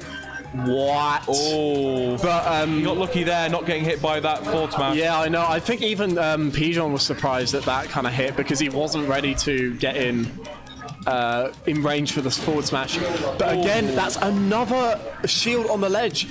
Catch by Zord, and now he could still pull this back. Oh, he definitely could. As you say before, only a couple of hits would do this justice for Zord here to at least bring it even, if not take the stop. Oh, wow. That was really, really like good pressure because he's scared of the forward air, right? Because an explosion is going to send him straight off stage. Yeah. So he's forced to either stay in shield or roll away. Yeah. And down smash can't roll away. If he tried to, say, drop his shield to attack, down smash would have gone as well. Yeah. So nicely done from Pijon. So I'd say Pijon was definitely being the smart person in the situation. And took the win with a very quick and easy win. But we're going back to Palatena's Temple here again. We are, but maybe we are going to see the comeback here. We see the Palatena come out. Reverse again. It's the same as Game 1 because he can't go back to Battlefield because of DSR. This is FD Game 4 in Losers Finals. Yeah, and it's an interesting one going back to Palutena. Because obviously we've already seen him, unfortunately, lose one to Game Watch with his Palutena today. But evidently he's feeling that even Ganondorf wasn't doing too well against Game Watch. And so he probably wants him just to try and work around Game Watch and hopefully meddle with Pijon's head a little bit and see where he can end up. But immediately here, though, we are still getting these aerials again. Much like the first game, we are seeing a lot of pressure here from bombs from this Game & Watch. Palutena going for the forward aerials, up aerials certainly. And again, nice little spike up from the up smash. Now, here's the thing with Palutena. Really nice DI from Zord. That was absolutely fantastic. Yeah, it was looking. But what Palutena has that Ganondorf doesn't in this matchup is the aerial ability to pressure Game & Watch's shield and at the same time not get up B that shield. Of course, Game & Watch's up B, he got hit by down smash, forward smash again. Game & Watch's up B is the fastest out shield option in the game at frame 3. Palatena's forward air, like that, is -3 on shield, meaning that Game & Watch cannot punish it. Same thing with back air, pretty much. Not the same frame data, but it is also quite safe. So if Zord really abuses that, maybe baits a couple of up Bs, we could be seeing Zord equal this out, but he just needs to find this kill. Oh, that was an oil panic there. Choosing not to use it, I mean, it's a smart choice though, because if he relies too much on that, you can get a counter off from Palutena. I think what happened there was Pijon mashing. That was a really good dash attack from Zord. I think Pijon was mashing down B, and so inputted it twice, and maybe he got that. Spilled oil panic a little bit. Nice. I'm sure the Oceans will not be happy about that. Good bit of it. Absolutely not. But you see, like, he's trying to bait out an option with the 2 bacons, and then he covers the rest with bomb. That is that is a new aspect of Pijon's play that has been really, really good. The drag down Nair. Yeah, not something we've ever seen from Pijon. Yeah, there's a lot. Pijon's Game Watch has had a little bit of a hiatus the past couple of weeks, but it's certainly the past couple of weeks, and certainly like the last 2 or 3 weeks, H Return had a couple more tricks up its sleeve, especially these bombs. I've never known him to use these bombs more until recently. Obviously, known a lot more to use the old tactic with the frying pan and using the cooking materials more than using the bombs. But the bombs are certainly using a lot better advantage to him. Gives him a lot more aerial gameplay as well, so he can easily move in for another attack if he chose to, rather than just staying stationary. Absolutely, and it is dead even between these two once again. Pigeon going for the edge guard. This could be it, depending, but... Oh, nice. Oh my God. What happened there? Now, I'll tell you exactly what happened there, my guy. That is the Game & Watch invincible head coming through for Pigeon there. Palutena's counter, in terms of actually dealing back damage and countering back, isn't actually that great. It's not got the best hitbox, it's not got the best range, but wow, I could not have seen that coming, and Zord was not very happy about that for sure. No, I'm sure he won't be feeling too great now, especially down to one stock, and Pigeon's getting a lot of percentage here. Kel there saying, that's absolute doo-doo. Unfortunately, it might well be, but it's how the Smash game works, and Pigeon evidently knows his way. Is that it? I think it could be. He's at max range, but not quite. From there, Zord's going to have to play absolutely immaculately, but we know he can. Beautiful tech, but he SDs from the stage. Unfortunately. That is a match to learn from for sure, because there are a number of things in that match there which we didn't expect, Zord didn't expect, and that by the end he kind of got a bit shaky on. Yeah, but commiseration to Zord. He did try to mix it up a little bit with going for the Ganondorf, then even going back to the Palutena to try and throw Pigeon off and try to think of different tactics, but unfortunately it wasn't his night. Pigeon has taking the game there and will proceed on to winners finals, Grand finals even, losers side, where he will go to fight Matt once again. If Pigeon obviously wins, then it will go to a bracket reset and we will be seeing a full-on grand final. Ladies and gentlemen, are you ready for grand finals? Because it'll be coming to you right now. It will be. We are getting started straight away. We are going for Pigeon versus Matt. Two absolute titans known to go game 10 against each other if necessary. Oh, definitely. These two have been feuding on the top brackets for a long time. I know. Pigeon, this is his second finals, in a row. Really? Second consecutive finals. Because of course, last week Matt was coming back from losers, and it was Pigeon in Grand's winners side. Yes, of course it was. Matt got the first set of grand finals, but Pigeon pulled through on the second. So this is such a back and forth match that honestly this could go either way, and we're gonna have to see if Pigeon has successfully adapted from his winners semis match. Winners finals, sorry. Yeah, but I think both coming into this match, obviously Matt being the fresher of the two, but Pigeon certainly, he's amped up. He's just faced a strong opponent in Zord. Obviously, it's completely different gameplay with Matt. Matt's got a lot more grab materials. He's got grappling, and he's got a lot more. I'd argue slightly more range, certainly than Ganondorf. But all you can do is go in for this is interesting. Going for a Matt. This is definitely Matt's choice of stage. Yeah. Because usually, if this was Battlefield, normally, Pigeon would be on PictoChat with the PictoChat music, exactly like he likes it. But no, Matt gets to pick his hometown. He gets to pick the Jungle Japes, and we're going to see Battlefield here for Game 1 of Grand Finals. I think everything in Italia as well, because he picked the darker stage, and Pigeon's immediately gone for a brighter coloured Game & Watch. Yes, indeed. But here we are, folks. We have the grand finals, both of which again are going for quite a lot of aerials immediately on, both trying to throw the other one off various aerials here. Matt's picking up a bit more percentage, mostly due to the fact he's a heavy. Once he does get those hits off, he can put a lot more damage, but Pigeon is not letting that get to him at all. We are seeing good offense from both of them here, which does not really surprise me at all. But Matt is getting juggled here. He's got to find his way back down. Not punishing the smash attack. He just keeps going for back air. He prefers to kind of... He's trying to just play safe around Pigeon because he is scared of his pressure. He's scared of what he can do. And oh my goodness! There we go. We saw that same setup with Zord in losers finals. Bomb into down smash, and it's been working so well. Yeah, this is a brand new devastation technique from him there. But again, look at these grabs, like we said before.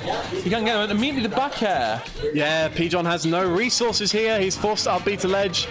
Matt a little late on the edge guard there with the down B, and he's going to take 56 for it. That is completely crazy. You see again there, he's trying to go for down smash again on the edge here, trying to knock DK off a little bit because DK obviously doesn't have too far of a range of aerial when it comes. Again, it worked again. It's just bomb into down smash because he's catching the shield and it pokes the shield. It's a very smart move here from P-John. If he can get through most shields, even despite obviously the patch increasing most people's shield, like even getting through that is phenomenal. That's true. And now Matt on his last stock takes the first stock from P-John. Now, here's the thing. I don't know if this is P-John who's adapted. Maybe he's figured out some new tricks mid-tournament because I don't remember seeing those down smashes and bombs combos. Oh, he really went for it. P-John, with the complete lack of disrespect, maybe Matt beat him in melee. We will never know. But nevertheless, we are going to see P-John an entire stock up now. What's he to do? What's Matt to do? The trouble is obviously with Matt, he has got a reasonable range on his normal aerials and stuff, but because P-John's also going for that's a good donkey punch. I'll tell you what beats that invincible up smash, super armor punch like that. That was crazy.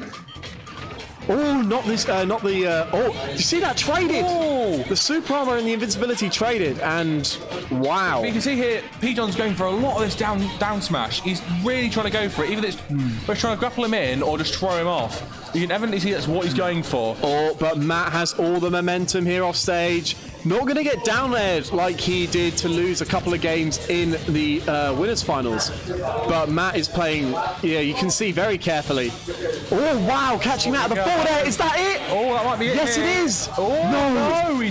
But is he going to get the spike? No, he's not. P-John, another chance of life. But he gets caught from the roll. P-John actually mashes out. Oh, wow. That's crazy. Oh, what a nice up smash there. Takes the catches the spot dodge from Matt.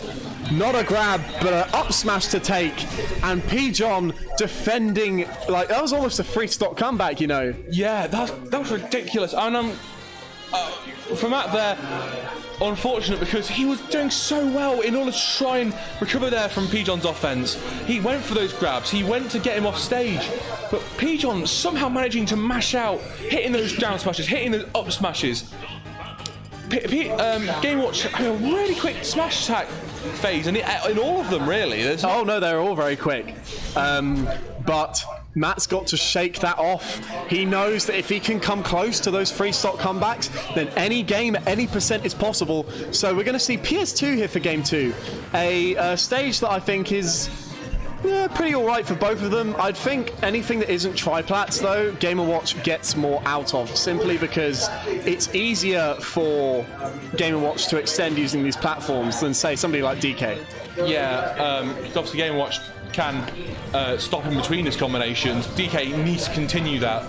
And if he gets stuck on a platform, then he's simply just not going to do that. It's going to halt his progress, it's going to slow him down. Game Watch could go for a bomb on one side, immediately come down, jump on the other side, go for a back air, or something along those lines.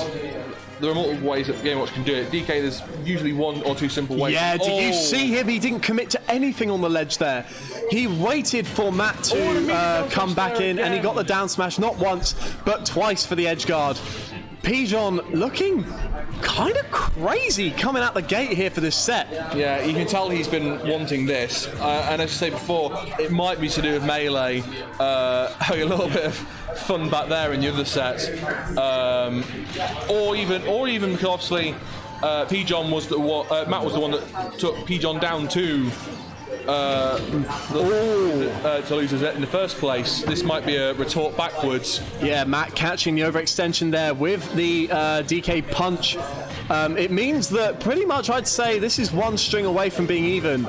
But look, did you see him run and catch the landing with the grab? Yeah. P-John has been playing actually immaculate tonight, and he just needs to continue this play and keep playing the matchup, because more down smash. There's a lot of down smash going for him, but it's not working though. I suggest, like, there's clearly. Oh wow! But no punish from Matt. Matt thought he would be able to mash out of that quicker than he did.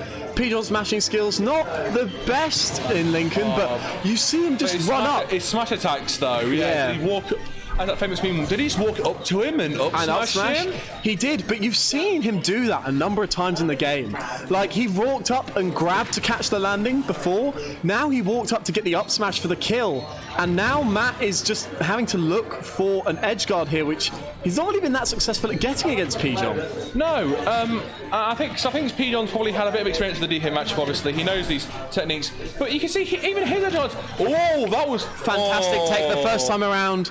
Not going to save him the second. That's Pijon 2-0. One more and he'll take this to a bracket reset. Yes. Where we'll have to play at least another 3 games until Pijon can claim his championship and his, I don't know what the prize pool is this week. I believe Doritos might be top. Looks like we have Starbursts, we have Oreos, potentially Doritos. And of course, I'm sorry if this is making you hungry. I know I didn't have any dinner, so I did. I had it very early though, so I might be going back for some nice little snacky time when I go home later. So, Exalted, you weren't ready for this. You weren't ready for the young Link. Whoa! The what? Whoa! This is a change of the young boy. Now, here's the thing, right? This is a character from Matt that usually comes out in Squad Strike. I haven't seen it outside of that. But I can tell you for a fact that Matt's Young Link kinda nasty. Yeah. It is actually really good. And it's gonna mean that Pijon is gonna have to play a similar game, but a game that fundamentally means that he has to choose different options and respect different things. He wasn't using Oil Bucket against DK. Why would he? But now he all the rage. To use it, yeah. Certainly. I suggest as well, again, let us all panic again. But completely honestly, like, you can tell he wants to try and kill him quickly because he knows that Young Link does have that potential to probably kill him as quickly as Pijon can kill him. I suspect there'll probably be slightly less use of the down smash as well. I think there'll be a lot more ground usage from Pijon here. There's a lot of reflections here as well from Oil Panic. Trying to send things back in. Absolutely. I don't know if Matt knows any of the kill confirms, or if he's going to be able to get any of them. I'd still say Game & Watch wins this matchup though, because against the projectile pressure, all he needs to do is hold down B, and that just seems like it. I'm surprised that he didn't punish that from Pijon, but there we go. But the down tilt there, catching Matt's landing once again, meaning that he's going to take the first stock here in Game 3. Yeah, but Matt not going to get to him at all, clearly. He's still going for these. Oh, and there you go, an immediate up. Was that a up air? Yeah, it was an up air. That is one of the moves that got buffed for Young Link. Of course, Young Link getting buffed in the latest 7.0 patch. Oh, and Oil Panic again there. There's a lot. Obviously, he's getting the energy off the bombs which Young Link's throwing at him after they explode slightly behind, because that's one of the few things he can get. Oh, okay, Matt. Up tilt into forward air. I don't think that's a combo, but he definitely owned it. And he's racking up the damage on Pijon. Was this really the answer he was needing all along? I don't know. It's an interesting one for Game & Watch, but I think that obviously Game & Watch does have trouble with slightly heavy characters, but I think as well, even at his own level, if they're as fast as he is, like Young Link's a really fast character. Oh, that is a big missed punish from Pijon. The spin attack from Young Link usually confirms into the up air, which would have definitely killed Pijon on that percent. But no punish means that Matt's going to have a chance to, live another day and potentially gain the lead. Oh, look, it's complete bombs versus arrows here. Yeah, fantastic way of dealing with his forward air pressure that was such a big problem for Matt with the DK. Oh, but a straight up smash there. Yeah. And welcome Penny to the chat now. Yeah. Who's explaining? We don't know why. DK was doing not so hot, I believe. Yeah. But as you can see, Matt's Young Link.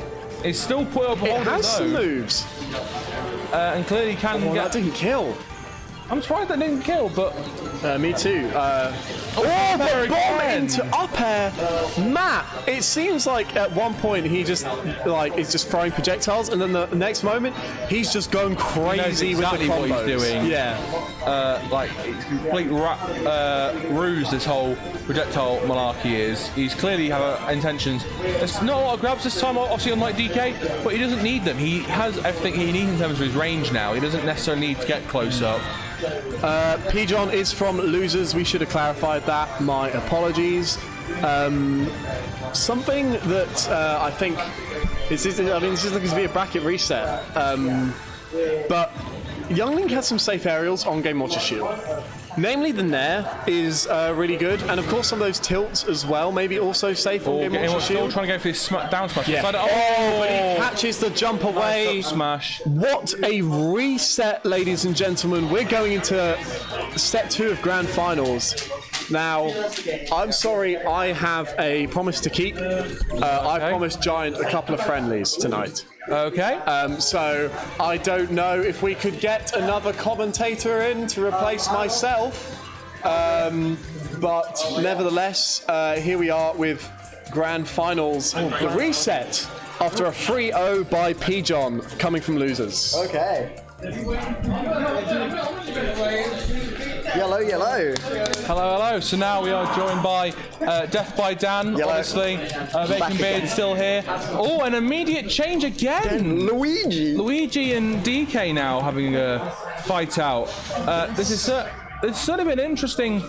Final to bring out multiple. So, yeah, I didn't see the first set. Obviously, I was practicing my Tekken games. But can you give me a quick rundown of what happened in the first set leading up to this one? So, in the first set, we had obviously P-John coming in from losers. He oh wow, what a kill! Had a strong opening there, and he managed to take away all 3 games from Matt here, and has caused him to quick 3-0, was it? Jeez. Yeah, quick 3-0. It was reasonably quick, yeah.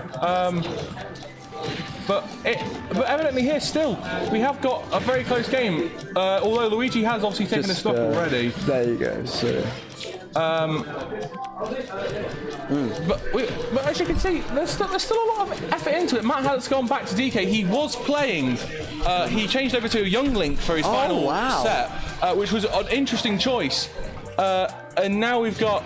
I have never seen Matt play P-John as Luigi, and immediately going for that cheeky forward smash there. Luigi has got a lot of good technical movesets, and I know P-John certainly has a very good Luigi. And I know Penny in the chat will be screaming here right now because obviously he's just picked up Luigi at the minute. Yes, Pog indeed. There you go. Obviously, Matt's got the advantage here. Currently, he has managed to get a couple of grabs of stage, chuck Luigi around. Luigi doesn't have as good of a recovery as in comparison to Game & Watch, who was playing. Good donkey punch there, but unfortunately, not a lot from it because Luigi was at a very low percentage. I understand why P-John has done this, actually, because he can still up B out of shield. It's still a viable option for him. He can still do a lot of the things. Oh my god! What a smash up top! What? That was a beautiful. That was mad. Up there for Matt. Matt finally starting to bring some action back into his side here. Yes. That takes it up to 1-0 for Matt. I think P-John can play Luigi very similar to the way he can play Game & Watch. And now going to Battlefield.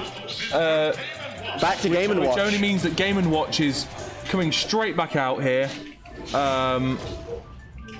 for a nice little game. Now, evidently, we have seen this before tonight. We have seen it, the matchup in the past set even, where 2 of the 3 matches were won in this matchup, where Game & Watch managed to take away from Donkey Kong. Yes. However, Matt has seemed to have gained some more momentum with Donkey Kong over the past set, which could help play into him. But it all depends on what P-John wants to do. P-John, we've seen, has been implementing a certain tactic now with a lot of the characters, which will be going using these bombs, you see. Kind of nudge the shield out a little bit, and as soon as he's got the shield out enough, he'll go for down smash. Which will drive the opponent into the ground and then go for the up smash. Obviously, Matt is now trying to keep off the ground, keeping on the platforms now. He knows that. Oh, super donkey punch misses there. But I understand that he's been very good at spacing the bombs all day today, actually, has P-John. Well, P-John uses a lot of his line tamer chairs here currently. Still using line tamer forward smash off the side. Tries to chair again, but good again, jump Matt getting off on these platforms, I think it's probably the best solution for him. It means that P-John has a lot harder of a time hitting these forward smashes on him. Yeah. In fact, down smashes. There's a kill for Matt there, and he's at very high percent, so definitely Pigeon can make this back very quickly.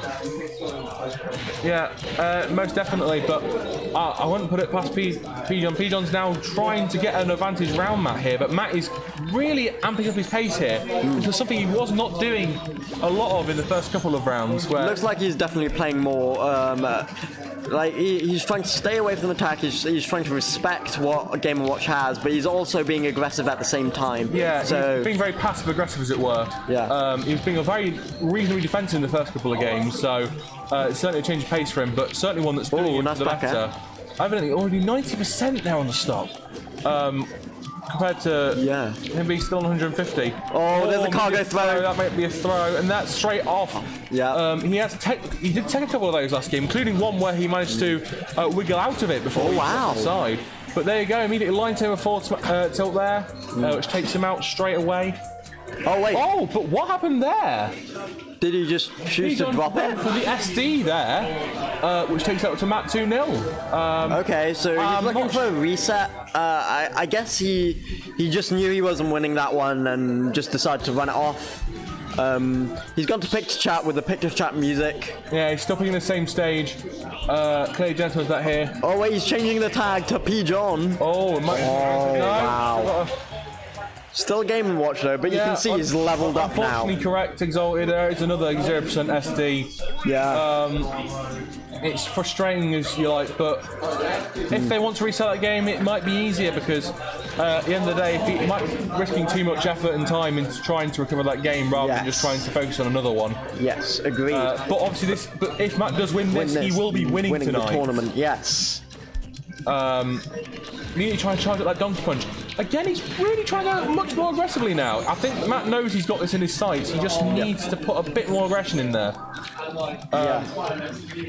Doubling back a little bit, but even so, you can tell he's still... and I actually think in this case, Pigeon is playing maybe a bit too safe for what he has. Like, this is your last game, potentially.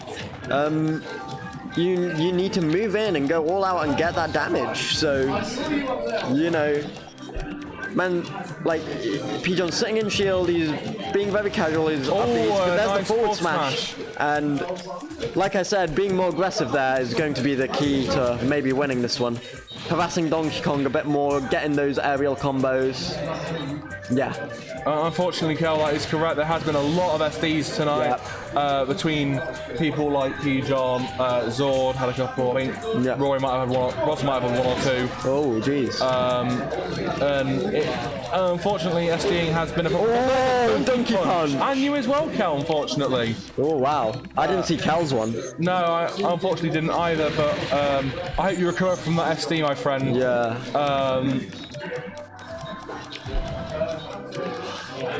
Again, he's playing very defensively, but at the same time, he is getting his back airs in. He's getting the offense in. He just needs to finish off on both sides, that is. Yeah, I mean, I feel like as Pigeon here, I would utilize a lot more up airs than he is using. There he is. Yeah, he's got a lot more up air now. He needs to use a lot more his arrow. But I think it might be a little too late to him. Yeah. Matt's got a full dot. Maybe too little, too late. He can. Upbeat. Oh, too there low. we go. That's an SD. The And Matt SD wins. will finish the set, unfortunately, which means that Matt has won. LSV Weekly. Unfortunately, the curse of the SD has unfortunately set upon the LSB today. And Matt wins LSB Weekly. Yeah, Matt, can we get you down for an interview? We know you're a tournament winner now. So yeah, we're now briefly joined by the winner of the Smash Tournament tonight, Matt DK. Pleasure to be here. So obviously, good recovery there. The first couple of matches, unfortunately, a bit iffy. Chose the Young Link, which was a surprise. I was thinking about playing him in winners, and then I was like, nah, do you know what, I'll stick to DK. Yeah. And then, so I knew that, so I was down 2 games, and if I lost, then I had to like do the reset. So I was like, let's try the Young Link now, and then if I lose, then we reset and we go back into the bracket. I can play DK again. Fair enough. It didn't work out. I like playing Young Link, though. I think it's pretty cool. I think he would be good for like Yeah. Matchups like Game Watch. What do you think the Game & Watch 0 to SD was there? What was P. John's thinking behind that one? What P. John was going through that mind of his, but no, man. It's unfortunate. Yeah, it seems to be a reasonably weird night here at Smash Bros. Between a couple of the SDs that have happening, it's been a weird couple night. of upsets, but it ends in a way which is not too dissimilar. Yeah, it's very familiar to all of us, I think. It's been a while actually. I haven't won for quite a while. But yeah, I haven't won a tournament in a minute. To be honest. So, anyway, as you can see, you've got your fans in the chat. Oh, shout out. Who we got? Kel, Exalted, Penny. Kel, Exalted, Penny. Thanks for the congrats. Yeah. Appreciate it. Yeah. But we've had such a good night here tonight. Once again, congratulations to Matt for winning. Congratulations. And obviously, we do have a couple of events coming up that obviously once again finally plug. So you can plug that. Of course, we've got Link's Awakening 2. Hashtag Link's Awakening 2. Hashtag Link's Awakening 2. I need a doubles partner, so if you want to be Death by Dan's doubles partner, hit me up on the Discord. Yeah, we've got 80-man single bracket. We've got another doubles bracket on the side. Various other tidbits going on throughout the day. Various alumni, of course, from LSB coming up, like Klaus, Spam, Jam. cool. Along with obviously all of us. Matt, you'll doubles with me, won't you? I'll think that. Yeah, there we go. Right. I had a pretty mean run last time. Fair enough. Yeah, and with that event, we also got Smash Point 3 as well in Sheffield. 3 in Sheffield. In April 29th as well, that we need to promote. That hopefully you can attend that if you can. Limited space on that one though, so if you do want to do that, please get involved. Yeah. But as for tonight, I'll do a quick plug for Signature Move, Lincoln Weekly for other fighting games. Minerva Building at 10 o'clock until 8 o'clock. We do 3 tournaments. We're currently doing Tekken, Street Fighter, and Melty Blood. So if you love Lincoln Smash Brotherhood, we're doing something very similar, just with other fighting games. So feel free to come down to that one, Minerva Building, and Saturday at 10 o'clock. Yep. Smash isn't the only fighting game. All right, guys. Yeah. So Tekken, Street Fighter, and Melty Blood is what we're playing. So for that, we'll finish off. Obviously, thanks to Matt for joining us here briefly. Thank you, Matt. Thanks to everyone here at LSB. Thanks to all of you for watching at home. I've been Bacon Beard. I've been Death by Dan. And we love Lincoln Smash Brotherhood. We'll see you next time. Baby, let's go. Goodbye, stream.